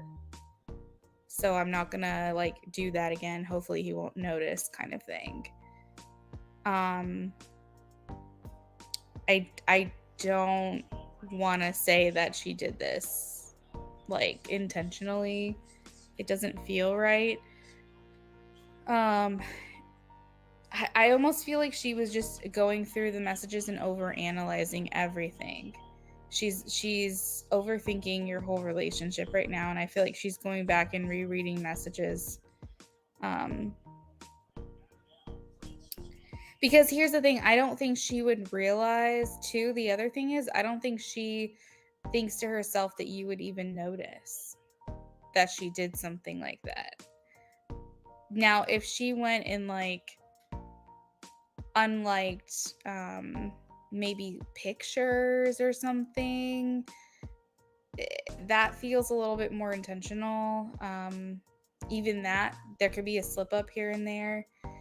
But if she went and like deleted her comments from a picture, just tried to like remove all history of the two of you even like knowing each other or communicating, then it would feel very intentional. So I think it's very possible that she was just rereading conversations, and in order to avoid like re-alerting you, she just left it alone. And it's possible too that she might not even have known that she did it. I don't know. Now it's possible too that maybe she was communicating with you to a friend. Like, I just keep getting these messages, like she could have held down on the message to hit copy and like send the messages to show like her friend what you might have said that she really liked,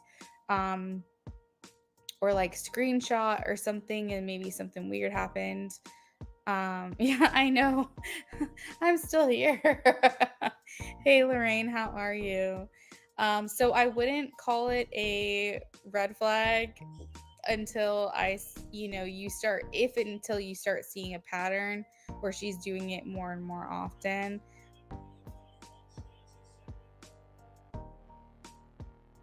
Yeah, I don't know. My gut is telling me this was not intentional. Like, I want to give her the benefit of the doubt.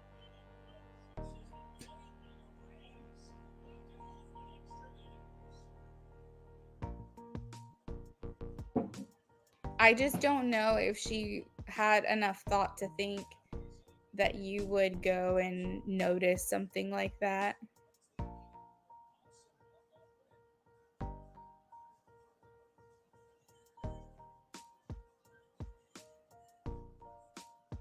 Oh, interesting. Yeah, I'm gonna stick with my stance that it wasn't intentional, and I hope I'm right.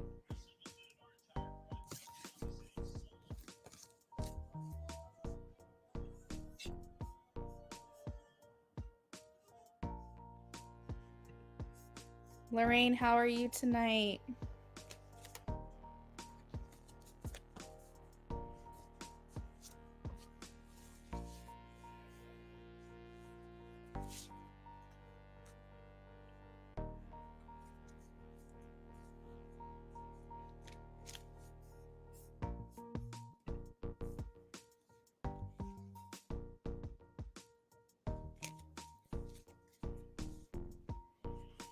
James, do you think, like, intuitively, do you think that that's something that she has the capacity to do?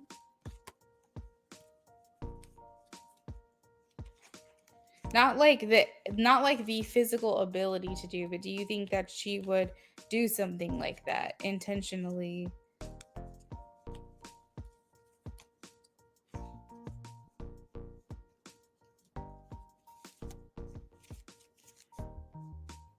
I'm doing well.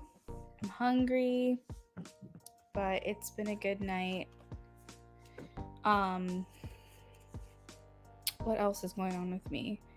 Yesterday I went to a friend's birthday.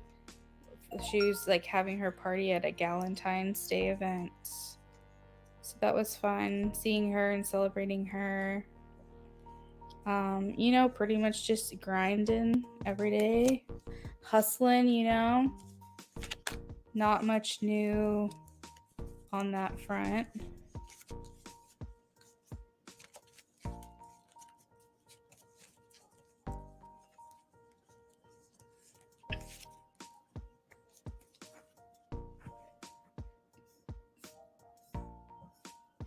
I really don't know, to be honest. I hope she's not that petty, but I could also see her pulling some shit like that.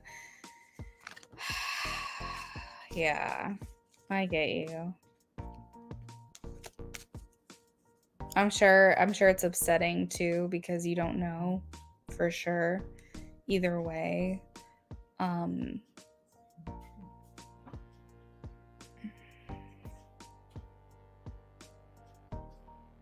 I think maybe it's a good thing too if you don't reach out to her tonight. Maybe you just wait till tomorrow. I think just seeing, here's the thing. I know you don't want to get let on. You don't want to feel used. You don't want to feel like a walking mat, and walked all over. You want to make sure that you're being respected too. And I'm sure just like the things that are going on and the mixed signals that you might be feeling just seem like you're not really sure like what to think. And like, I hate that for you. I don't want you to feel that way. I was very excited when you told me that you guys were connecting again. But I feel like too, it's still really early and don't want to kind of jump the gun too soon. So I think at this point, it's just a matter of witnessing her actions and seeing how things play out.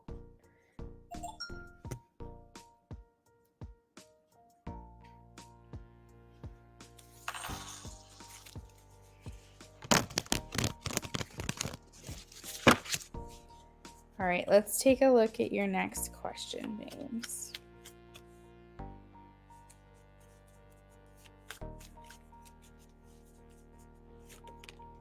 Okay, I have the 9 of Cups.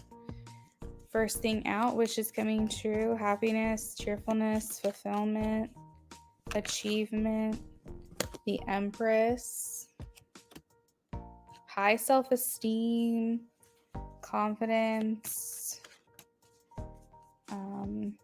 feeling like a very creative, inspired energy, healing, love, union, 7 of Cups, lots of options. And this feels like all positive things. 10 of Cups, happiness, alignment, harmony, 8 of Wands, movement, momentum, change. These are really good cards to come out. I feel like this event is going to go brilliantly. I feel like it's going to go as well as the last event or even better. I feel like maybe around this time in March, you start to feel like you guys are kind of, I guess like stabilizing or feeling like you're getting a little bit closer to being on the same page. It feels like you're getting what you want out of this at that time. So it goes the way that you want it to go. Lots of imagery of nature, harmony, beauty. Is this an outside event? Does this happen outside? Oh, wait. What's going on? What's going on? What's going on? You just texted. Or you just messaged. Did something happen?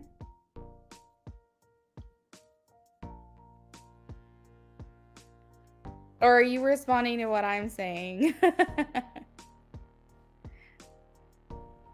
Indoors. Okay. Like an expo kind of thing.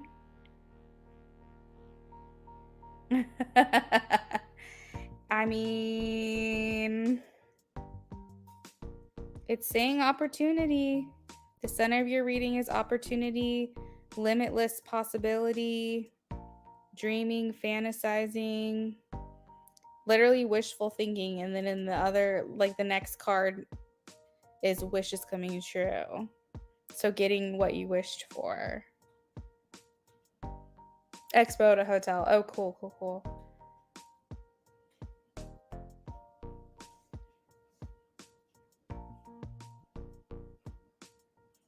Those seem like a lot of fun. I would just be really tempted to buy everything though. I really gotta have self control, so I typically don't go to stuff like that, but that's really cool. Lots of sacral, solar imagery here.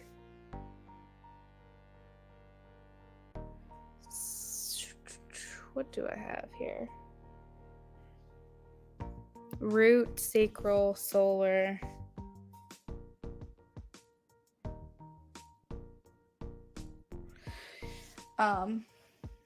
Imagery in these cards.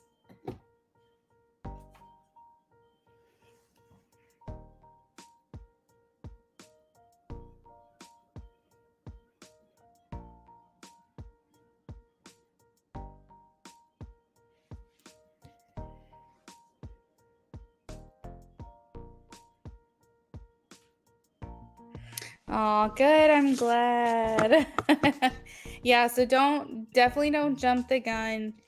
Give her the benefit of the doubt. I think that whenever you aren't 100% certain about something or about someone, you have to give them the benefit of the doubt because there's always going to be room for misinterpretation as to what happened. Give them the opportunity to explain. If you need an answer, give them that opportunity. But don't ruin something because you're feeling in the moment maybe a little bit of rejection or disappointment, because then you could ruin something really good because we didn't give that benefit of the doubt. You know what I mean? I don't have another word for that, but I hope I'm making sense. But I hope you have fun at the event, and definitely, James, come back in soon and give us an update on what's going on. I wouldn't reach out to her before tonight. Try to at least wait until tomorrow if you're going to communicate at all.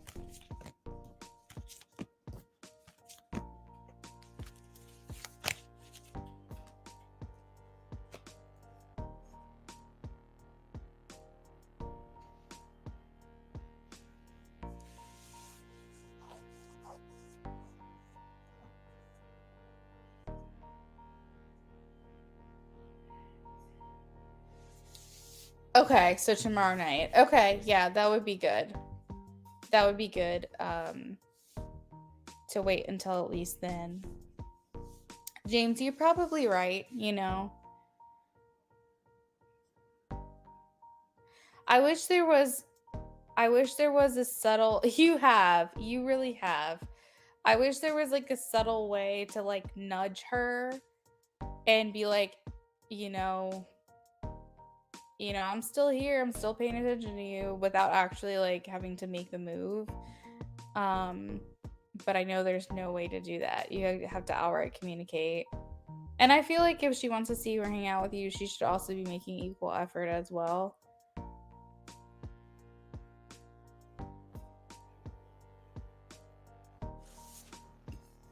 Thanks, James. Have a good night.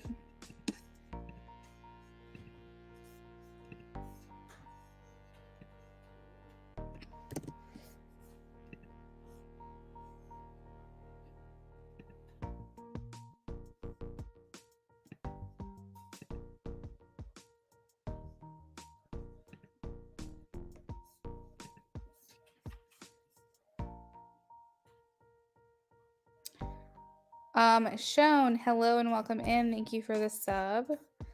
So the music is off of the streaming service that I use. It's called StreamYard.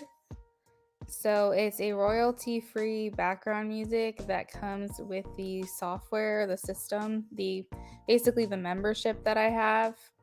This particular one is called Into Space. I think they're pretty generic, but they come with a StreamYard membership. James, I completely get it. But you know what? I definitely feel you transferring from your feminine energy more into like a super like alpha masculine energy. Not that you aren't always you're pretty balanced, but I feel like it's like becoming more and more masculine. I think it's kind of pushing you into this place of like authority and assertiveness and confidence. And so this is probably not a bad thing for you to be feeling these feelings, because I think it's going to challenge her a little bit more. And I think it's going to bring about like a sense of respect. Obviously, we're not going to be rude or mean or anything like that, but I think that the energy that you're exuding is becoming more what is the word? It's like becoming something that you're paying more attention to. Like it'll be grabbing her attention more, I feel. There's a word, but I can't think of it. Smiley. So I have the initial donation that you made, and then I had another donation come through about 10 minutes ago. So I did get both. And okay, so you said real quick before we start about the check, is it a chance the energy can change and it doesn't come this week? And to be clear, we're not talking about income tax because they're different. I know my taxes dropped this week too. Okay, so Smiley, you're clarifying on the check. So I felt personally like it was a fixed energy. I felt like you were finally going to get your hands on the money with the Four of Pentacles. I want to tell you confidently that I don't think that this energy is going to change. I think you're finally going to get what you've been waiting for. Is there room for error? Could I potentially be wrong? Could the energy change? Yes, of course. But I never felt like negative about this, or I never felt like it wasn't going to happen. So I would rather stick with that hope that I'm right. But you know, and if it is, it's a small percentage. It's a small chance. I feel like if any reader tells you like there isn't room for an energy to change, I feel like they're lying. And so I'm not going to sit here and tell you that it's not possible. But just from the reading that I did from you, it felt very clear, it felt very direct. It felt like movement was coming in. It felt like if I pulled more cards, I would get like 8 of Wands or something. So if you get this same reading from another reader, for example, and they're pulling 8 of Wands, that's another maybe synchronicity for you to pay attention to, that this is coming your way and this is going to happen. And I do hope that I'm right.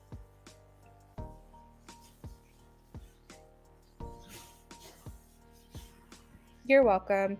Okay, so let's see.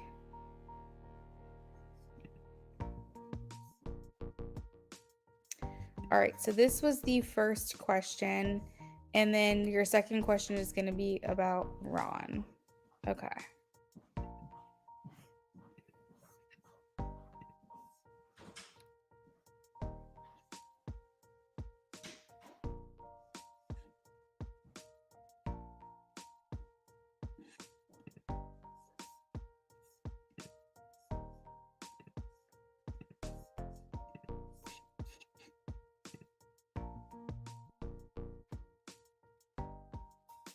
Oh, no, you're totally fine. You're totally fine, girl. I probably will be, just out of the sake of the fact that I've been here for a while, probably go ahead and put a last call in soon. But, you know, this is my choice to do this and be here this long. If I didn't think that I had it in me, I would have closed the list a long time ago. So we're all good.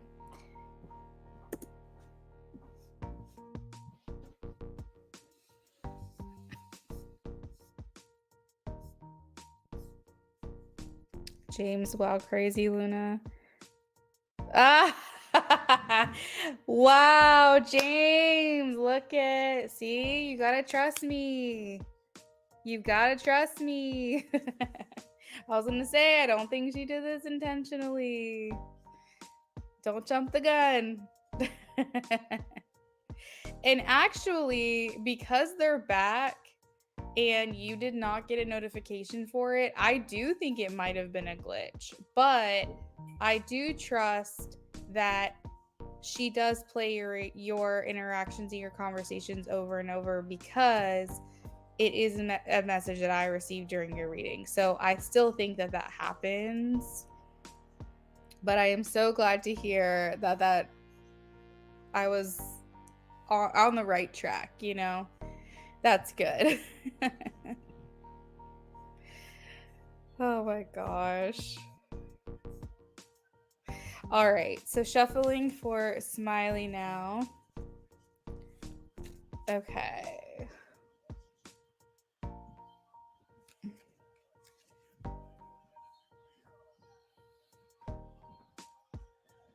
See, James, this is why you come to me.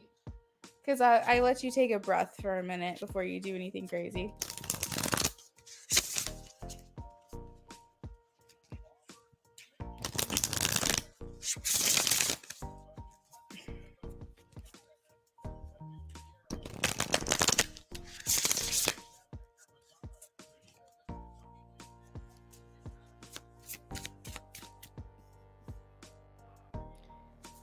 Kiara, hello and welcome in. Thank you for subscribing. Hopefully you're having a good day. Laugh my fucking ass off. Yeah, thank you. I appreciate you. You're welcome. Anytime.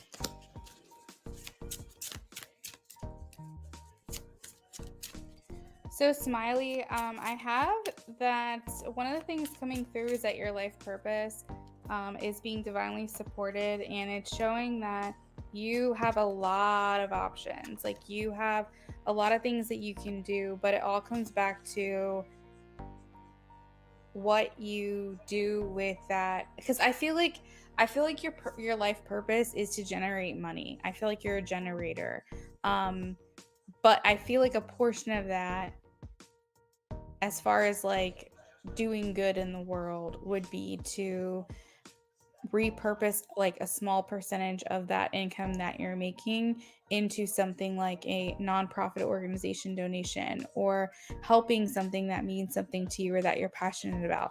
This is a small percentage of a life purpose, by the way, because I'm going to look more into like spiritual level gifts.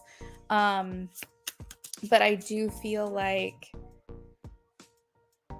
this is kind of part of why you're here. Spiritual level and gifts for Smiley. Mm-hmm.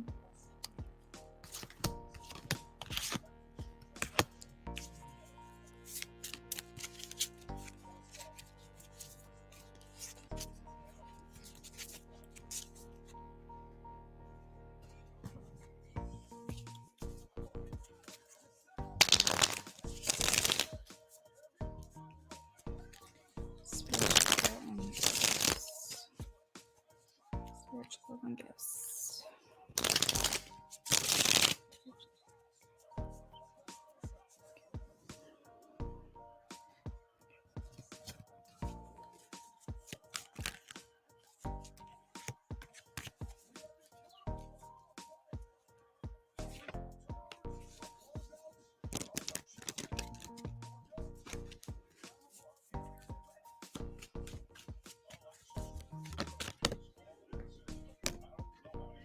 Okay, so they are showing clairsentience, very heart chakra centered energy here. So this indicates that of all the clair abilities, your strongest is clairsentience, which means clear feeling, which would indicate that you probably are able to sense the energies of other people, what they're thinking, what they're feeling.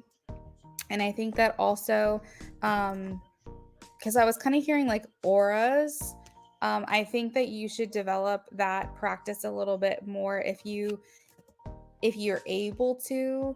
That is part of clairvoyance, in my opinion. But I think that your ability to see the energies around people, you might even potentially be able to develop and strengthen your ability to see the auras around them, which would indicate kind of like who they are as a person, the energy that they're putting off, maybe things that they could work on potentially. And I also have the root chakra here, which is very grounding. They're indicating here that you can teach other people things. So, learning a spiritual gift and being able to teach other people on how to harness that or process that.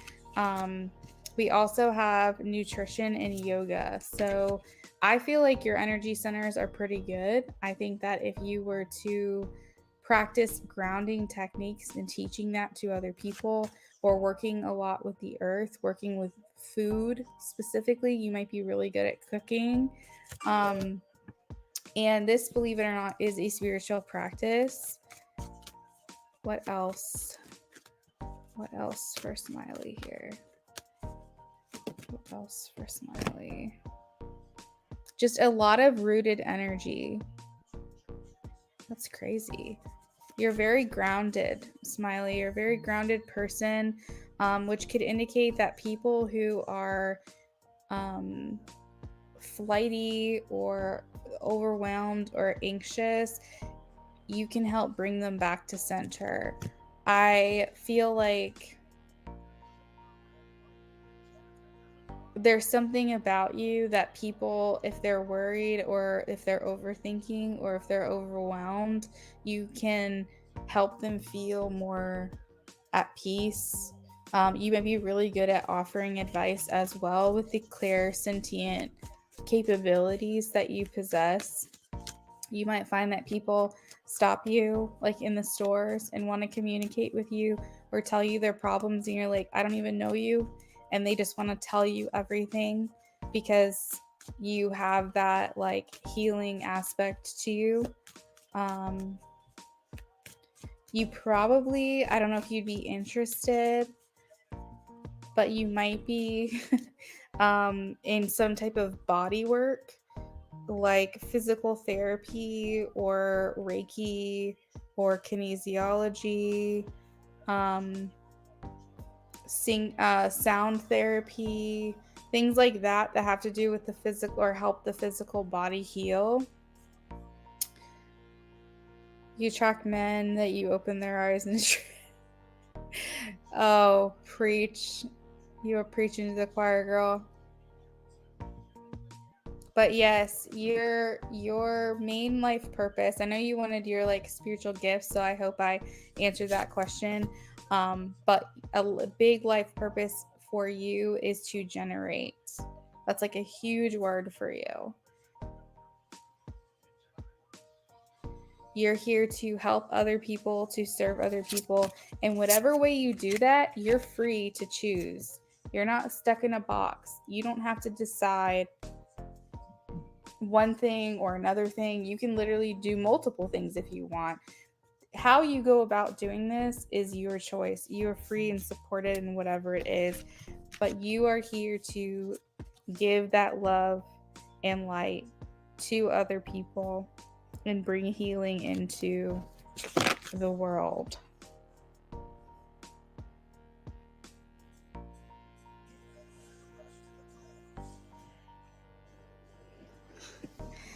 Smiley, that's kind of like an esoteric or like ethereal compliment. indicating that you're probably like not of this world, or you're very angelic looking. And I think that that's really kind of someone to say. Very sweet. What did you want to ask me about Ron? By the way, Smiley, in regards to your clairvoyant dreams, that is the way that I kind of unlocked my abilities, was through dreams, because I would dream that things would happen and then they would. So you can develop that if you wanted to even further. I probably should, but I haven't. I don't do that. But big things that, like life changing things that have happened to me or were about to happen in my life, my dreams would tell me first. And that has happened as recently as like a year ago. So it's something that continues to happen. I mean, actually, even some of the dreams that I don't remember,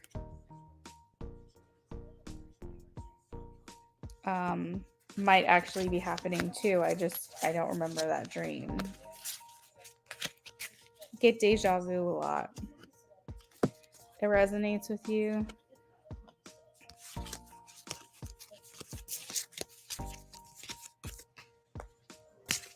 Good.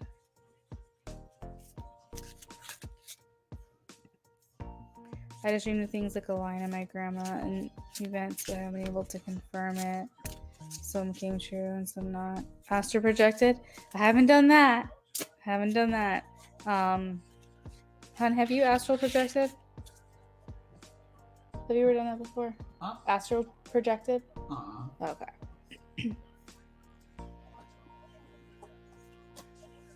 Yeah, if I have done that, well, I take it back. I think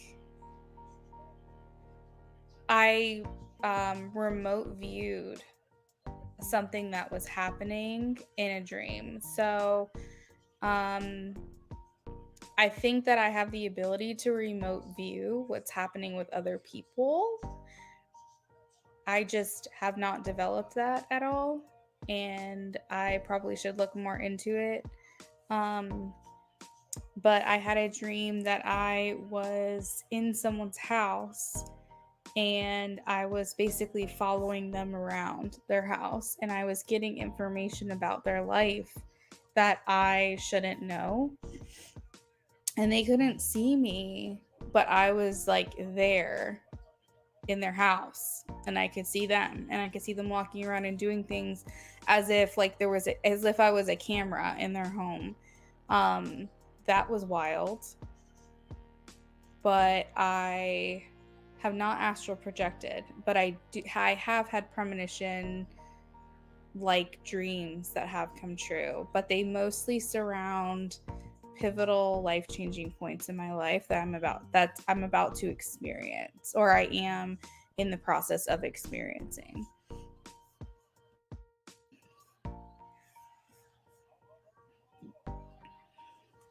All right, so you said I want to ask about Ron. I met it a couple of times at their concert, and the last time he offered his number to me. Wait, sorry, my brain wasn't processing what you were saying.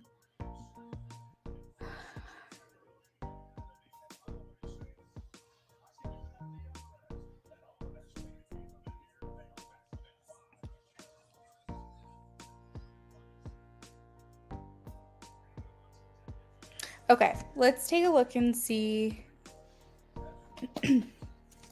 if there is potential for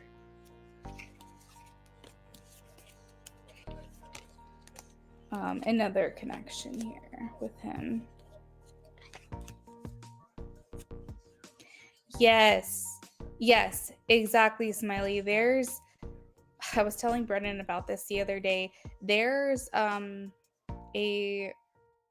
I want to say it was Einstein. I really want to say, but I don't know for sure. But it was like a physicist or something like that, mathematician. I think it was a physicist. I'm pretty sure it was Einstein. but I don't know for sure. And basically, he felt like there was infinite knowledge in the realm between being fully asleep and fully awake. That couple of seconds when you're falling asleep and when you're waking up, you can get a lot of information. And it's interesting because it happens to me, like you, a lot, where I will actually, like the other day I heard a song, like I was falling asleep and I heard a song that does not exist, all the lyrics to the chorus and everything, and I immediately woke up and was like, what the hell was that? Like, what is this song that I just heard? I'm not a songwriter, I'm not a singer, it's not a song that exists, but I heard it, and it's happened multiple times lately where I've had dreams, or in that moment of falling asleep and waking up, I'm getting information. And Einstein, or whoever this person was, knew that this was the case, and he would always sleep with like a pin or a metal in his hand, piece of metal in his hand, where he would allow himself to sit in a chair and fall asleep, and the second that he completely fell asleep, his hand would release, and whatever he was holding would fall onto the ground and make a sound and snap him awake. And he got a lot of information, and he would practice that ritual of just falling asleep and immediately waking up. And I feel like there's something to that. I think that there absolutely is something there, and that's something that I have been experiencing a lot myself recently.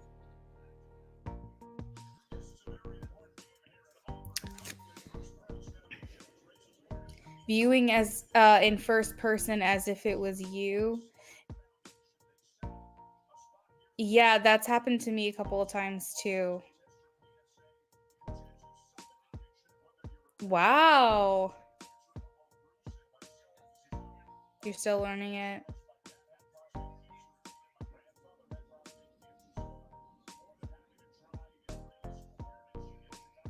Yeah, me too. Well, I think we should look into it together. Um yeah, Smiley, that kind of sounds like a sleep paralysis in a way. Not exactly, but when you're describing like the fact that you couldn't move or speak, that does sound like sleep paralysis. But sleep paralysis comes with specific. I mean, you'd have to determine for yourself if that's what you think it was. All right, so let's see. Will Ron and Smiley ever have a connection again? Ron and Smiley ever have a connection again?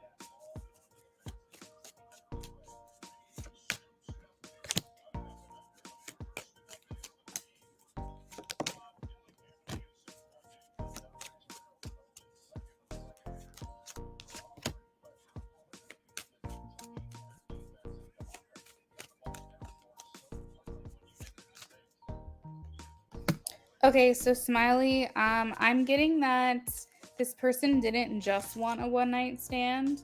I think that they were fine with it, but I don't think that that was like fully what they set out to do. I think that they honestly would be down with whatever. The very first card out, I have the Three of Cups, which talks about reunions. So I feel like that's our answer. But to just double confirm, I also got the Nine of Cups, which is a yes, and it's also wish fulfillment. So if it's something you were hoping to happen, it will. Ace of Wands, physical attraction, it's also a yes card. And King of Cups, emotional attraction, which is also a yes card. And then I specifically asked if he was only looking for a hookup, and I got a no. So I feel like he was fine with it. I think that if that's what happened between you guys, like he's good. But I don't necessarily think that that was all he was seeking out. And I do think that a reunion is possible.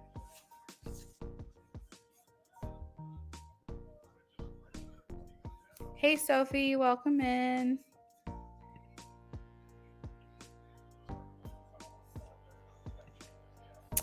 Sophie, I see you donated for a mini reading. Is that right?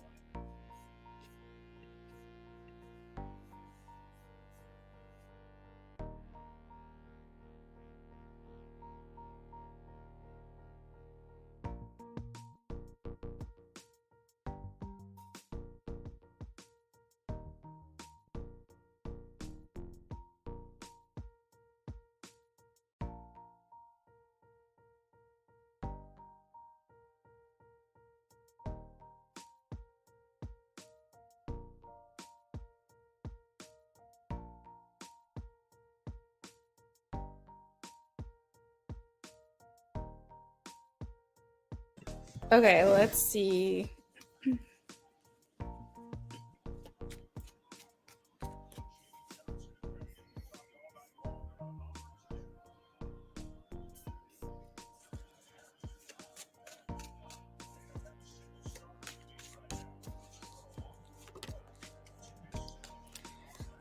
Smiley, I'm getting believe in the impossible. I don't think you should let this go completely.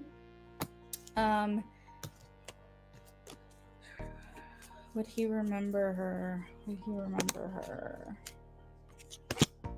Would he remember her? I'm hearing not at first. I'm hearing not immediately. I think he might look at you and be like, oh, familiar. But if you guys have not been keeping in touch, I think it might not be an initial recognition, but I think very quickly after it would all come back to him. Because I have the Eight of Cups and the Lovers. So I think it would all come back to him very quickly, but maybe he wouldn't initially remember. And I'm getting that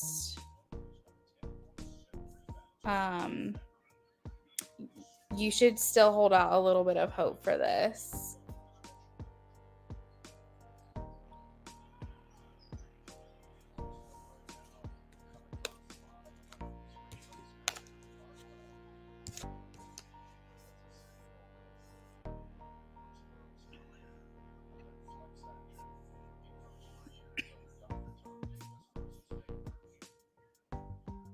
Oh, yeah, there you go.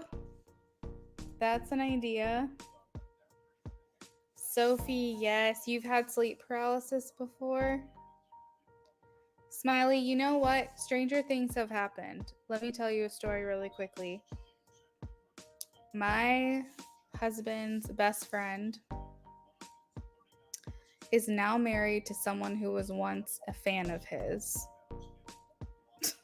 So my husband's best friend was in a really well-known band based out of Richmond, and they actually were like getting really big, and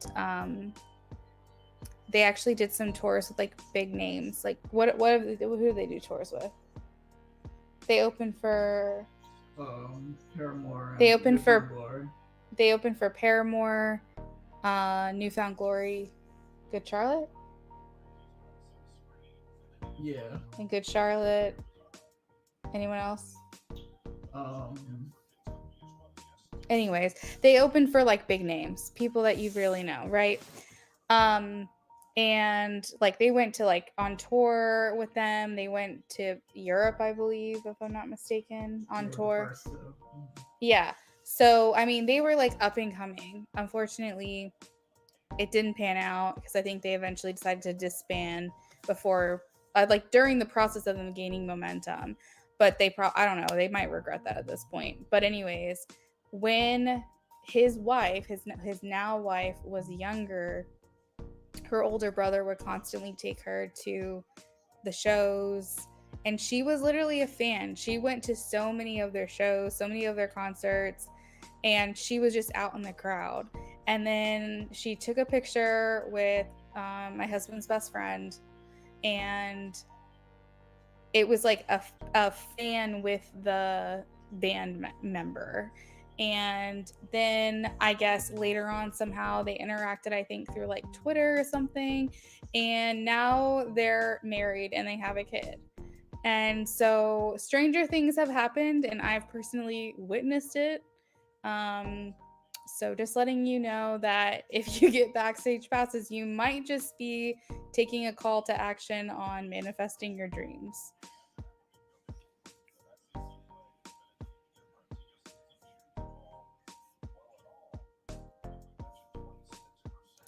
Yeah.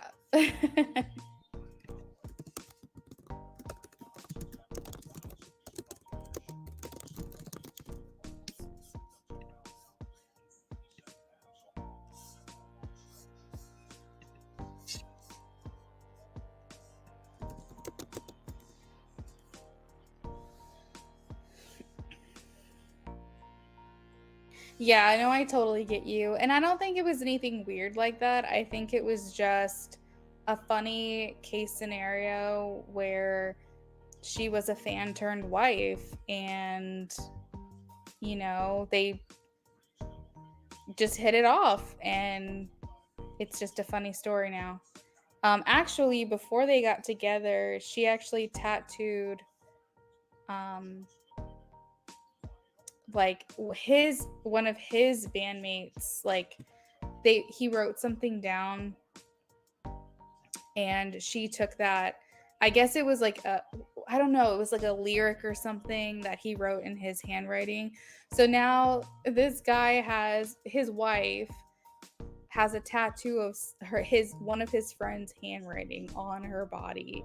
And it's funny because she got that tattoo before the two of them ever got together. So now he has to like live with a wife who has like this other man's like imprint on her, which is kind of funny. But yeah, they're all still good friends and everything. So I'm sure it's just kind of a joke, but it doesn't necessarily have to be anything weird. But just so you know, it can happen. Yeah, Sophie. Exactly. Cupid could hit anywhere. I Sleep paralysis is terrifying. It's been many, many, many, many, many years since I've gotten it, but I used to get it all the time, like weekly, every other couple of days.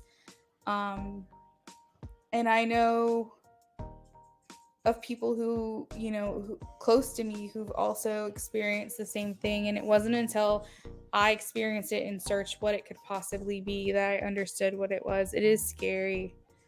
Very, very scary. It's an uncomfortable feeling, but I think the more that it happens to you, the more you're like, oh, this again. You're thinking in your head like, great, and you're just like sitting there waiting until you can wake up. But when it happens to you and you don't know what it is, it's terrifying.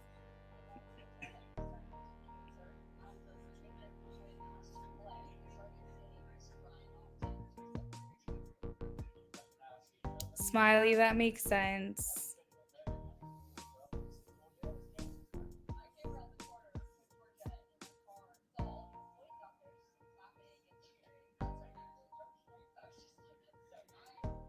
I mean, shoot your shot. Like, if you fail, it is what it is. At least you'll know.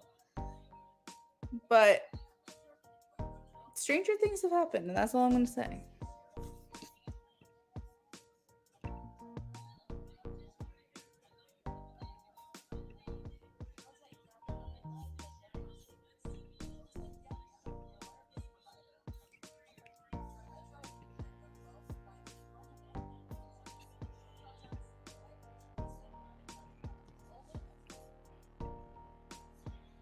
All right, so Kiara, if you're here, please check in with me.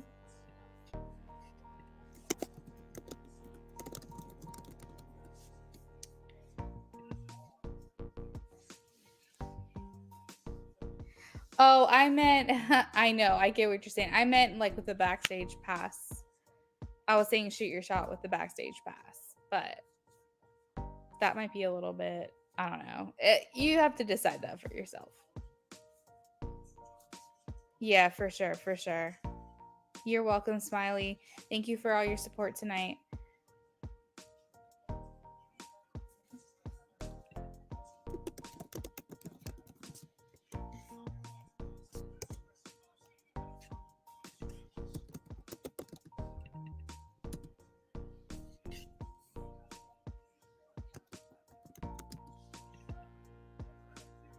Whoops, I need to do that.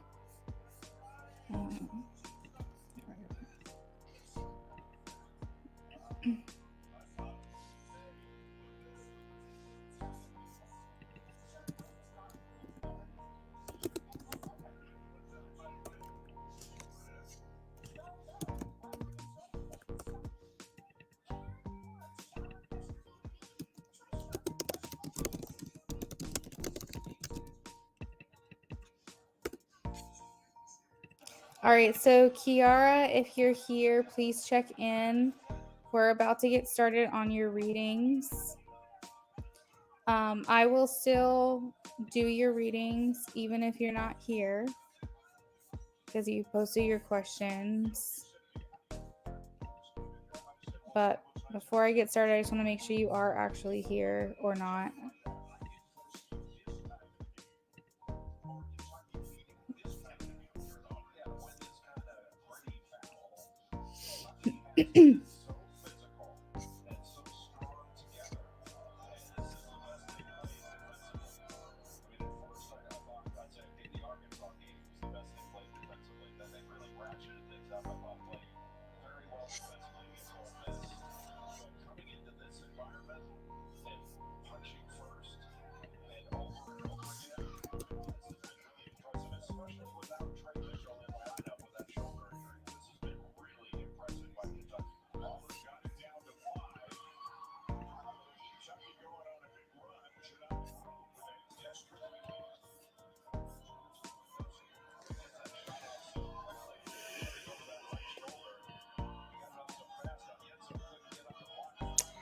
And Sophie, if you want to, you can post your question now.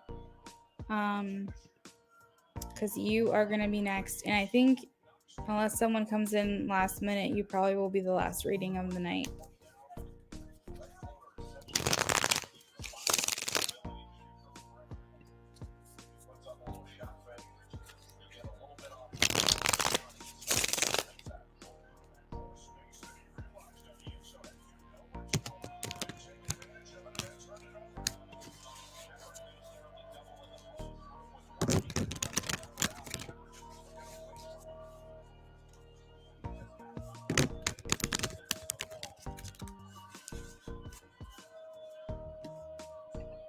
Okay, that's really annoying. Whatever's happening on the TV.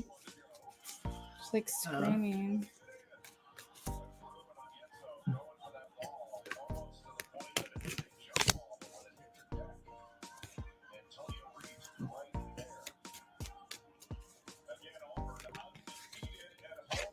Okay, so Kiera, I have here the Seven of Wands. This indicates like either an acknowledgement and applauding you for standing up for yourself and standing up for your beliefs, or if you don't feel like you've been doing that so much, this could be an indication that they're wanting you to. They're encouraging you to stand up for yourself, maybe set your boundaries, draw a line in the sand, let people know like how you're feeling, be more direct, that kind of thing. And if you have been doing that or you've been feeling like you've been more assertive lately, they're asking you, or they're acknowledging that, and they're saying good job, pat on the back, rounds of applause for doing this. It is helping you to hold your own and maintain control over any situations that might start making you feel emotionally dysregulated. I have here that you've been doing really good at understanding your intuition. I have the High Priestess and the King of Cups is a very emotional energy. And so you've probably been paying very close attention to your consciousness, your intuition, your inner knowing. Now, I don't know if you've been following the guidance that your intuition's been telling you, but intuition is such a huge thing. It's such an internal guidance system. And people, until they learn about a conscience, they don't realize that you do have this internal navigation. And you can literally use it to harness any decision for yourself that you need to make. Pay attention to those things. However little, it could literally be you in the grocery store and they're saying you should probably get an extra box of that thing that you're buying. Just get an extra box. You know, you have this like nudging inside where you're just like, I probably should get another one. And then you open the package and everything spilled on the floor, and then you're like, fuck. Thank God I bought another package and I listened to my intuition. Or it could be on like grander scales about don't drive on this particular road on the way home because you don't know why, but it might be saving your life or stopping you from getting into a car accident.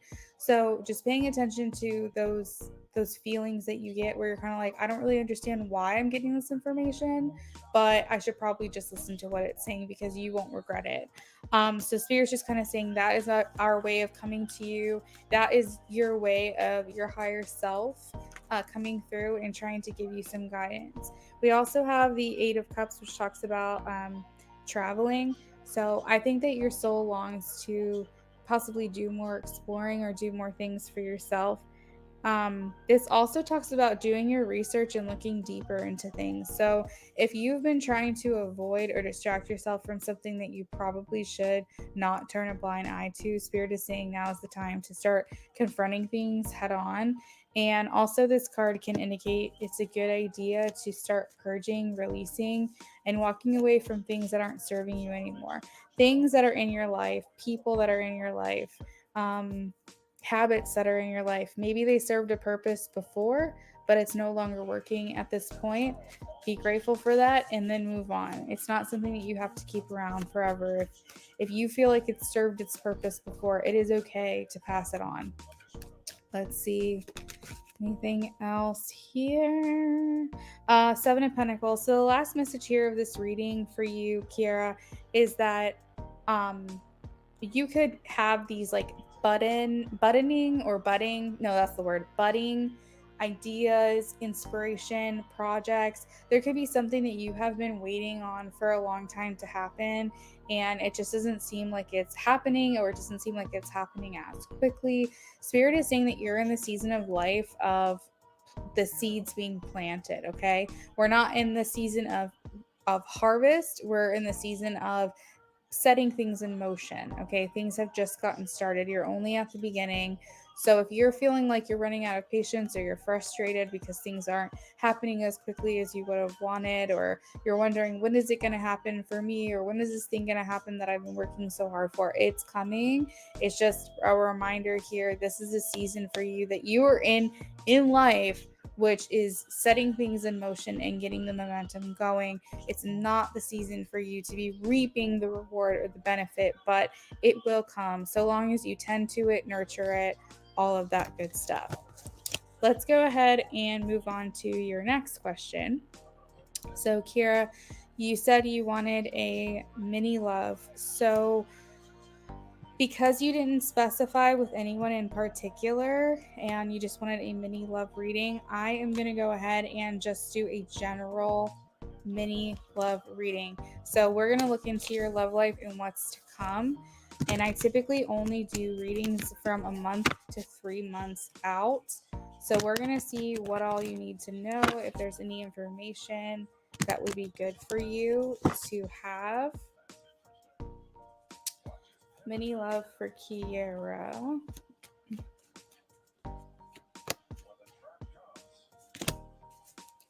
Mini love for Kiara.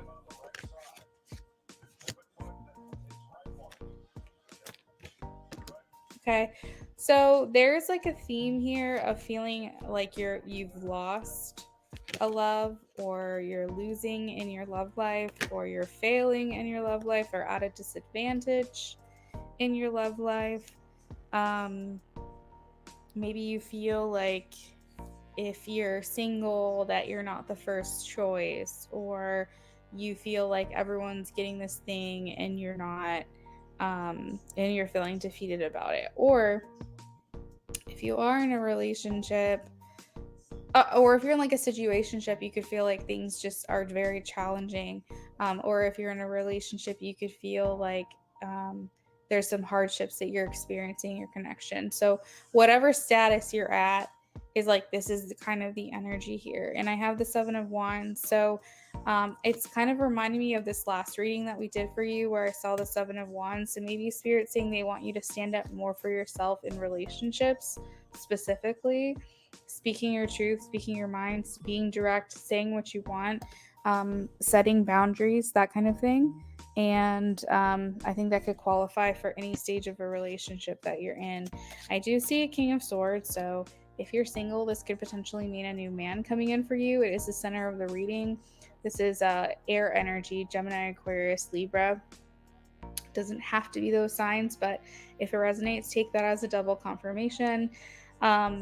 It's indicating that if you are in a situationship or if you are in a relationship, that this person is kind of stuck in a rut or stuck in a routine, stuck doing the same things over and over. They don't really have much inspiration, a lot of mental overwhelm, stress.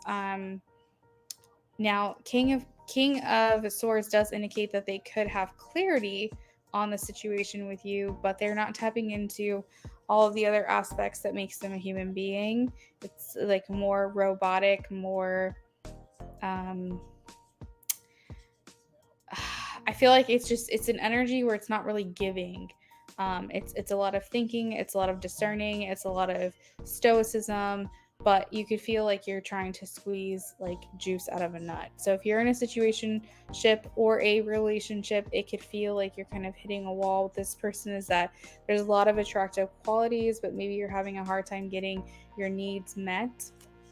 And potentially you could feel that way too in singledom, right? So like if you're dating, you could feel like your needs just aren't being met. You're just not finding the person that you're looking for. But again, if you're single, I do feel like there's a masculine energy around you at this time.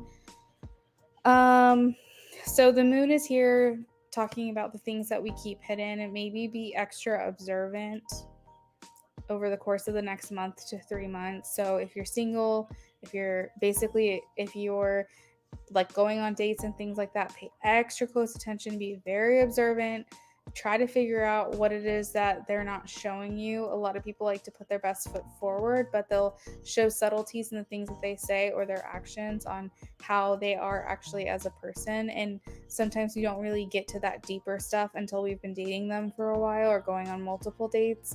So Spirit is saying just use your like best ability to be as observant as possible and pay attention to all the different cues. Don't get yourself into a situation that could potentially be like toxic. And if you're in a situationship, Spirit is kind of saying here to look deeper into what's going on here. Really try to dig deep and figure out if like this is even going to work. Are you really trying to make fetch happen? You know, if you're really trying to make something happen that's just not jiving properly. Same thing with a relationship. Figure out what's going on. Be more observant. If it's a relationship that you're in and you want to fight for it, pay maybe more attention to what they're doing. Pay attention to their energy shifts. Pay attention to the things that they're saying and the things that they're not saying. That way you have better like I guess knowledge, or you have a better like leg to stand on when it comes to expressing how you're feeling. I think sometimes we can be very surface level. We don't dig down deep.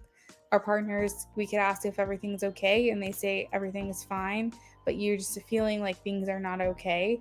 Dig a little bit deeper than that. Don't just accept a surface level answer all of the time. And follow your intuition. Specifically the moon here is also just give yourself grace too. If you are single or in a situationship, that there could be a lot of common misconceptions. We could be reading into things. We could be that's the shadow side of this card. Is like the positive upright is like look at things deeper, try to have a better understanding. But the shadow aspect or the negative aspect of this card in reverse is that we could be overthinking things. We could be overanalyzing things. So figure out where you fall and just take that advice however that resonates for you. And we also have the Ace of Pentacles, which talks about an offer. So if you're looking for like some type of gesture from your partner. If you're in a relationship, I feel like it's coming. If you're looking for some type of understanding or gesture from a situationship, I feel like it's coming. And if you're looking for some kind of offer from someone that you're interested in, um, and you're single, I feel like that's coming. So just again, take these definitions however they resonate for you. And again, when I say masculine energy, King of Swords, I just want to reiterate, I don't know what your sexual orientation is, and I'm not assuming that you know, if you're into women, this could also be like just a masculine energy coming from a woman, which is someone who wants to provide, wants to take charge, wants to make sure that you're taken care of. Um, Typically very charming, chivalrous, that kind of thing. So just take that with a grain of salt. And yeah, that's what I've got for you. So hopefully you enjoy your reading with me. I'm going to go ahead and timestamp you after this so that way I can make sure that you get your reading. And then last but not least, we have Sophie. Sophie, if you have your question prepped, I'm ready to take it now. If you're ready.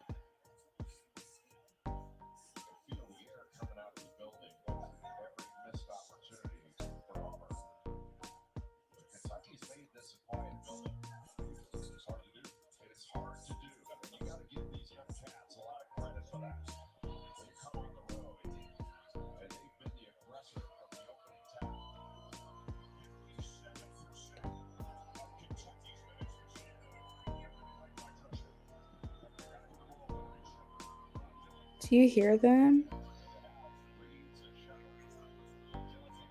Hmm? Do you hear that?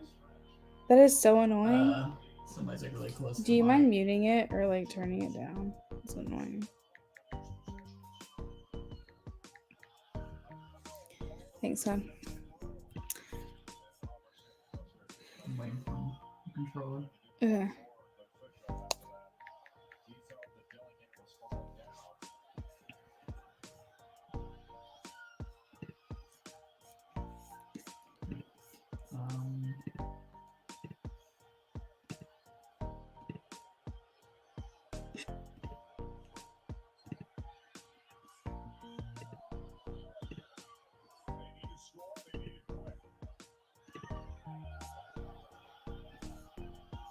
Okay, that's not even working at all. Of course. It's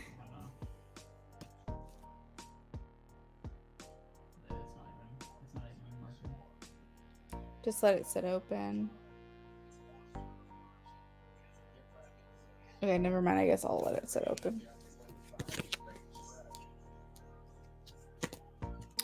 I would like to know if you still see G Cancer and I having a physical relationship this year. He's in the military. He's been quiet. Energy changes. I think he's having a lot of problems. Okay.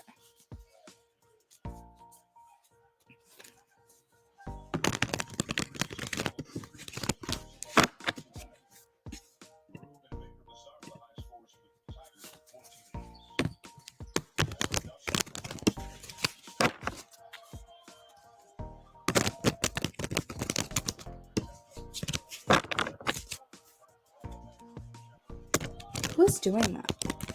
Are they like intentionally trying to be annoying? Yeah. I'm trying to throw off the other thing. But it's going to be throwing off everybody. I mean, it's throwing off me in our living room. I guess it's working then. God. Wait. I got it working. Oh, okay.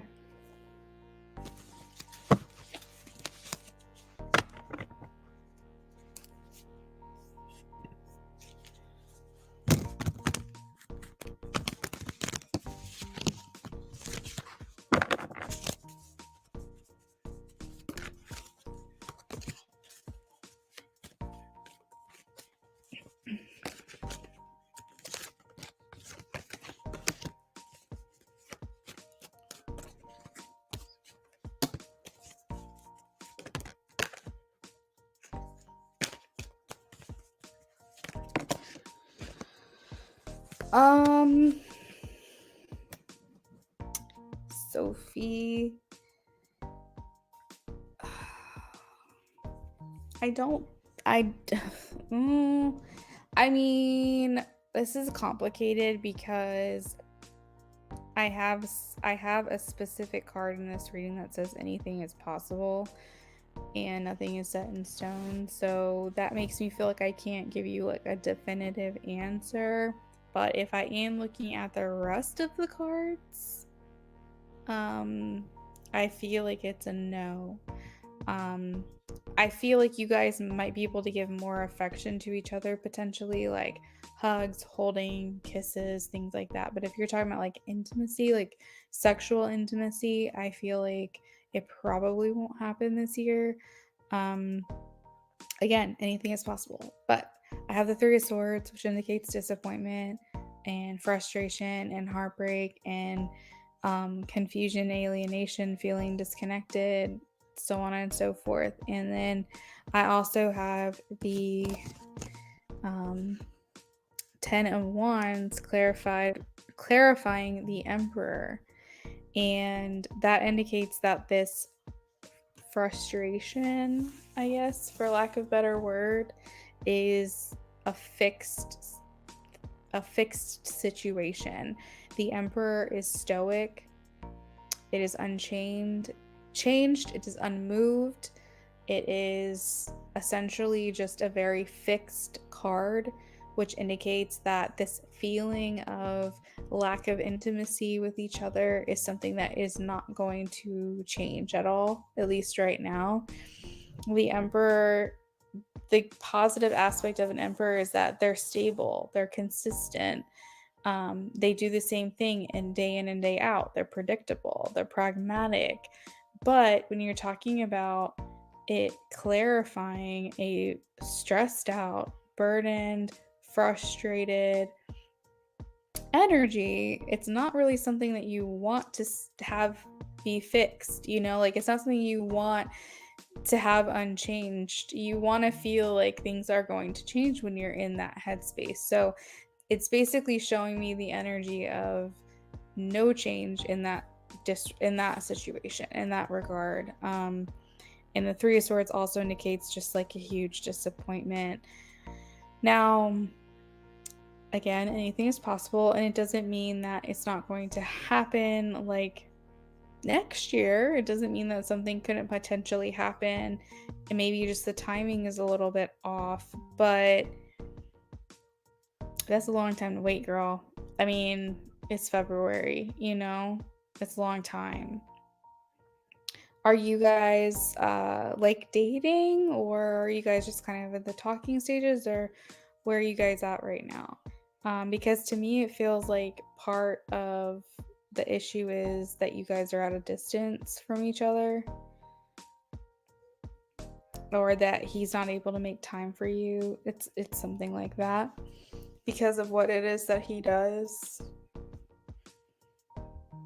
And potentially you guys might not even be able to be put in a position to have that kind of relationship with each other.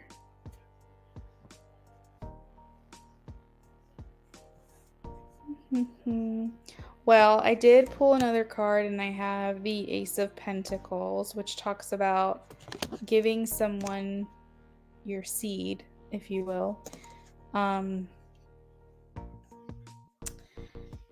don't know. Look, if I'm going to put percentages on it, I would say 80% no, 20% yes. That's my best guess. But actually, let me ask, because I don't think it's going to happen within the next 3 months.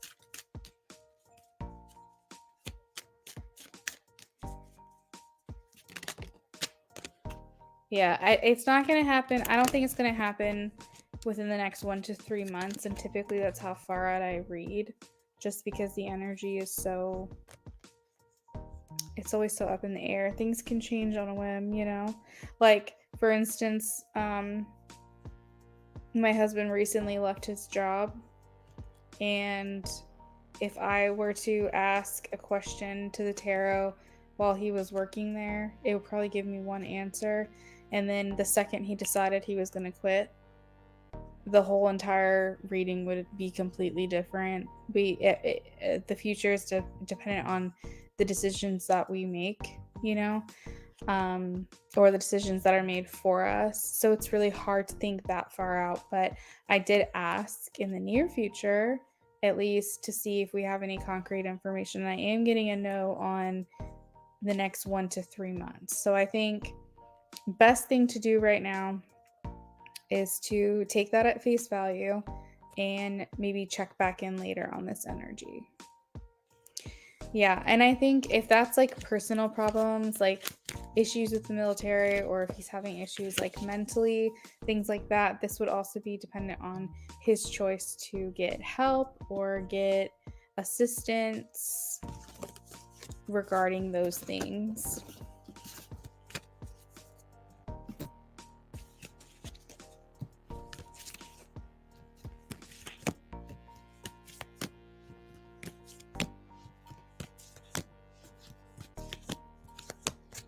Yeah, I think that it's going to require him to reach out for help as well. And I think too, it's probably a good thing that he's at a distance, because I want to be honest with you. I believe that sex is a energy exchange, and I believe that when someone's energy is not at peace, they can give you some of that anxiety, like on a like metaphysical level. So it's not really something that you want to. You just want to be very picky about who it is you're going to do something like that with. And I think a lot of times us women tend to absorb the energy the most, because that's what our bodies are made to do, is to take something in and absorb something. So, and not only that, but women not only take something in and absorb it, what's given to us, we also multiply it. So he may be on a certain level of anxiety or whatever it is he's experiencing, and you could receive that energy and he's gonna feel better, but you might multiply it within your own body. So just, if you agree with that kind of stuff, if you believe that kind of stuff like I do, it's probably best that he kind of gets his head on a little bit straighter before you guys involve yourself in that type of thing. But really quickly, if you guys go there, like if I don't talk to you before then and you guys do go there and he's still suffering from these things, I would recommend grounding techniques. Like literally, I know it's going to sound bonkers, but just after you guys are intimate, go outside and sit on the ground. Allow your body to like release this heightened anxiety and PTSD and all of that stuff back into the earth, because last thing you want is just to be like a walking ball of nerves, because you took on that energy of someone else. That's why sex is so sacred, and it really should be something that we're picky about. And I feel like I got really fucked up with whoever it was that I just let into my life. But that's just my advice. Yeah, you're welcome. It's important that you protect that part of yourself. Yeah. All right, girl. Well, thank you so much for the donation and your support tonight. I appreciate you being patient with me.